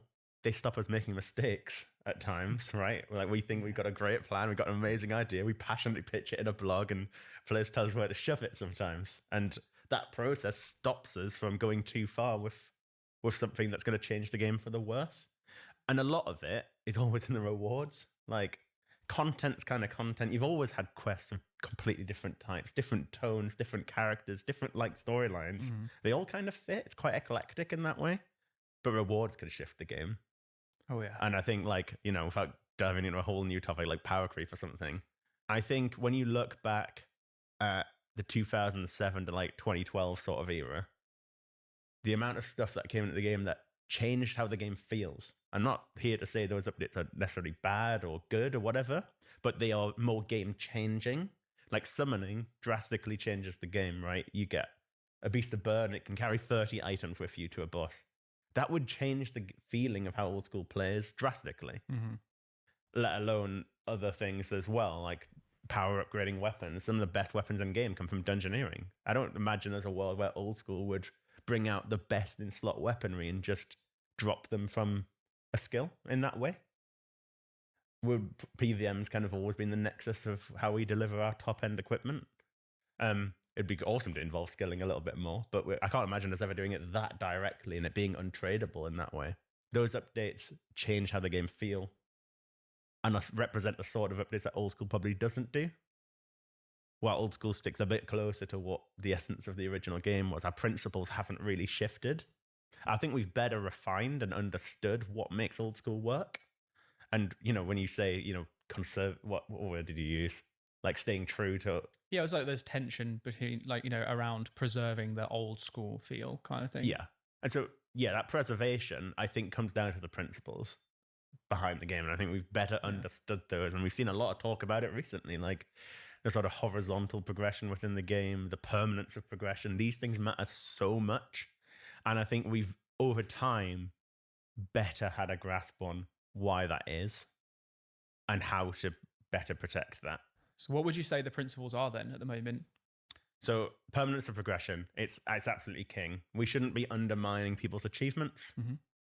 For example, if we think, I would actually argue, I think runecrafting was poorly balanced, right, on launch. If you go all the way back, it's just too darn slow for how intensive it is as a training method. We couldn't change it now. Like, we can add different things, and I think you can add layers. Like, you got a better rune pouch now. That does accelerate it. But we couldn't go in and say, all right, runecrafting was just badly balanced. Let's double the XP rates. I'm sure players would love it, though. I'm sure some people would love it. And I'm sat here arguing that it probably should have been faster. Yeah. But if you do something like that, you undermine the achievements of players as well. I think if you're looking at it from the purpose, okay, it's a skill and it needs to be trained to try and reach 99, so you need an XP rate, rather than looking at it like this exists because it provides runes, and then you need runes because it's called RuneScape, first of all. Yeah. And that's like Rune Mysteries reveals that, oh my gosh, we've just rediscovered how you bring runes back, and now we can create magic. When you look at it through that lens, way back in 2000 and early doors, it makes a bit more sense. Yeah, it makes sense that it didn't have the same level of thought going into those numbers. And what they criticize that process. I don't have a clue what that process looked like back then, but we've heard certainly that no one ever expected players to be going to 99 in skills and so on. So it wasn't thought about in the same way as we probably do now. When we're thinking about skills, we're thinking about, all right, how much is it? What's its XP rate versus how intense is it? Versus what its requirements are, versus what else it generates in terms of gold or output and so on. And a skill can have multiple methods that sit in slightly different spots, and we position them all quite carefully so that there's a genuine option for players, and we're not undermining everything else that's came before it. But I think the most important thing with the progression stuff is like, you never lose it. It's permanent. So when you come back to if you temporarily quit and come back in a year, all the stuff you've earned, all the stuff whether it's your gear, whether it's your skills, will continue to be useful, continue to have a purpose. Maybe a couple of upgrades you might want to go and get, or some side grades for better, now optimal. I mean, the point is, it won't be worse than it was. Yeah, your whip. You could do something like make it better, but it won't be worse than it was. 100%. Like the whip was once the best weapon in the game, like long time ago. Now, do you still, if that's your character, you log on, you've just got a whip, still pretty bloody good. Yeah. It's just now there's further things you can do with that gear and so on. But it's never lost. You never get reset. We don't do things like a stat squish and so on. Like the game is preserving your achievements. And this whole game, the point is, old school RuneScape is a game based on progression. We've all had that experience, right? Whether you're an Iron Man or a main, and you're like, I want to go and do Theatre of Blood. All right, if I need to do that, I need to go and do this quest, this quest, this quest. Yep. I need to get this skill, this skill, this skill. And you end up like 7 layers deep into this network of progression stuff. And then you're like, wait, what was my goal? Oh, I love it. In a way. And that to me is literally the feeling of the game. I've heard old school RuneScape described as like a Metroidvania on like some absurd scale. Oh, it's constantly having to kind of path back. Because you're having to path back and you got all this, the complexity in the progression network is genuinely the heartbeat of the game. And so to me, when we're doing updates, like whether it's Guardians of the Rift or a new quest with an awesome unlock like Prifdinus or something, we're all just adding new nodes onto this huge network. It's like a spider web in my mind of which path are you going down next. And you got to go down all these paths to unlock the next level up. And it's just complex to the point you can't really actually draw that network down. I'm trying to in my head, and I'm like losing concentration of listening to you because I'm like picturing this big network diagram from back when I was in my IT days, and it's really distracting me. So I'm going to try and stop thinking about that. It's crazy, but a lot of this thinking of stuff I had in my mind over the years. I've been at Jagex since 2015. I've passed my 10-year anniversary now, which is kind of wild how fast that's gone as and well. And you're also a director as well now. Congratulations, Thank buddy. You. I'd say it took me the first 4 or 5 years at Jagex to truly start to understand why does this game work, like truly what it works. And then you might have seen the video. There's like a 3-hour video about what makes old school RuneScape work, why it kind of feels like it's not an MMO in some ways and so on. That video talks about how it feels like a Metroidvania, and I think that video is amazing, and it closely mirrors our thinking on why the game works. I know what you mean. I can't remember the creator, but it's like blue thumbnail, old school logo. Blue thumbnail, yeah. And the video it's got tons of views. I think it's well north of 1 million. And it's not exciting. It's not this flashy video. It's not like Mr. Beast style, like craziness going on. No, it's quite a dry video. It's 3 hours of pretty well structured research. Marsted. I think the video is from Marsted. Yeah, Nice. 3 hours 20 minutes. And I think This it's is- incredible that 1 million plus people, I mean, maybe we shouldn't be surprised. It's the old school RuneScape community. You sit there and grind 10 hours a day and hundreds of hours to get a 99. That a 3-hour video seems like child's play. Like nothingness. But I think if you want to get an understanding of why this game works, that video is better than any other that I've seen. And it was interesting watching that video the first time and hearing sort of played back to me similar thoughts on why the game would work. Different language and presented in a slightly different way. But it was really interesting and great to get that perspective. And I think, we're talking about all the players who've been coming over, the streamers and so on, and hearing a lot of the things that we've talked about, that guy talks about in that video as well, resonate with new players and them call it out as well. It's awesome, and it's reassuring that we're probably doing some of the right things. So, in that video, he talks about sort of balancing levers, like little dials. I've always used the metaphor of like the light bulb problem. You've got 3 light bulbs and you've only got so much power, which, you can see the light bulbs can't all be fully bright. I think we covered this in the last one too. We might have touched on it. Yeah. I think that's really interesting about how we're balancing skills and methods against each other. But the permanence, the progression, and the progression network is what makes the game perfect. So it sounds cliche, but we do talk about this game being, it's a journey, not the destination. Our goal isn't to fast track you to max cape and then spend your whole life doing raids. Loads of people love that, and that is the end goal for so many people. But the vast majority of time on your account is getting max. It's getting your skills up. It's completing the quests, and that is what makes the game work. Most people don't reach max, right? If the whole game is about that journey, that progression, how satisfying it feels when you get your goals, Barrow's Gloves used to be end game. And nowadays it feels like one of those things you need to achieve in your first few weeks. Yeah, you get it straight away now. But it feels amazing nevertheless every Still a single great time you get milestone. Barrow's Gloves. It's one of the ultimate milestones, and it represents everything we've just been saying about that progression network, right? To get Barrow's Gloves, it is a laundry list of different things. I bet your little Iron Man is buzzing to get those Barrows gloves. Can't wait. Yeah. It's super fresh, but it's on my list of things to do relatively soon. There's a bit from Malcolm in the Middle that I always refer to when I hear about this kind of the setting goals and you have to go and achieve something else. And I think Hal wants to change a light bulb. And then to do that, he opens a drawer, but it's squeaky. Yeah. So then he needs to do that. And I think it ends with Lois being like, Hal, I thought you were changing a light bulb. And I think he's there fixing a car and being like, what does it look like I'm doing? Yeah, I remember that is so vividly in my brain as well. So we've touched on way back at the start of this great bit of like insight from you around our pillars and the kind of balancing, permanence, progression. You kind of touched on power creep in the past. And then you mentioned things like people want to get to raids at the end. Yeah. We have 3 raids. Each raid has a mega rare, kind of so like with a clear, that mega rare is that combat style. We announced raids 4 at RuneFest, very light on details. I'm not asking you to tell us what the reward is going to be. You're welcome to do so. But how are we going to approach raids 4 in mind? That's when we need to. I think that's going to be a challenge for us. It is a big challenge.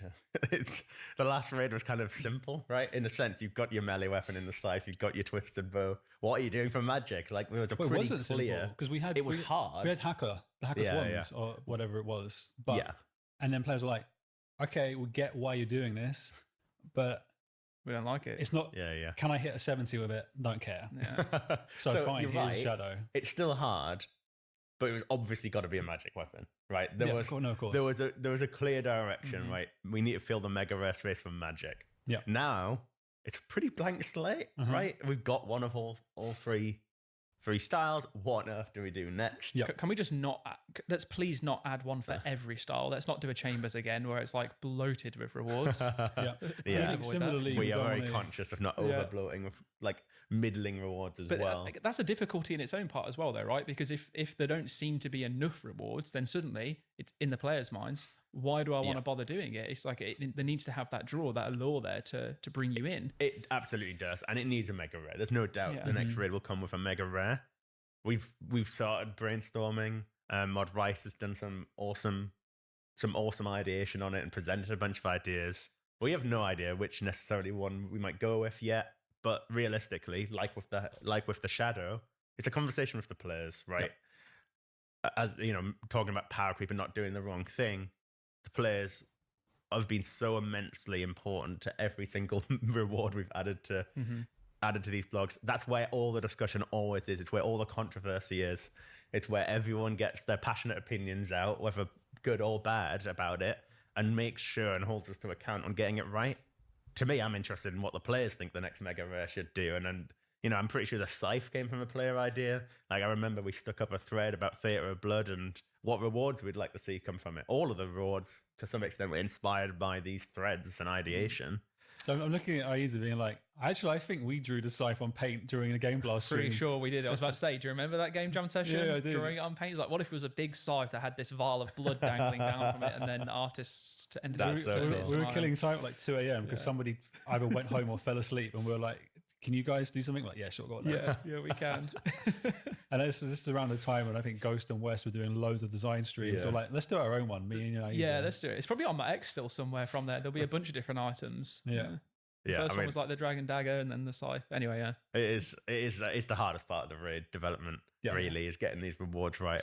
And But I'm not trying to even undersell it. Making a whole raid and like so many bosses it's hard itself. But to me, you can make content fun, and the goal of that content should be be awesome. It should be a great time, and so on, and meet its difficulty needs and so on. But you want to see that purple loop, making sure the rewards good, making sure the process around the rewards, and we were thinking about in Toa. One of my highlights of Tombs of a Massacre is the way it reveals the unique. Yeah, right. It's so sick. Like, we spent a little bit more time thinking about. Well, that's the moment, right?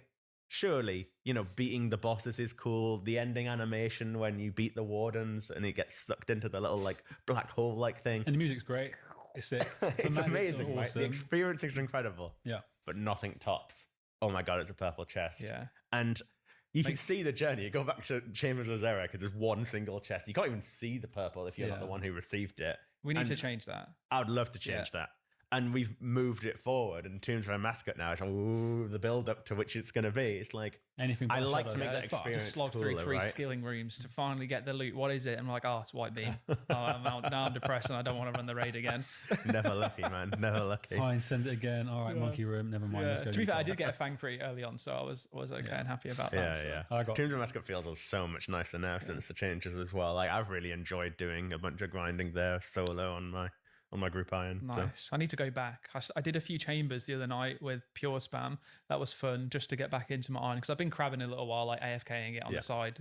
Admittedly, I've just been out of the game for a fair bit, just distracted with work and real life and other bits. But the crab was a great way to just draw me back into just getting some of the skills up that I just neglected. I didn't bother with defense, for example. It's like, what's the point? I'm just going to do damage anyway. It's so funny. Why does like the gemstone crab started as this idea of, it was a community suggestion on Reddit. Yeah.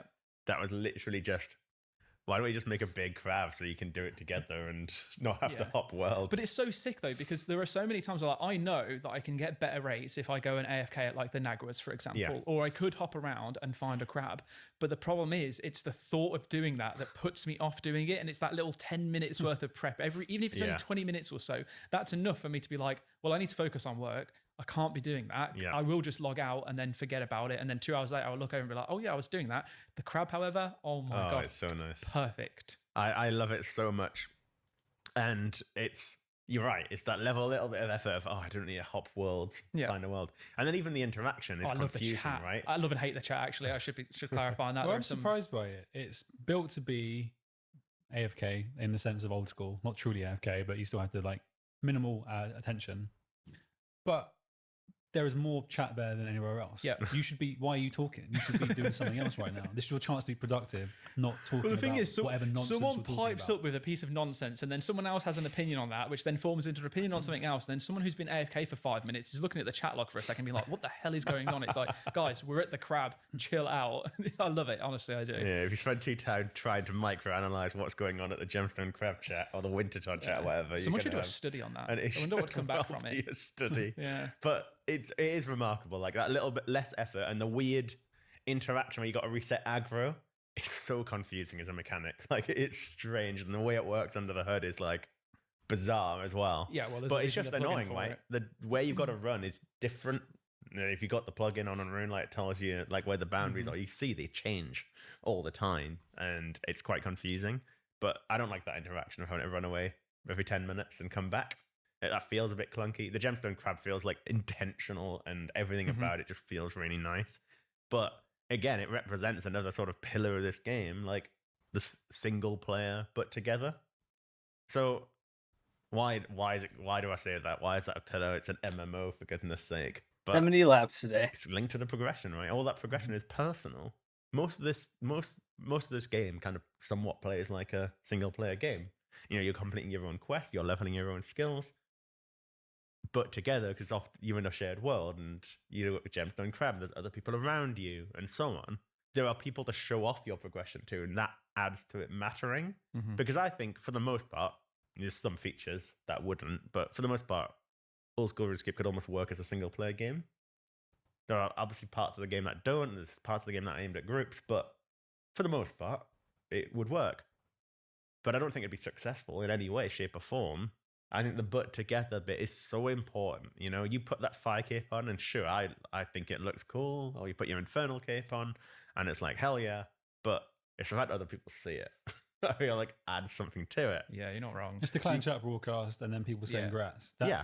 It's the social a little bit experience. validating, isn't it? And then obviously you have group content too, but the social experience of achieving a goal, it's like, oh, okay, that was worth it. Nice. But that validation also is almost, in essence, a reward as well by part of your investment to it, right? It's like one of the things I struggle with single player games, even though I play a lot of them, and there are some really fantastic single player games, is that there'll become a point where I start to lose interest because I've got a grasp of what the game's about, the story, I'm hooked into it, but then I feel like that I need more from it. I am definitely an online gaming kind of like fan in that sense, because I can compete against other people, or I can show off what I've got to someone else. And it sounds really weird, but it feels better knowing that my grind, someone else can look at that and be like, he's insane, or he's crazy, or actually you suck, you need to get better, to help motivate.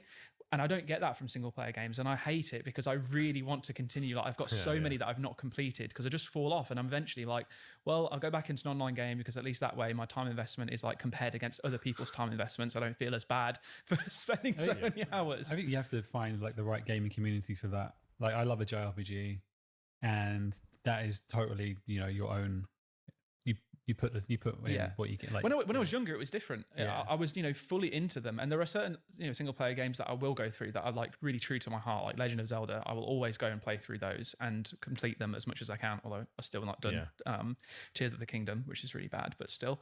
But yeah, it's like as soon as I hit into the age of World of Warcraft and old school RuneScape, that mentality for me shifted so much, and I want it back so bad. I was thinking as I would get older, it would become more and more as I get worse and worse at online games, but just, I mean, there's something magical to the social aspects. 100%. And obviously, I think with single player games, especially, I mean, it's been getting better for the most part, but there was a really long time, I would say a whole decade of gaming where it was like expected to have an 80-hour fucking gameplay loop before you beat the game.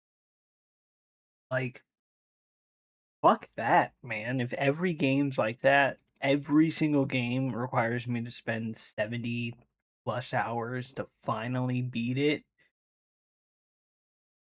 Fuck that. No, don't get me wrong, I play a lot of games that take a while, but I think 40 hours of any game, any story game is like max. Sure, you can have side content, side quests that sort of give you cosmetics or power or whatever. But if I'm doing a story, full cutscenes, no more than 40 hours. Like that is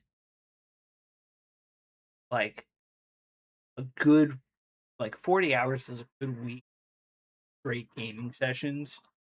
Most people aren't going to have that. So 40 hours is a good, 3-4 weeks of small sessions of gaming in between there to continue the story, treat TV show rather than something that has to be consumed all at once. And yeah, there was just a decade of like you just kind of had to do everything in order to really beat the game. Kind of dog shit, and that's why a lot of Assassin's Creeds and stuff fell off because it was less about the story and the game and more about putting things to do in the world that didn't matter, or like that gated you in progression, power for continue the story, like Odyssey. Like, yeah, you don't have to do all that stuff, and it is technically possible to beat a lot of things earlier than you need to be, but your gameplay has to be perfect, and you're just underpowered the whole time, and it just feels real bad. Simple as that. It just feels bad, and even they gate the stories by levels. There was like a point in time where I got in Odyssey where I was like 6 levels below the story because I just wanted to do the story. I didn't want to do any of the side quests and the other stuff. And it made it so unbearable that I had stopped playing. And I picked it up again, understanding what I needed to do. I got a little bit farther, but it's still just like, damn, bro. There's so much to do that you have to do to make it feel like not huge slog. And I don't know. I don't remember if there was a difficulty, but if I did choose a difficulty, it was only normal. Like it wasn't like I was like trying to like make it harder for myself or anything. It's just how they wanted you to progress through the story and like stuff. Yeah, yeah. I get why people don't finish games, but like I got a buddy who buys a bunch of games all the time and never finishes them, and it's like, brother, you're buying a game knowing that you need to spend 70 hours to beat. You're not going to spend those 70 hours. I don't know. But yeah. I think especially at what my IEs is saying in terms of like never finish a game anymore. Well, a lot of games aren't fucking 6-hour masterpieces anymore where you could just plug it in, play a quick story that was awesome, and then boom, never think about it again. Like like a lot of early Final Fantasy games aren't very long. It's learning the game, learning the weaknesses and stuff like that. But once you learn that stuff and you go back through it, it takes you like no time at all to beat the game. Um, but yeah, I don't know. I don't know. I'm someone who likes to finish games. I have a lot of games that don't finish, or I don't play because I know I'm not going to finish them, even though I bought them, usually because they were on sale. Thanks Steam, for taking my money. But I don't know. I think a lot of people uh, in the last decade or so are in that same sort of mindset of, well, I bought and played all and haven't beaten these games. It's like, yeah, because the companies expected you to only ever play that game and that game only. Like Gemstone Crab. I think that also represents something I'd like to do with more of the game ultimately, is changing something from being this annoying competition of hopping worlds to being something I can do it. It's still kind of single player, right? You don't have to form a team. It's not like you're asking your friends, oh, shall we do a round of Gemstone Crab tonight? You just turn up. Yeah. You turn up. You turn up on a single player basis, but other people are there. And it's awesome feeling like other people are doing it with you. There is a chat if you want to not be AFK fully. Mm-hmm. And that stuff adds to the experience. It's just better. And at the end of the day, Gemstone Crab isn't that different to other crabbing. But yeah, look at the popularity. It's almost cult-like how many people worship that. Well, yeah, crab and you have go gone to on the other about you it, go to the so. other crabs, so there's a person there, and suddenly you're having a fight. It's no Yeah, longer yeah. a nice Oh. social interaction. You're brawling. And then it's, I just went to the bank. Yeah. As if that lets you have any rights to keep that bloody spot. You weren't there. Yeah, that but is people how say it that all works. the time. They do. And I want to improve the hopping experience at most content. Obviously, there's some things that are difficult to do, right? Like Slayer spots, right? For instance, how do you make that social in a single world? Well, you know, I might have talked about it on a stream before or something, but the idea of the sort of what we've dubbed the world peak system. So, you know, you go to a boss, we're all familiar with the peak option, right? Like you're outside the KQ layer, you peek, it tells you how many people are inside it. Really useful, right? You don't have to run in and take a couple of attacks from the KQ to realize somebody's in there. But what if the peak system told you which worlds were empty as well? So it didn't just tell you this world's occupied, it told you this world's free. Yeah. That is a method that we could just improve the hopping experience. it's complicated because we need the tech to sort of help drive that, or we have to come up with some janky solution. And we got janky solutions in mind, but we'd love to do it a bit better. But obviously, something like, I don't know, the one that comes to mind is Dust Devils in the current Catacombs. It's such a good spot. You're bursting it, so it's popular. We'd need to come up with a way that at such a location you can bring up an interface that tells you which world's empty there. Maybe they're defined by us, but anyway, don't need to go into the details. But I think stuff like that is immensely valuable. Yeah, it's to a really cool idea. improving the game. You were speaking about that for years as well. Oh, Yeah. sorry, production. Microphone's back where it was. My bad. It's big fists. It's just quite hard to pull off and fit in. And obviously, as Serene, you went through the huge list of stuff we've been working on. Something like that is a pretty large quality of life piece of work, but it's not like, oh my god, it's new content. It's super exciting. So it's like it's always a trade off trying to fit in those updates. But they are important. The same as something like clans is so important, and we're seeing a lot of the benefits of that. And there's stuff I'd love to take further with clans, but again, the social experience. You know, you get that achievement, you get a ping in your clan chat now. That wasn't a thing before clans, right? Yep.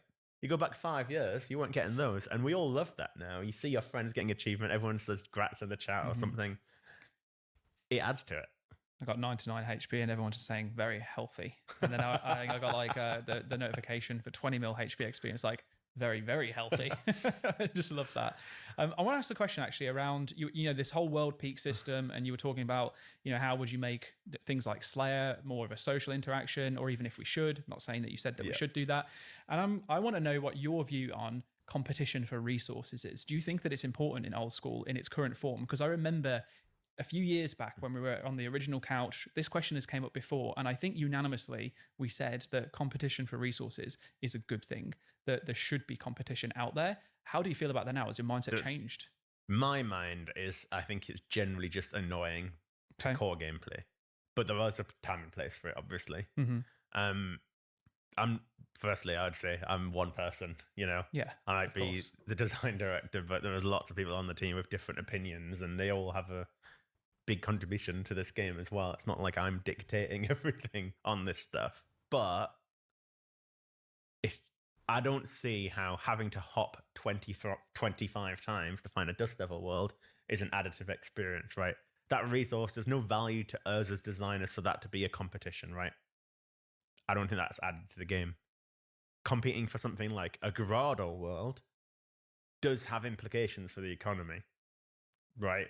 Dust Devil's not so much, but more Bandos chest splits coming into the game because we make it instance friendly to literally everybody makes a difference, right? There were potentially more people at Grado at any one moment than there would have been otherwise. So like the competition sometimes puts people off doing content. Now, from a personal player perspective, that's maybe annoying, right? I want to do Grado, but I feel I can't because of this thing that's out of my control because it's too popular. But it does have an economic aspect if it lowers demand for the content and thus lowers the supply for Bandos chest splits and drives the price up. So there are implications and things we care about, but competition for resources makes sense in areas like the wilderness, PvP, and so on, where like I feel like it could be a direct part of the gameplay loops involved. Sure. In a way that I shouldn't have to hop for a granite world. So like I think there's a time and place for it. But generally, I just don't feel like it makes sense to have as a major part of the game. I don't want to have to hop for mining iron or whatever.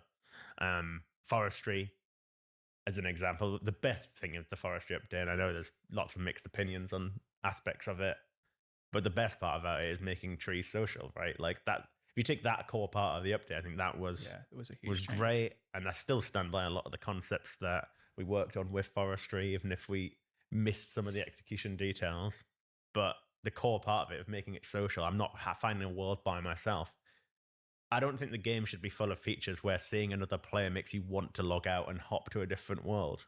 Yeah. Hence the single player but together thing, right? I want it to be together. I want you to see other people. That's fair. I wonder how we'd ever end up like actually fixing that though, right? Because I would hate to live in a world to play in a world where, say for example, the Catacombs of Koren's Dust Devil spot, the NPCs there were unique to you. So Yeah. you can see other people in your area bursting, but they're bursting nothingness because you can't see their NPCs. That would be weird. That's a line that goes too far, I Yeah. think, right? Like, in theory, maybe you could. We can't with the tech, probably we have, but in theory, that just breaks the world Yeah. immersion. Like, seeing players interact with the same things is cool. And I think Perilous Moons has this sort of mindset as well, right? Mm-hmm. Of you, that's a social experience. You were fighting the boss independently, but you see other people hitting the same boss at the same time. Yeah. That was different. We've never tried something like that before. And I mean, again, credit to Mod Rice for trying to do this and pull it off. It put certain limitations on what we could do and couldn't do. But But it works there, though. it works. Yeah. But it has to be designed with that in mind. Like, you can't just do that to Dust Devils. It just doesn't work, right? No. Maybe there is a solution there that we could work out, but I've been it makes really sense with Perilous conflicted. Moons. Like, I'm nostalgic for crashing and anti-crashing. I think it adds to Yeah. it adds to like the feeling of your place in the world. But I also recognize that our game has changed a lot since then. Mhm. You mentioned things like Grador and like preservation of prices. Then I thought, sure, but the collection log and combat achievements has meant that people are just Yeah, you have and to. even even whilst we try and mitigate it as best as possible, even power creep means you just fucking rip straight through, Yeah, yeah. and then you're just there are tons of chest plates and tacits coming in game anyway. Thing is, I bloody loved crashing at Brandos. Yeah. Like, it was the funnest thing to Yeah, crash man. masses. That's the opening clip of the podcast Like- right there. No more context. That's it. You won't Like, believe me what and- Gear had said. This is like predates old school. This is kind of like 2010, 2011 era. Mm-hmm. And this is what had this feature called loot share in the game that Yeah. let you sort of both as a group contribute to Mhm. winning the sort of DPS race. And me and my friend, we used to take a pair of Dragon Claws and 25 spec regen potions or whatever they're called in our Oh my inventories. god. And you'd find a world with like 10, 15 people in it, massing Yeah. Grador. And if you could double claw spec every kill because you generated enough spec from the potions to do that. Obviously, you can't do that in old school, but we would sit there, we would stand next to the Grador spawn. The masters all scared. They'd be on the western wall, terrified, like, oh, I don't want to get meleeed. Well, we were, braver. You stand next to Grador. Calculated. And you would double claw spec. And between two double claw specs, you could often do half the damage. So masses would be incredulous. How are two people beating us? But it was so fun. And you No. got so many kills so quickly. I love the idea. But like, it was fun. But for the most part, I think most people's experience of like crashing and anti-crashing is just competition for spots that don't matter. And it's just, yeah, it ends up being a bit toxic and sure. annoying. I like the moments where I'm like hopping into a world and then I don't crash them and they're like, oh, thanks for not crashing. That makes me feel good. And then they're like, I've only got like 10 more. You're Yeah, like, and- sweet. I want to get a drink. I'll be right back. Yeah, And it's all literally. yours. That- And I do the that's same nice. when I finish up my Slayer task. If someone's just hopped, I'll be like, yeah, I'm literally about to finish if you want to wait. And honestly, the interactions you get from that, Yeah. lovely. Um, That makes so me that's feel so good. no, funny. and it's mine now. Yeah. it's the fact that, hey, someone was nice to me. How low Yeah. are their expectations when somebody Yeah. else logs On it? the flip side, though, is like when you are being that nice person, then someone comes in there, they just start attacking and don't say anything, and I'm like, "Do you mind?" ? And then nothing, and I'm just like, "Oh, okay. Well, I guess I am." That happened to me so many times at Nagwa's, which is one of the reasons why I stopped going there because someone Yeah. would just hop, they would log in, and they'll just start attacking mine. I'm like, "Do you mind?" And they either say no or just ignore me. I'm like, oh, "Okay, all right." I feel like just like- having a single question mark. I feel like it's also like a societal thing too, where we look at each other as inconveniences as opposed to like people we share Yeah. a world with. It's like, what do you mean you're trying to go to the same place I'm trying to go to? Get off the road. Yeah, how dare you? Why are you in this line I'm in? Get out. It's like my when a line. lorry overtakes on the motorway and you're there then for the next 5 minutes No. waiting for it to go forward. I won't ever like apologize for getting mad at lorries. No, we can't be that. We can't do that, No. Sween, because there's going to be comments in the, I know, in the I know, I know, video I know. telling I us how there are understand. nice lorry drivers, and there are so many nice lorry drivers that will thank me manually after I've let them go past to put the hand out the window or I'll see them in the mirror. I'm like, you're one of the good ones, but man, they have such let a them get bad in rep front for of the bad me. ones. I like stuff, and lorries bring stuff. They take stuff and they move stuff. I like that. But M11, I drive that every day to work. Yep. It's 2 lanes. It's the start of the day. I haven't had my coffee yet, so I'm there like, Yeah. Do you know what we need to do? We need to get a lorry driver on so you can get to know the person behind the wheel. no, look, I'm sure they're lovely. I understand. You just don't care, do you? No. No. Because Okay. then Well, at least you put own it. yourself in You know those what, shoes. I love the fact that you own it. I respect that. Yeah. I said it's a societal problem, and I'm a part of that problem. Yeah. If you were driving a truck that was going 61 mile an hour and there was a truck in front of you doing 60, you would want to overtake it. Definitely. And I'd see some angry dude in the Volkswagen Golf. And you'd be laughing your head off behind about me. it. I'd see myself in the mirror, I get fuming. Oh, I shouldn't have brought up lorries. I'm sorry. Anyway, so I wanted to so that's tons of content. We've approached the content too. How has your role within Jagex changed? I think you were associate design director. Now you're design director. It's been about a year and a half since we had you on the podcast. What's changed For the most you? part, at the end of the day, my core job is pretty much the same. Yeah. I'm in charge of the design team for Old School RuneScape. I've got a bunch of incredible people under me, which make my job straightforward at the end of the day. But generally, it's things like when it comes to a project, that a starting point will be working on a project brief that sort of details what we want to try and do with that project, what we want to achieve with it, the sort of beats it needs to hit, and so on. It might talk a little bit about rewards. It might talk a little bit about the content and how it should maybe play. Sometimes that's more detail, sometimes that's less, depending on the project. And then that'll maybe be iterated with the team and different staff in Old School and so on. And then that team go away and start working on the project. They put a design together. I might have input on that design. We'll help them brainstorm, review what they come out with. I want that to feel as collaborative as possible. Sure. If I'm going to be heavily involved. Some projects I'm barely involved. Yeah. And there's too many to be involved with all of them. But that's why we have incredible people who are principal designers, lead designers, senior designers who are helping to also be stakeholders on projects and make sure standards are sort of upheld and our thinking behind our design philosophy is present in everything we do. But that's pretty much the same as what it was. Okay. I think the big difference is wider than just Old School as well, and sort of my role in terms of working with other designers in Jagex, some level of assistance with some RuneScape stuff and helping to coach designers over there and help guide them a little bit more. So it's a bit more wider studio stuff and involvement there, but mostly it's sort of reflective of experience and the level that I'm at more than that actually is a job change. I mean, you go back to being lead designer. I've been, the manager of all the designers on Old School for quite a while now. Yeah. And so it's really just stepping up through the gears and reflective of what I can do and so on. We're all so different, obviously, being back in the day when I was hands-on working in the content. And like now, it's like I'm satisfied by almost every project we do. I'm somewhat involved in all of them rather than deeply involved with one of them.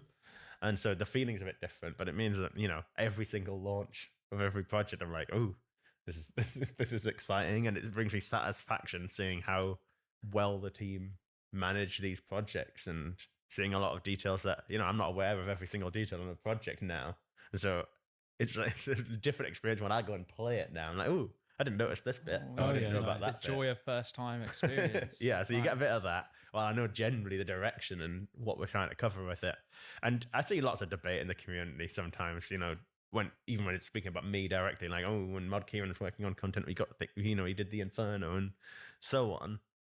But like, and now everyone's like, well, Mod Kieran doesn't work on content. We'd love him to work on a piece of content again. But like, I'm not convinced that I could go sit there and produce something that feels like the Inferno again and stuff anyway. I think I can understand people coming to jumping to these sort of conclusions, but like, I actually do think this is the best place to be where I can help make sure all of the things we do are achieving what we want to achieve. All these pillars, single player but together, the permanence of progression and all these sort of things are so important. Even things like respecting people's time is a pillar.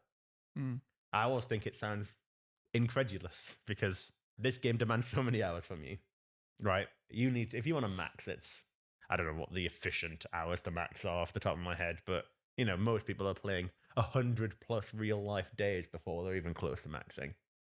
It's a long time, right? Most games. How many games do you put 100 days of playtime into? No. Not many. It's, if you play in an MMO, generally you're playing one, and that's the sort of game you're going to put that more sort of time into. But that is why it's so important for us to respect the time people are investing already. And so that's why I want to avoid things that reset. daily, reset weekly, these sort of things where you feel like come a little chore. Like it feels like you're being sort of begged to log in every day. Yep. I want players to log into old school RuneScape because they want to log in and play old school RuneScape. And when a game you play over the course of, I mean, I've been playing the game nearly 20 years now. Like, you're playing over that length of time, it's natural that you're going to have breaks from time to time and so on. And I'd love you to play literally every day, but when a game demands this much time from you, I understand life's going to have different things coming at you. You might want to play Zelda, right? A Zelda game drops. All right, I'm going to step away from old school for a couple of weeks, and then I might come back. That's fine. And I don't want to use sort of false incentives to encourage you to play. I have mixed opinions about the farming skill because of the nature of the time aspect to it. But that kind of fills that entire space up for me. I don't think the game has much room for more.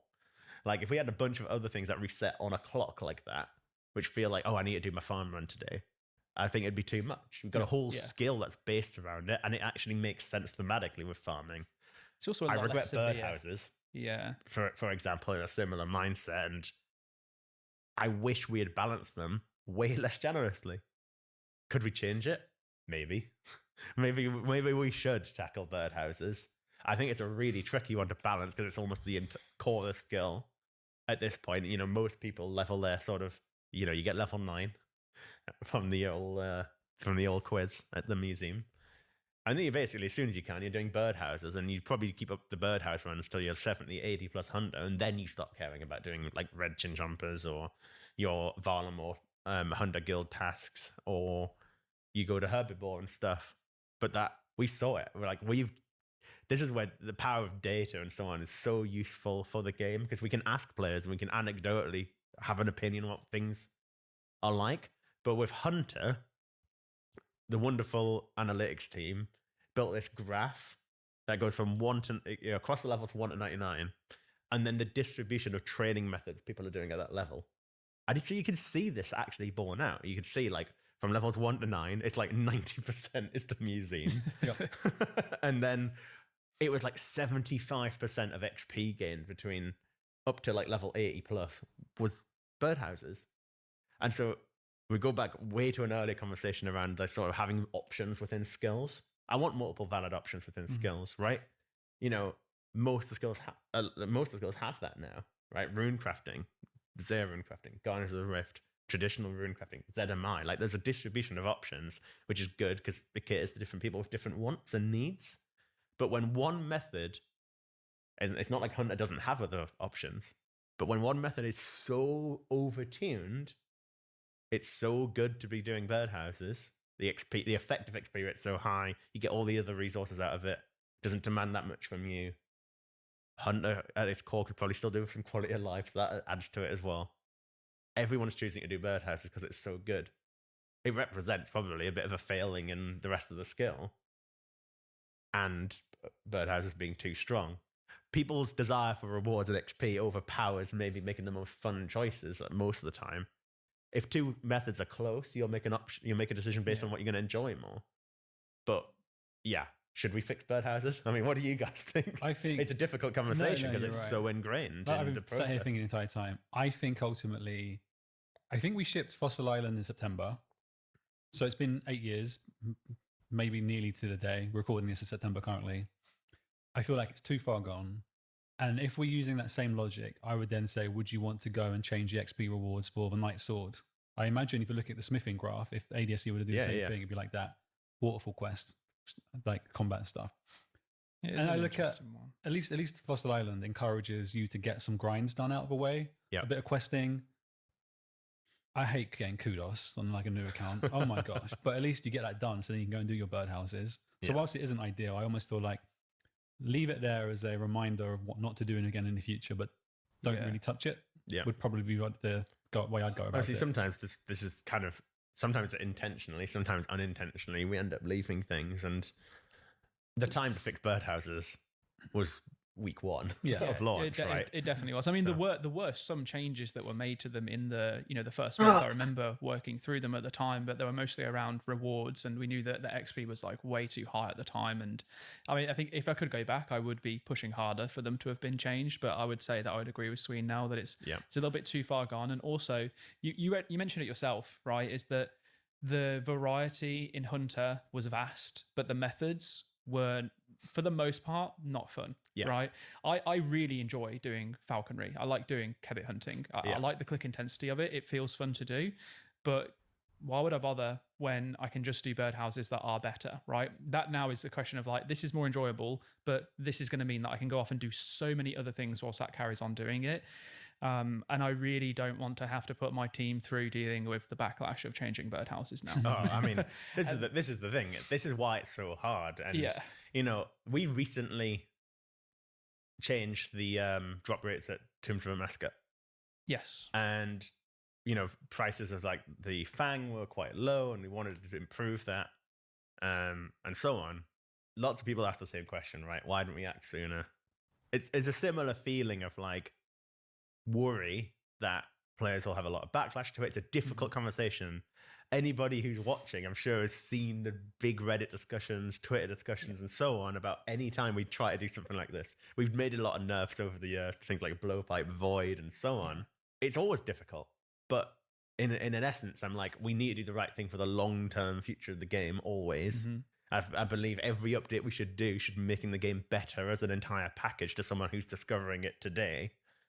And the debate is like, do you keep ignoring the problem whilst it's doing damage, or do you fix it and rip the band-aid off and make the change? I think the two cases are a bit different though, right? The Fang being 10 mil, 5 mil, however low it might have gone, is damaging. Yep. That is actively causing problems in the game, right? The whole ecosystem. Again, come back to the pillars. Your achievement should matter. It disrespects your achievement earning this item that costs 5 mil if then you log back in and your item's now worthless because the Osmanton's Fangs come down to the same price and it's drastically more powerful. That is disrespectful to the money you've earned. Generally, I don't like, as much as a player in economy, I don't think it's a good thing when a load of people buy an item for 100 mil and a couple of years later it's worth 10. Like, I do want to try and keep preserving people's item value a little bit better than that. Got my right? thing. There's definitely a better from balance. my Right? birdhouse. Yeah. I don't want to control the prices, but we do control supply and demand, and we can affect that based on what bosses are weak to stab, what the drop rates are, and all these sort of things contribute to that.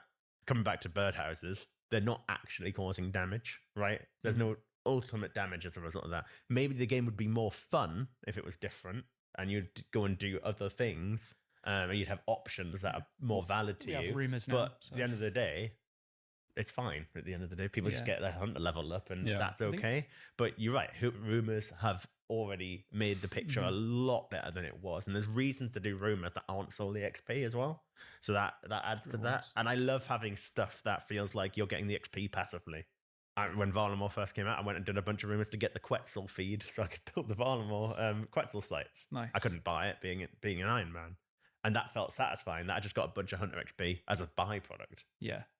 I think this whole topic is actually huge. And earlier on, I wanted to bring it into the conversation, but I didn't want to interrupt because there were just so many fantastic things being mentioned.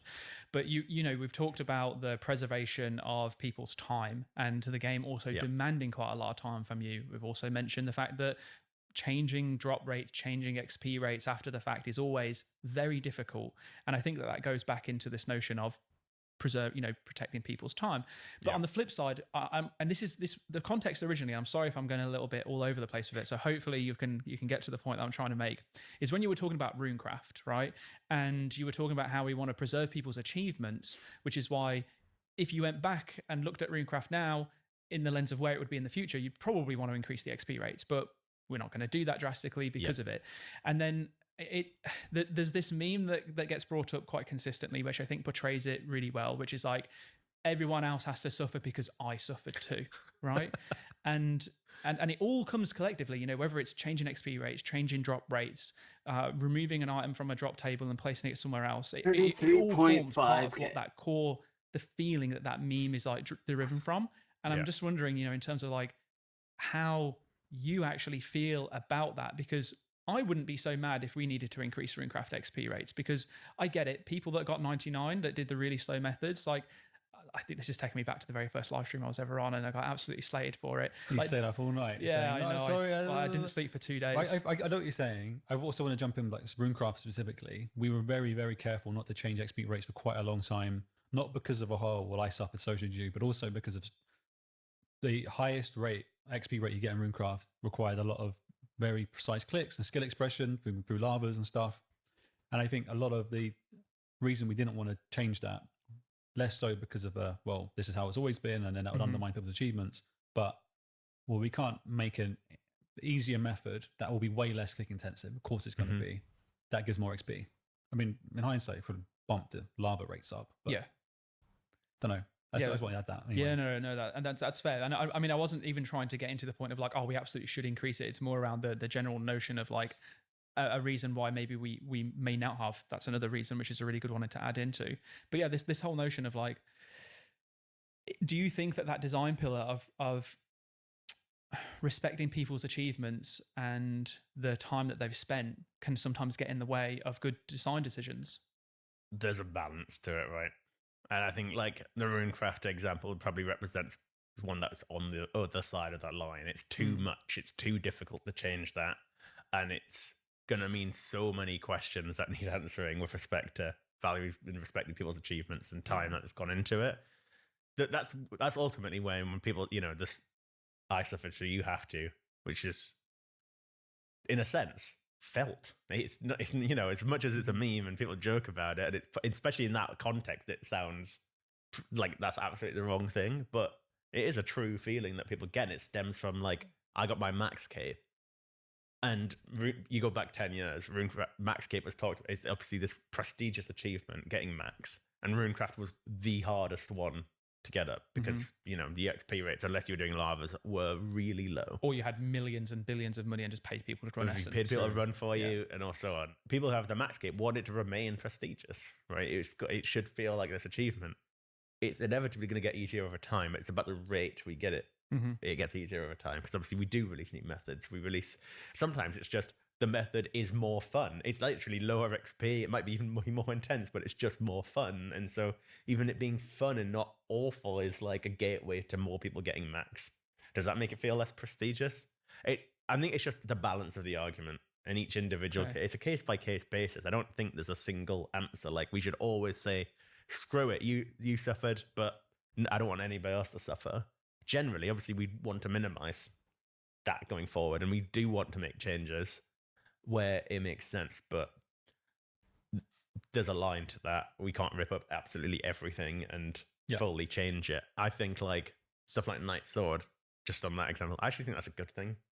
Night Sword and stuff. I like having quests that feel like they're cheating progression. Oh, definitely. Because yes, I can't imagine us boldly releasing a quest today that introduces an XP reward that takes you from level 1 to 29 or whatever it is in another skill that doesn't have that today. That'd be really bold, but maybe that on a slightly smaller scale.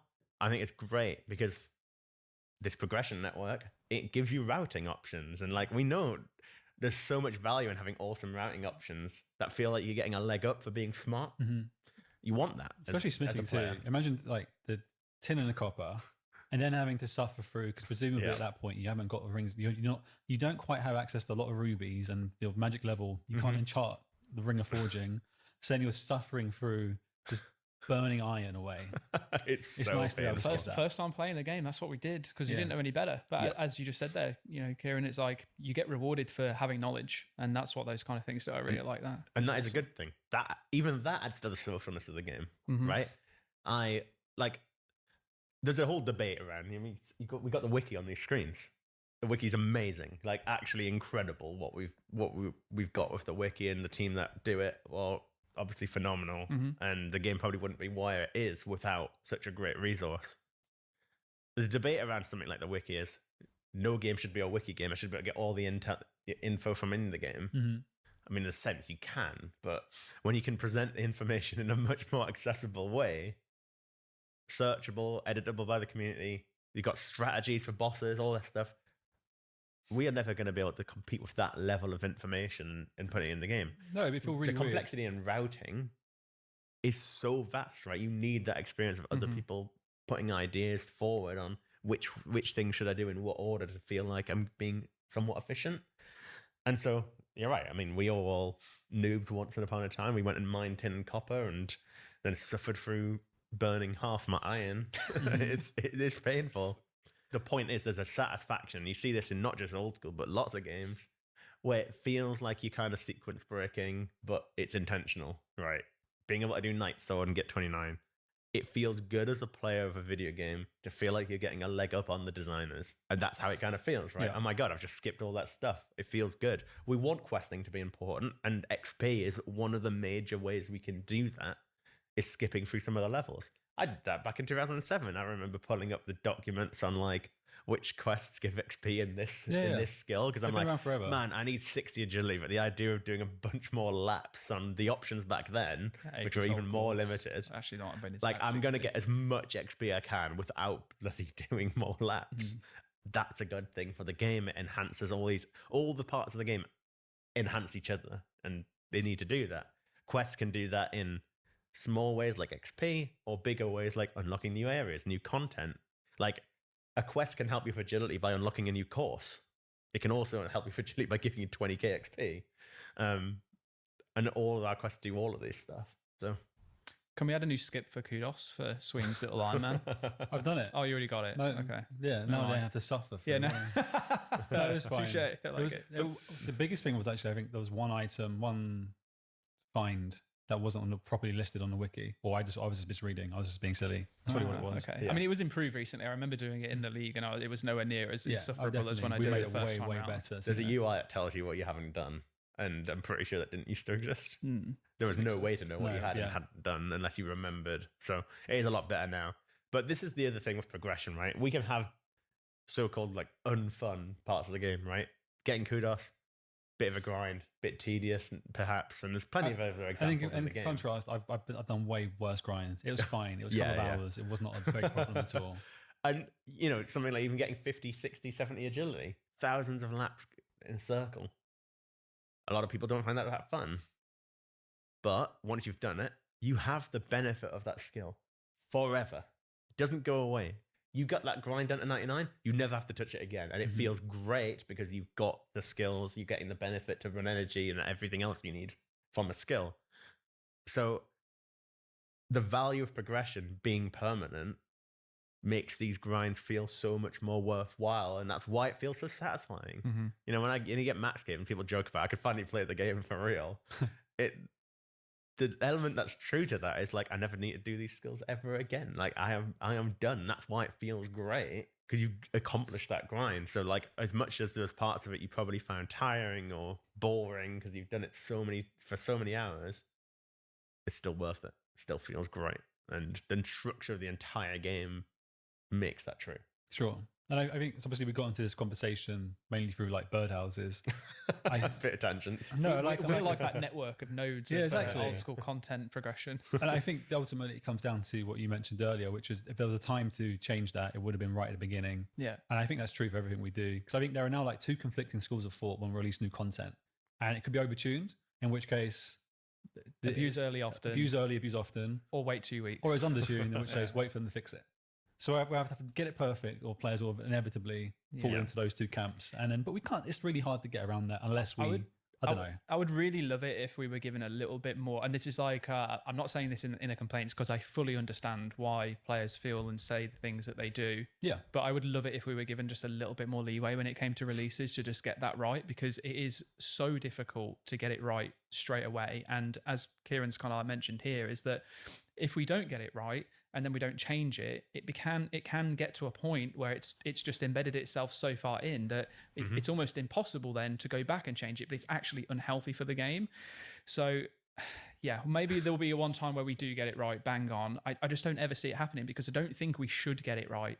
I don't think we can even. No, you need to react to what players are doing and player trends. But I also feel like a big part of it is because they're look, a big launch. Mm-hmm. And what do you do when a cool game launches or some new Well, content you want to launches? rush out and go do it. And you take time off work. You Yeah. take time away from school. You say to your partner, I'm sorry, I'm going to be playing RuneScape for days. Mm-hmm. And then to feel like you've done it in a way that wasn't optimal, and then it would have been if you waited 2 weeks, that kind of sucks. It does. So I completely get it. I completely compel with everyone and understand. I would just love it if there was maybe a tiny little bit more leeway. We Before can get the understanding. The community can understand it's hard. Oh, It's not easy to get it right. They all understand. And everyone understands that. At the same time, they can ask us to try and get it right more often. Yeah. And believe it or not, we're trying.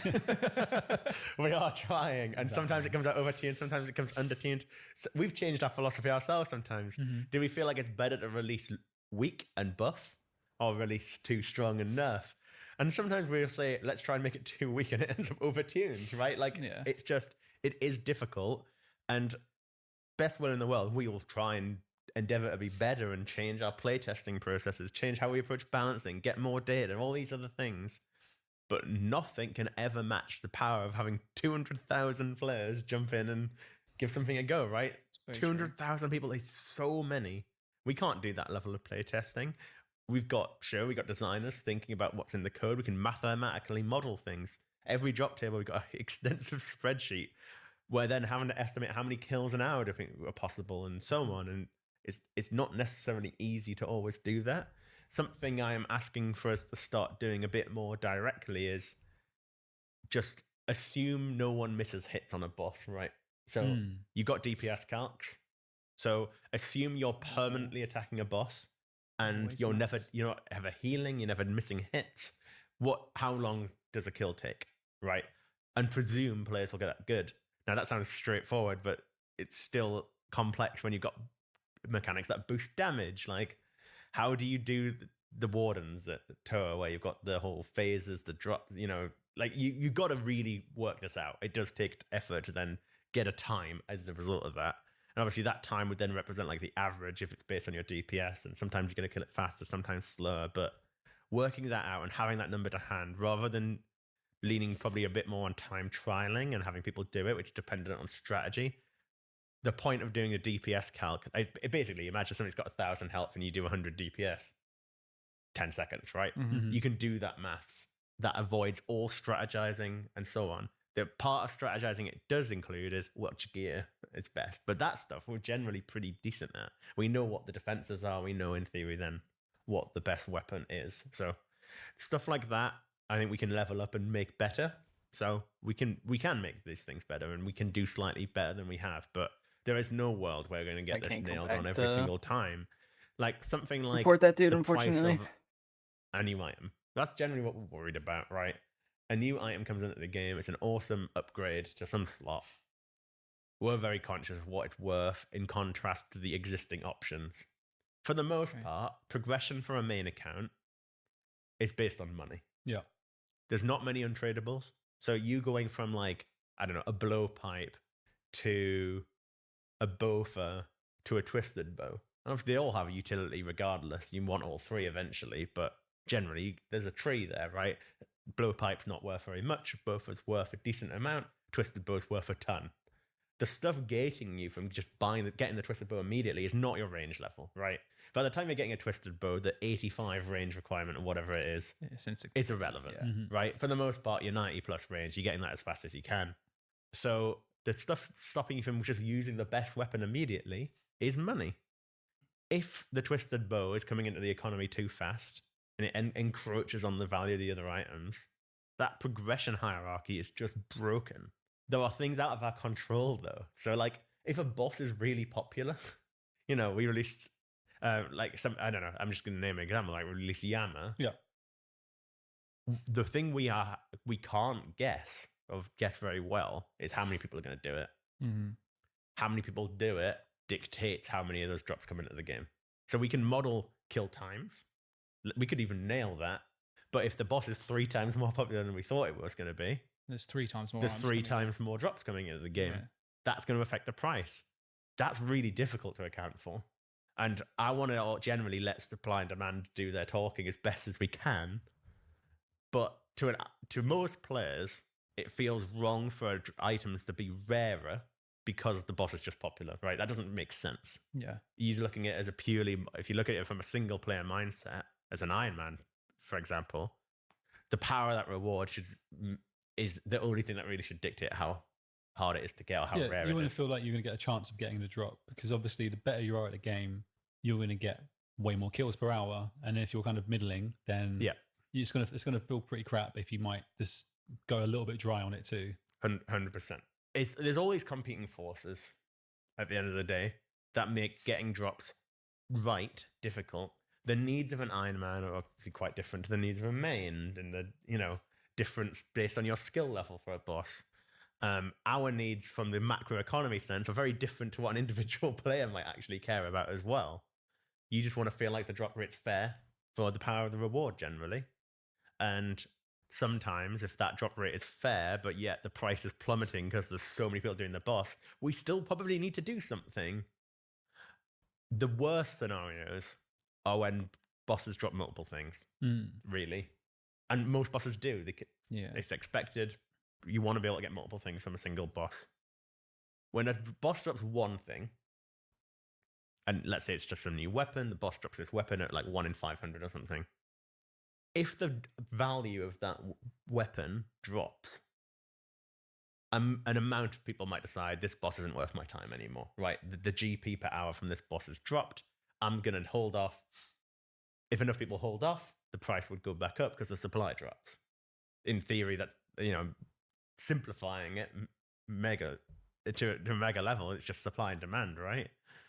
But when a boss drops multiple things, let's say you got a weapon that's the sort of top rare item. It's going to be worth the most in theory. That's the chase item. But you've got another item that drops at the same drop rate. It was even more common and it's lesser powerful. That lesser powerful item might drop to 0 gold. But the desire to do that boss is still driven by the top item. And so that second item's coming in so passively into the economy. There's no inherent choice about whether I do this content or not based on its price. It contributes maybe a little bit, but the big chase item is the main reason you're doing it. That second item's price can just tank. The Fang is the best example of this, right? People are chasing the shadow. It's quite rare. For every shadow that comes into the game, you get a lot more Fangs. Yeah. Mm-hmm. And so even if the Fang's worthless, which it was heading that way, I'm still doing tour.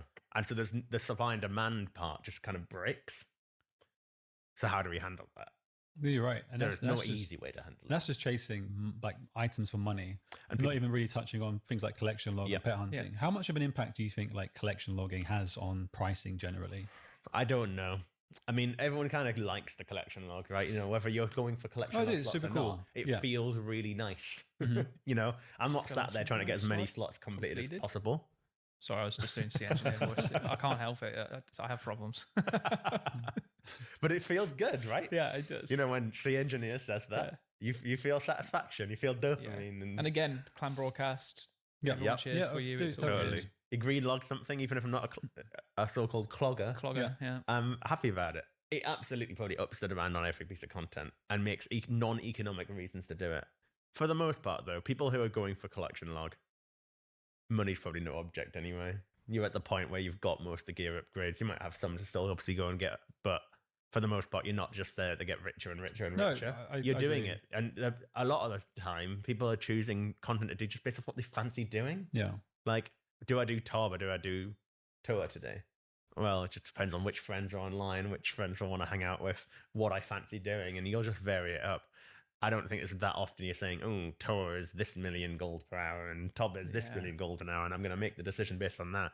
Maybe some people do, but managing the economy is a humongous challenge when it comes to these drops. And obviously, it's not just drops, it's skilling resources, all these other things that are part of that. And it's something we've put probably more effort into the last few years in terms of analyzing it from a data perspective and so on.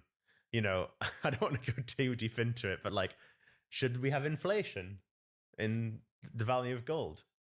Well, probably to some level. I don't know what the wisdom necessarily is in real life, but you might have wisdom that says like inflation in real life should be 2%. What should it be in old school? I don't know how to answer that question. That's quite difficult thing to comprehend. You need economists. You need people to genuinely almost study this from a research perspective. The needs in real life are also very different to the needs in a video game. You want to play the video game. You want to be able to upgrade your gear. You want to be able to buy the things you need eventually. And it wants to feel fair for the way you're progressing through the game.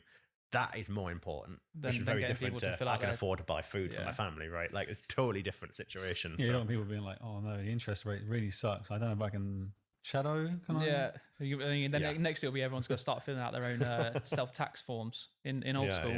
Yeah. But what I tell you, what feels bad is I buy a shadow for $2 and then I log off for a few weeks, then I come back and it's $1, right? Yeah. We all know that feels terrible. Bad. Yeah. And so this is the sort of thing that ends up mattering.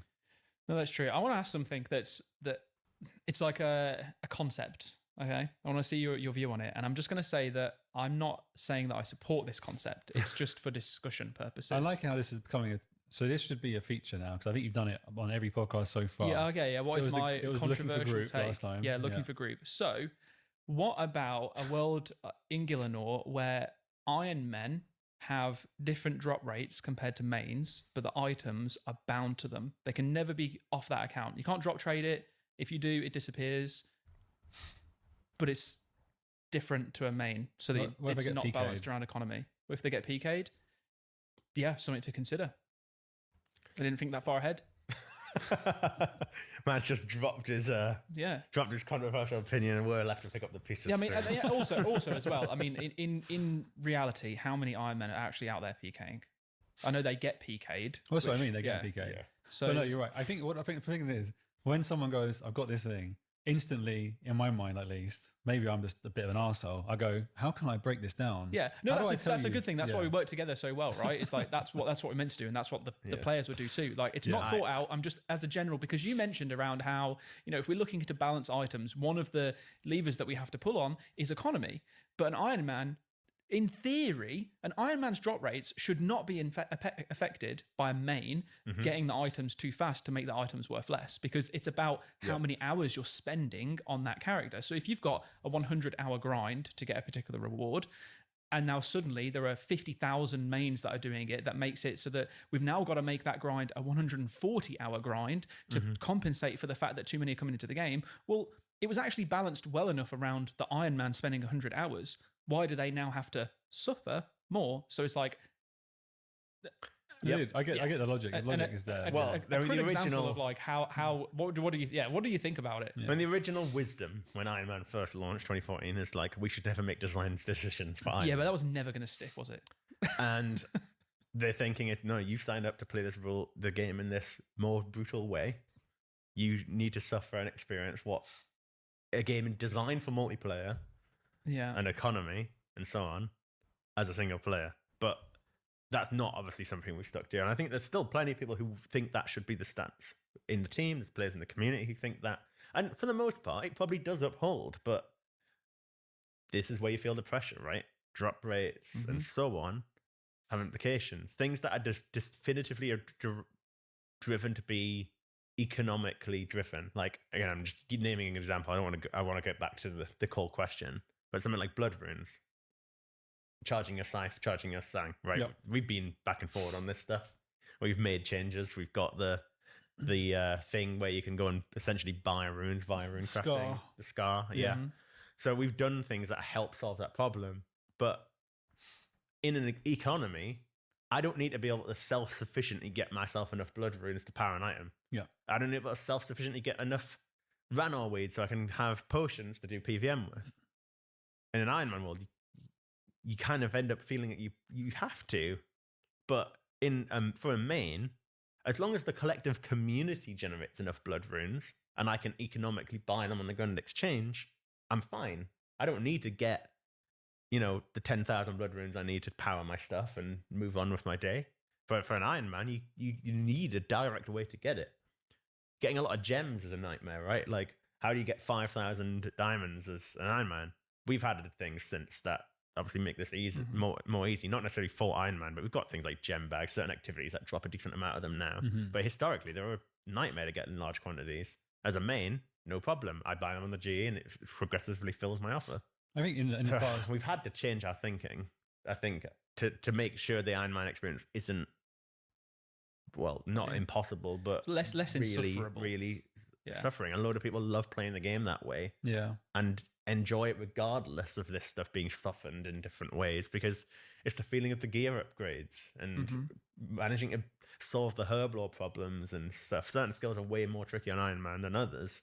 But getting your gear upgrades feels obviously inherently more satisfying in an Iron Man just because of the nature you've had to earn that. I think a lot of people, not so much me anymore, but when I was younger and I was kind of enamored by like what the magic of RuneScape was, I loved that people played a part in the economy. Herb lore, pre-farming sucked, but there were some valiant souls who would just go and kill chaos druids for ages and ages, and they brought all the herbs into the game and they brought the potions into the game. Similarly, there were people rune crafting, and they provided that. If it wasn't for them, people wouldn't be casting spells.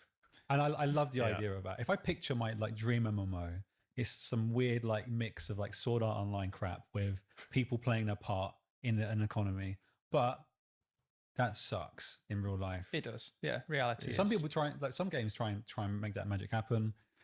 I really loved playing Arcade for the first few months of launch, and then it kind of just descended for other reasons, get around design and like monetization and stuff. But that idea is still magical to me. But I just don't think it can. I think today's playing trends and play habits have changed so much that it doesn't really work anymore. I mean, I've mentioned it already, but the fact that like one of the pillars is single player but together now, like I think we've accepted that that's become a bit more the way people think about the game. Yeah. And that also does embrace Iron Man a bit naturally. Mm-hmm. I think you think of any other MMO, Iron Man probably doesn't work quite as well as it does for us. I think the game's almost, there's so many ways it's built to be fairly single player, and Iron Man just works so well. There's a reason that blew up with creators initially, and single man, one man army, and so on. And obviously turned into actual mode, but it feels like it fits the game so well. I think there's very few changes we've had to make Iron Man just work. I think obviously we're not. Some people might say we're a sandbox. Other people say no, you're not. But we kind of sit on that side of things. But I do think like the two real major theme park MMOs, like Final Fantasy 14 and World of Warcraft, you can play those as kind of iron, right? Like you're doing boss encounters and raids and stuff with them, and then you're having to get items through that. But other sandbox games, no, I don't think really work as iron. Yeah, the only other game that I know that has a good like iron mode experience is Path of Exile. You do solo self-found, and like for me personally, and I didn't. I should have maybe. That's crazy. When he said, I thought he was gonna say Minecraft in terms of like a serious solo player building, getting free stuff like that. I thought of Minecraft in terms of sandbox. I guess Path of Exile is sandbox, I would call it. But I get what he means. Solo crafting stuff, because it is kind of easy to get the materials, hard to get what you want. Path of Exile. Mentioned this when I asked you the question, which I still want to hear your answer to. By the way, I know we'll get there, but it's like for me, I personally believe that the Iron Man experience should have been maintained as that hardcore kind of like, yes, it's gritty, it's difficult, it's prestigious because of the difficulty. I personally don't like when we make changes to make iron mode easier, because I wanted that. I was talking at the very start of the podcast about, like I've got an achievement. I want people to be like, wow, look at that. You've done something, you're insane, or you're really stupid, right? That's the joy I get out of doing it. That's why I'm playing the online games. However, I would be absolutely idiotic to turn around and say that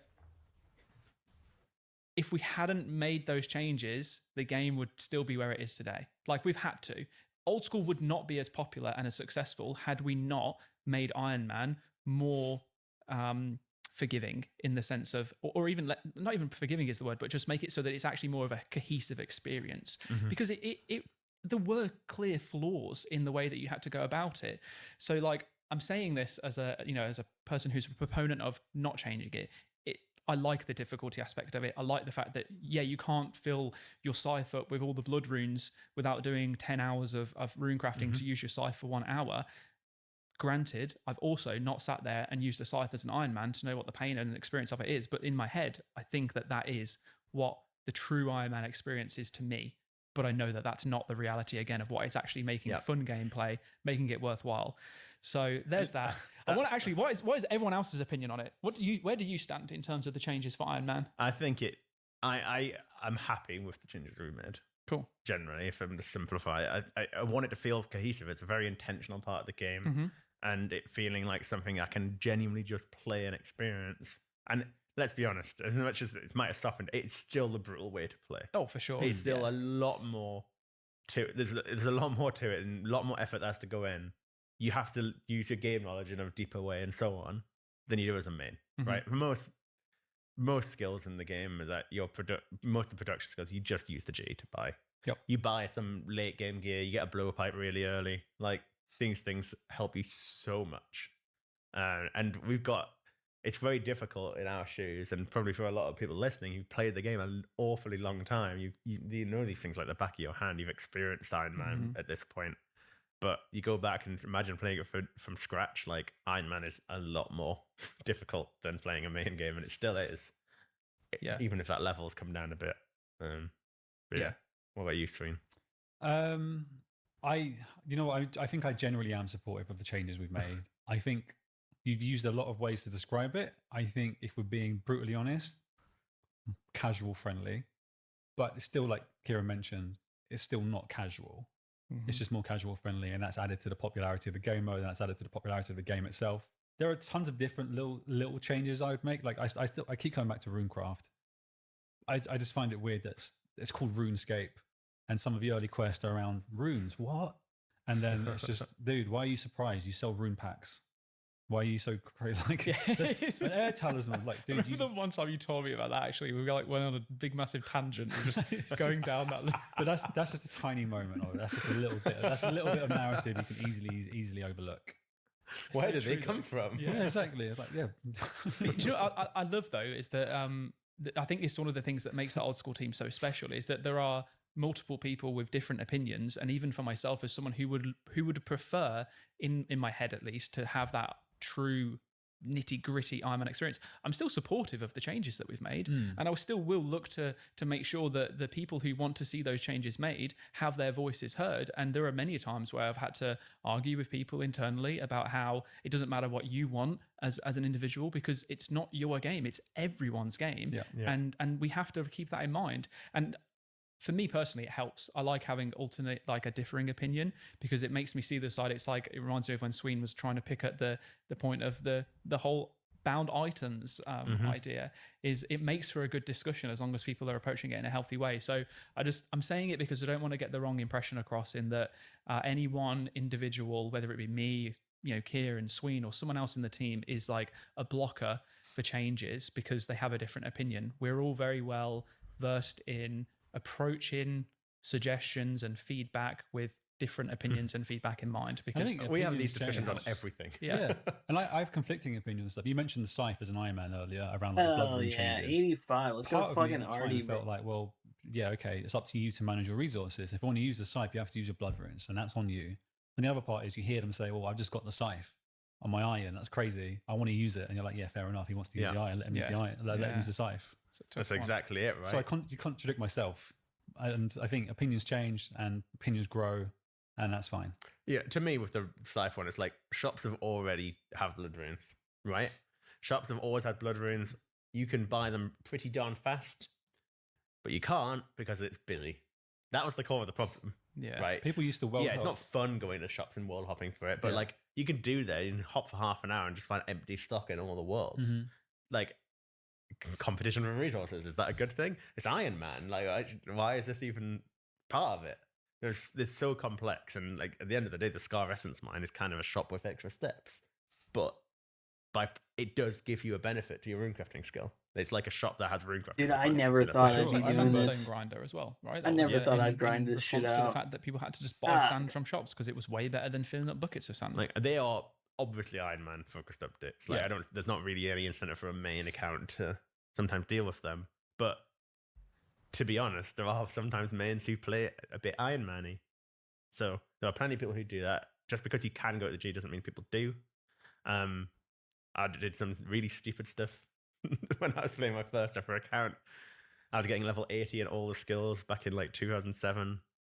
And I decided, all right, to get the smithing, I need to mine 20k iron and 20k coal or whatever it was. And I mined it all myself.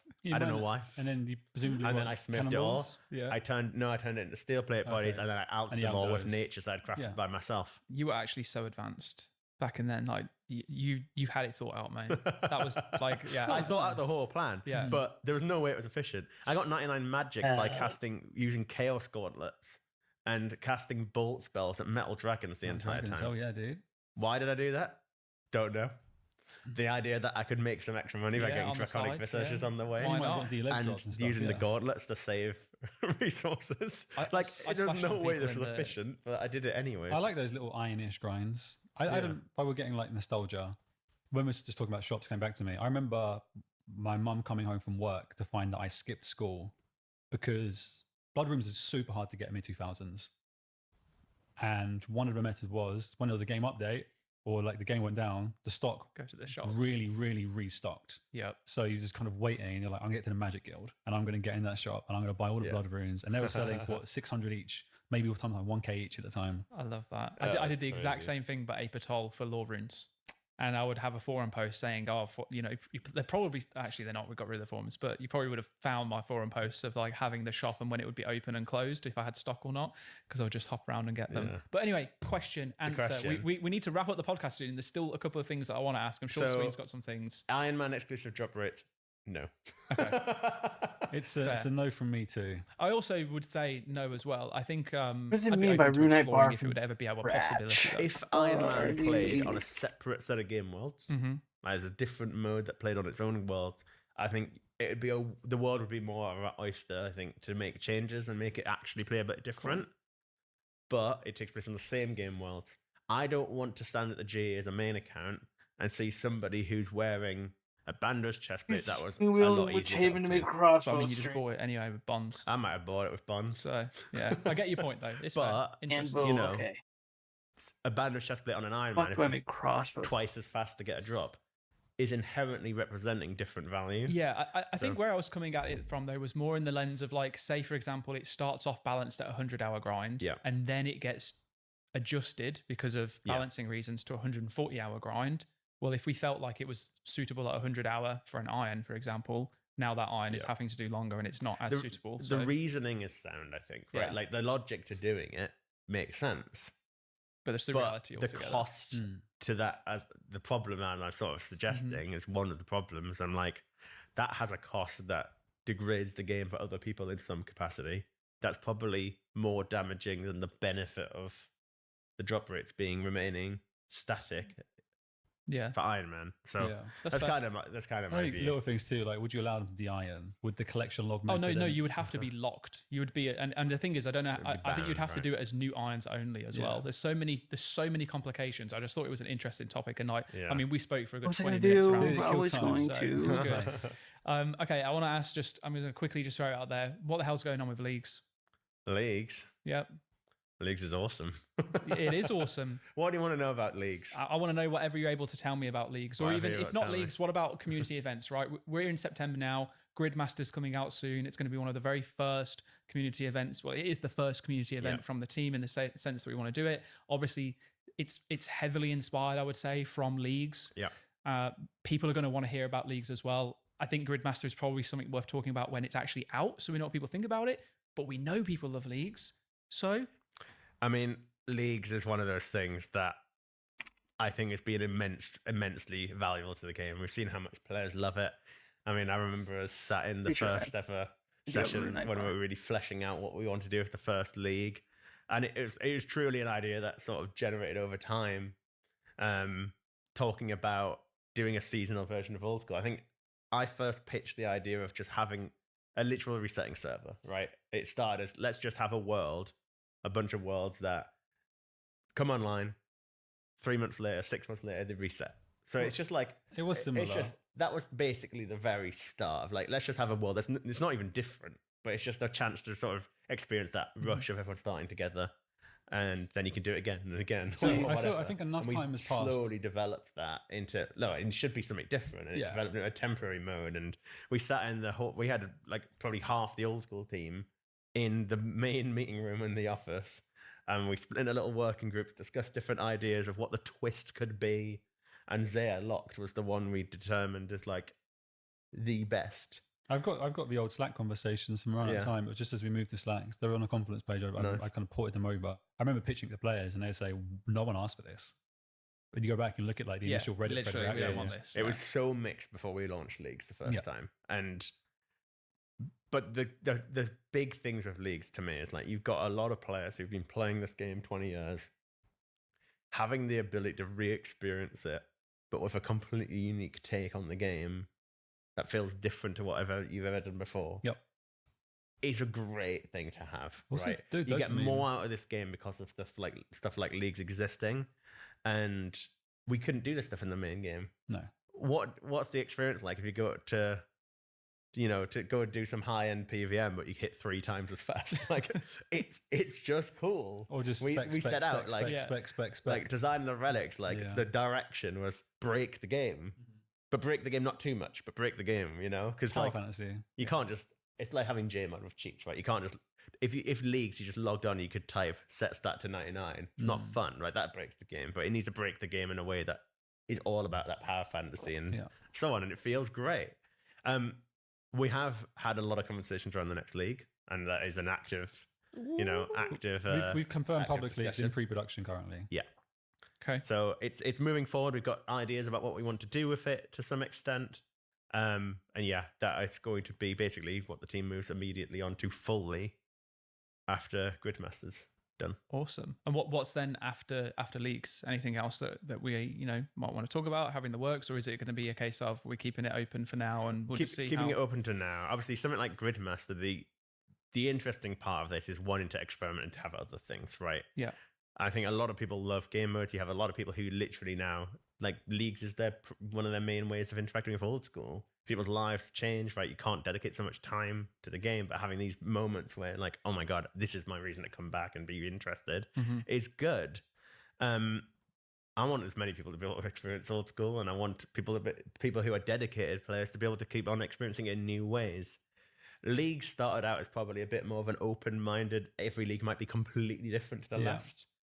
We have morphed that more directly into leagues is now a pretty coherent experience, and for the most part, like we'll try and do different things, but the underlying core experience is probably going to remain fairly similar.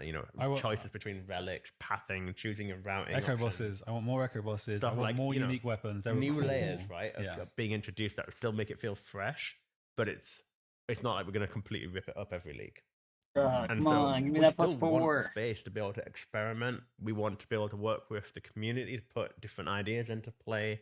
I'd love to work with creators to put on events and stuff as well. Like all this stuff Nightmare. just to, again, let people experience old school in different ways and let us just try crazy stuff and try different ideas. Like Gridmaster very much is born out of leagues is awesome. There's loads of cool components to leagues. We know people really want a bingo system in the core game as well. Yep. A lot of people like that formula, having the challenges on a grid. What if we combine the two in a different way? And to me, it's just How is I it want to be able to not experiment, finished? and I want to be the team to feel empowered to experiment and offer different things. And it's a chance to surprise players. The core game obviously blogs everything, full details out. Did Like you- seldom are you didn't make the surprised. A stock chance to here? surprise comes through things like leagues and game modes. And the key thing for me is having a good balance. Too many game modes distract from the core game too much. Right? There's certainly temporary ones. I don't want the whole calendar to be completely swamped by I don't different understand what experiences. Mhm. So that's what I'm got to be missing. kept in mind. Yep. And we've debated many times on leagues specifically, how often should a league be? We did a survey after the league, and I think most people settled on like a year to a year and a half between leagues is actually the right that. sort of cadence. I genuinely always think we should I don't to know. go slightly less often than people think. That would be my view, because too much of a good thing is gonna it will distract too much, and I think there's there's a need to step back a little bit, not dedicate too much dev resource to it, because we've got a main game to uphold. I want to have things like Sailing coming out, Valnamors, and so on are really important for the main game. Too much time spent on temporary content is not a good thing for the overall balance. And I'd rather keep people wanting a little bit more than feeling like they've got too much of it. And I think Dead Man's probably one of the best examples of that. For people who remember way back, we were doing our Dead Man seasonals 4 times a year. Quarterly, it was always on, basically. You'd have a seasonal and then finale, seasonal, finale, and it was always going. We barely And had I think time it to just fix it issues. took away from itself Yeah. because Fuck people were me, sick dude. of it. It was This just too game much. Something is so being frustrating absent for a little bit sometimes. and coming God back damn it. lets us do it properly, bug fix, add features to it. You know, if we're doing leagues more than once a year or something, there's no way we could do echo bosses and things like that every single time. So I look forward to the next one and I'm seeing buzzing for leagues as again. more comes out. I'm looking forward to being able to talk about what the twist is. So, well, I'm gonna stop asking questions now. Sweeney, is there anything you want to ask before we wrap up the cast? Just another thank you, Kieran, for joining us, That's all right. and we'll have you on again soon. I feel like it's one.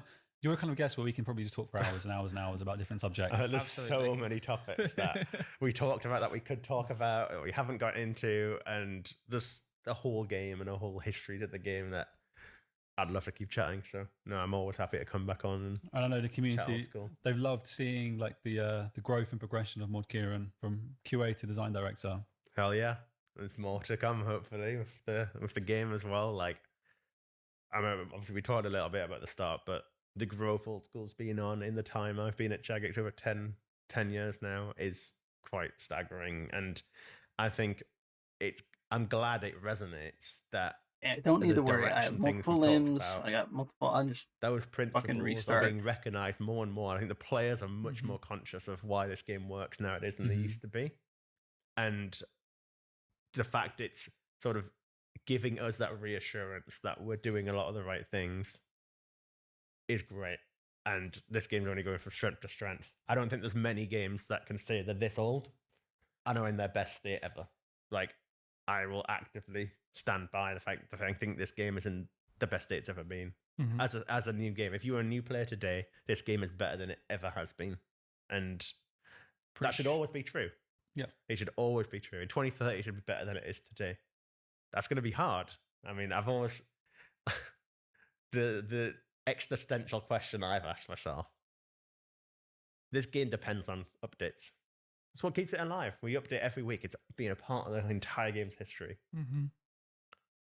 That's what keeps people coming back, right? What's coming out? We go on RuneFest stage. We announce awesome things. We do a summit. We reveal awesome trailers. People are excited by new things coming to the game. That's what keeps people playing. I've asked myself the question, what if the game was perfect? If the game's perfect, how do you do an update to it? We'll just add more perfect, mate. Easy. I feel like we covered this in the last one too. I can't quite remember. Yeah, well, I mean, maybe I'll cross over, but like, I think at the end of the day, I remember when I first joined and people were saying, you know, I hope in 5 years' time, you know, we'll still be at a point where the game is, you know, good. And then from there, it's like another 5 years' time. Like the game's coming on 13 years old now. I don't see it slowing down anytime soon. There's still so much left that we want to be able to do and that we can do. Like the roadmap for, I don't want to talk too much about it because we'll save that for the summits.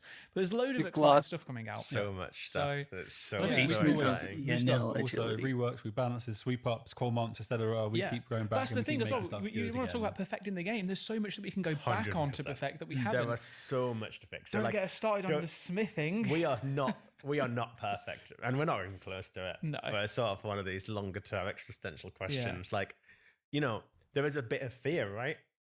Platinum Age, Golden Age, all this sort of stuff. We're going to the dark. We don't want to ruin it. Like, so there's a level of fear if we get it wrong and there's damage to that. But what I will always stand by is that we are pretty good at correcting it. Yeah. If we completely mess up, we will change it. We will fix it until it's right. And I think the biggest stuff like obstacles- sweep ups are so important to tidying up old things that have maybe grown out of date as well. And it's great too because we announce a sweep up, and then the opinions of the players are so rife and vociferous about what you should sweep up this, sweep up that, sweep up this. So we go into it for like, all right, cover these topics, and then we lean with like, okay, we've got another 6 more sweep ups to do, guys. Yeah, literally. But it's great because it helps us out massively, and I mean I love it. Obviously, I do because I work in the community team. But I love the fact that we can take those ideas and we can put them to the developers. I The have to developers use aren't a turning around and fucking being pick lock. No, not going to do that. No, I'm not going to do that. Not going to do that. It's like we need to find space for it, and everyone comes together to try and make it happen. But Or lock we were pick, wrapping not up. pick lock. we were wrapping up. So before we carry on, thank you again, Kieran. It has been an absolutely wonderful cast. I've enjoyed it thoroughly. And as Sween said, I'm sure we could find more and more things to talk about. So we'll just have to get you back again in another year. Hopefully it won't be that long though. But yeah, thank you. Anything you Thanks want to for just having me say on. before we end? I just thank you to you guys for being awesome hosts, and I mean it's just a joy to do what we do. I think as not just this podcast, but the whole game and everything we get to do. I think we're lucky to be in the roles we are, and Very, very looking lucky. after this Very game, much so. and we'll keep doing it. I'm sure we will. Well, a big thank you to everyone at home for allowing us to be in this position as we are right now. If it weren't for you, then quite frankly, we wouldn't be here. Hope you've really enjoyed today's cast. If you have, let us know down below in the comments. Who would you like to see next? Any other particular JMod that we should be asking questions? And if so, what questions should we ask them? Anything that we didn't ask Kieran that we can potentially ask him in the next one? We'd love to hear your thoughts. Otherwise, that is going to be a wrap. So a thank you from all of us here at the studio, and we'll see you in the next one. Damn. Like, Mum, all my friends and members, please. You know, I want to play sailing. I want to have fun playing sailing. I'm very glad that every skill up until now failed. They were like, "Oh, my kid's going off to uni. I have to send her some moose meat."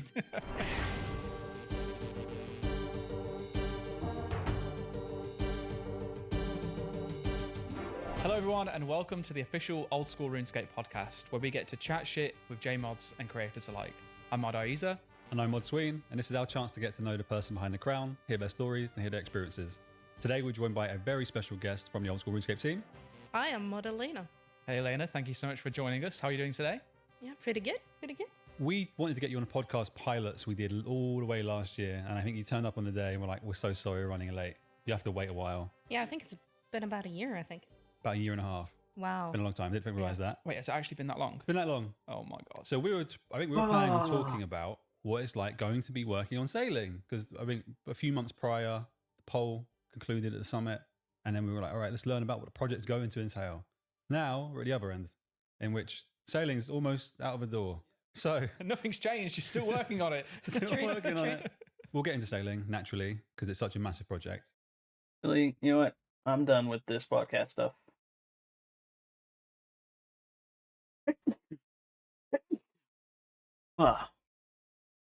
I can do it. I'll watch it another time.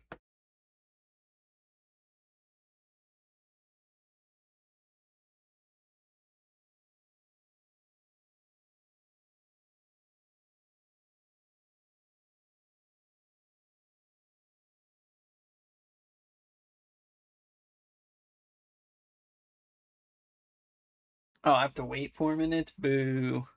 What's the other world like? What's the other world like? As long as I can get into a game that finishes, that's all I really care about. Nice. Oh, not too nice. There's only like 4 people here.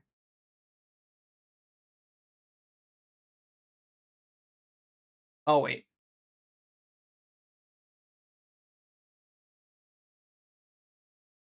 There's already way more people.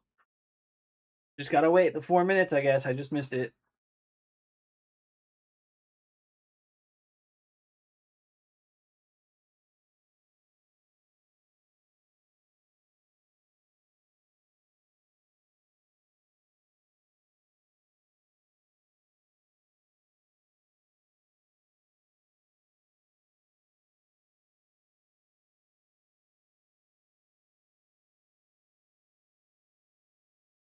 Okay, yeah, I can get.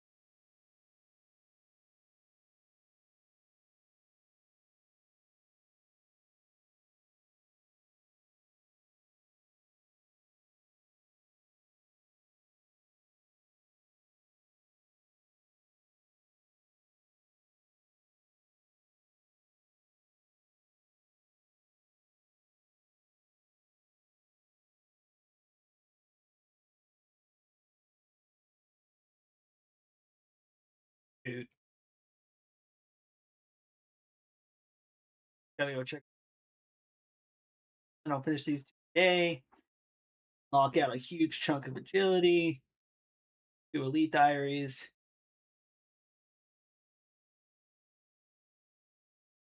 And maybe I'll later to by myself. I'll do some zombie killing or something. I don't know.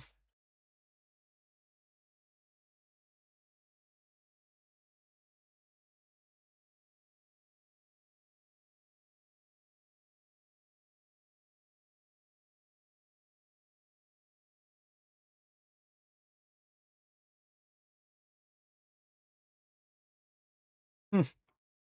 The ship's at sea. Some kind of paradox.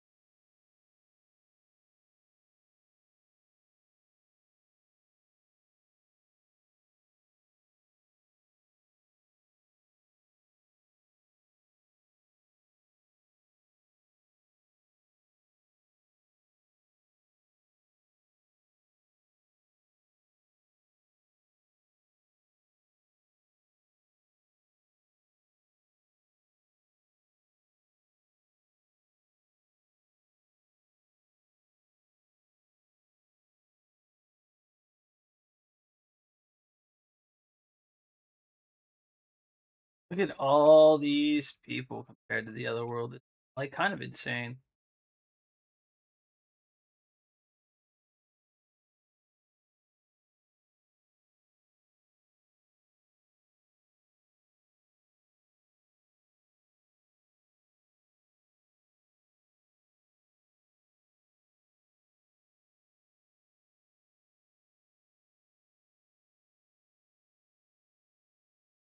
Geez, there's so many people.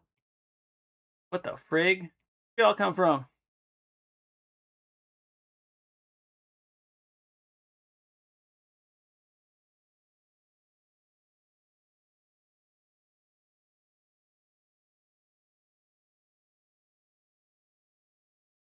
So funny now that like sailing exists and like I've sailed this area.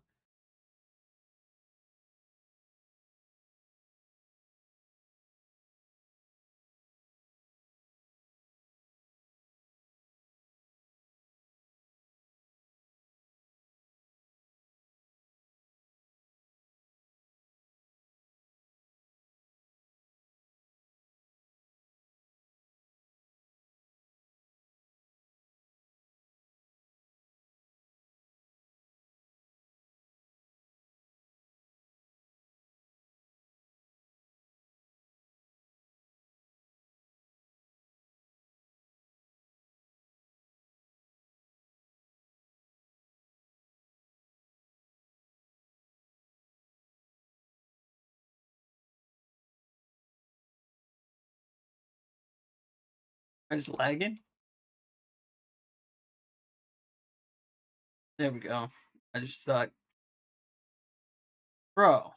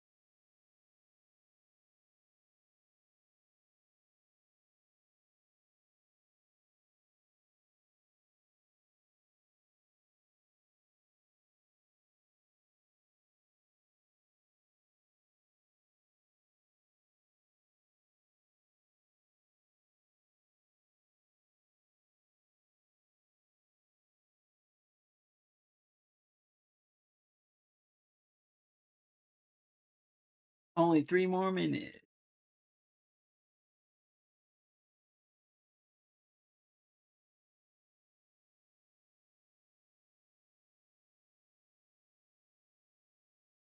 Oh, I should put the cooking cape on before I actually cook the manta ray.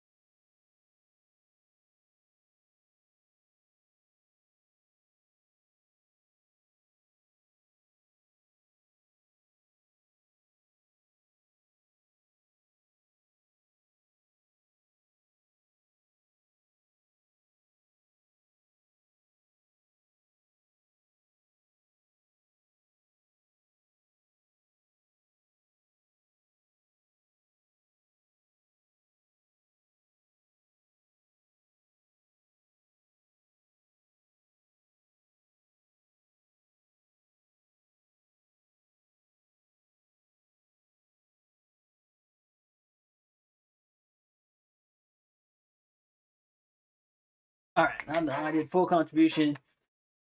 I wait the last 45 seconds. Maybe good. Ugh. After I finish these 2 diaries, so I'm gonna go. I got some dishes I need to do. Hungry,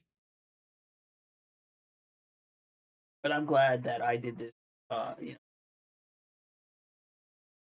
Agility shit. 5.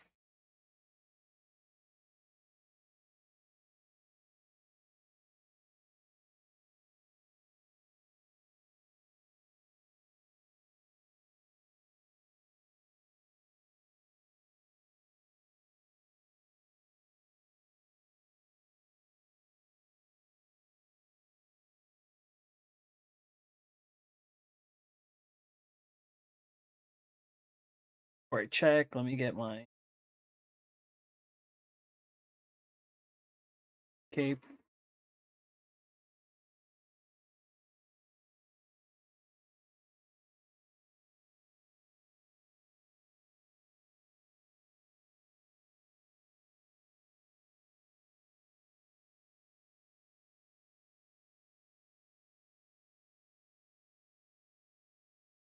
Hell yeah. Hell yeah, dude. Dude. Done with the Elite Diaries. I never thought I'd get here. I never thought I'd have the agility to do this shit. What am I doing? I have the root. Oh, I need X.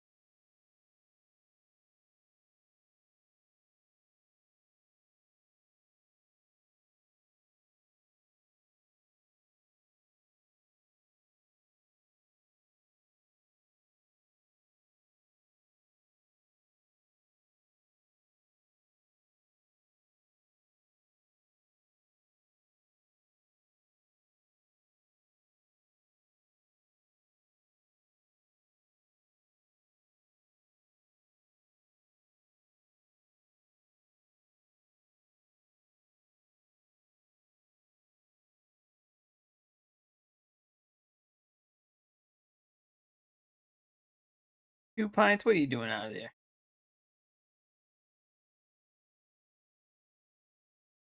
$50% more fish, 25% more marks of grace. Unlimited teleports. 140 is like the most important thing for freaking thieving. It's gonna make nights so much nicer. Agility. 50k.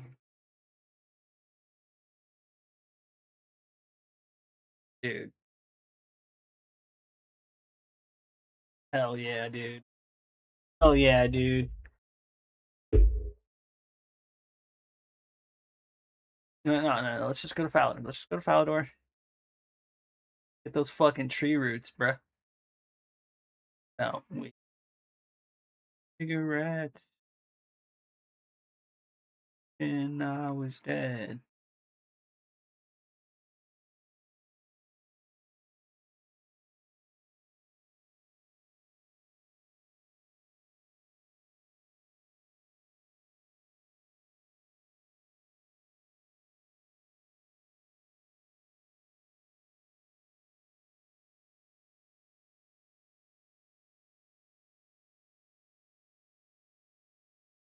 All right. This is going to take a while. A lot longer than I thought it would.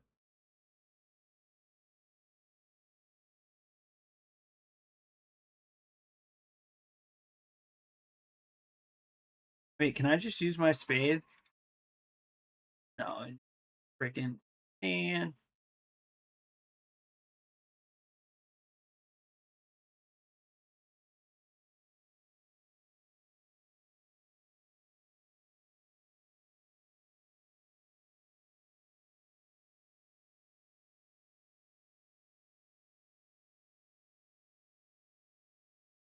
Oh, this is going to take forever.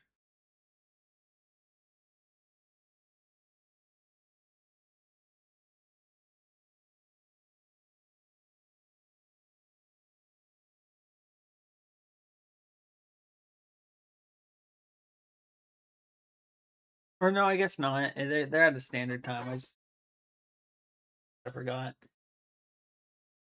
Doesn't show the wheel on Farm Tree.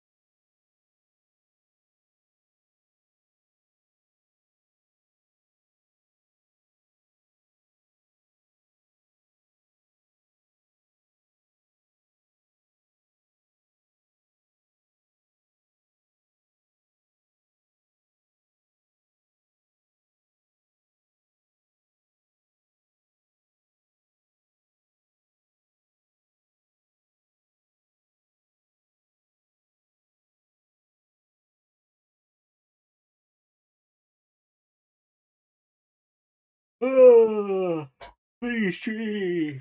I wish you could top down a bit faster. Get fast.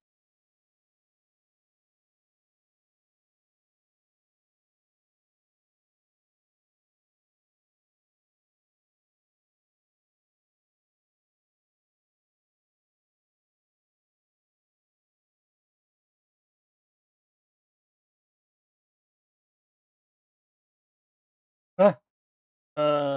Use.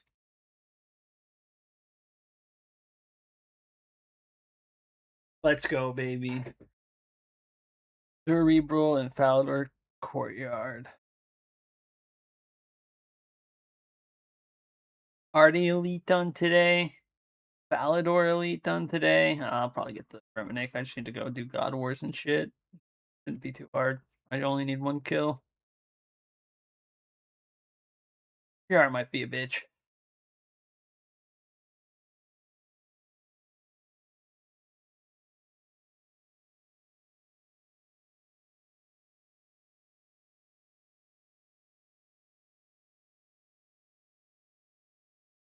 Boom. Easy. 100k in agility. That's over 100 laps at that stinking Relica.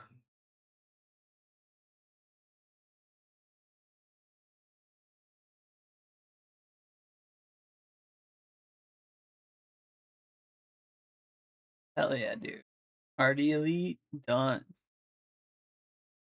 Although I don't really know where I had my Falador shit.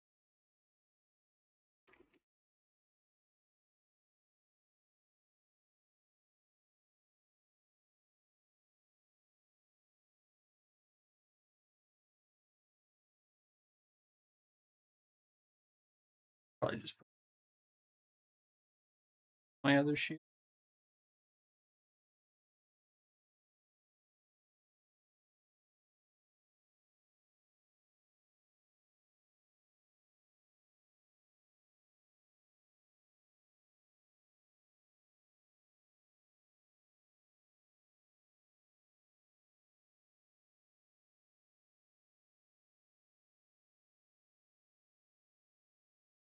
Alrighty.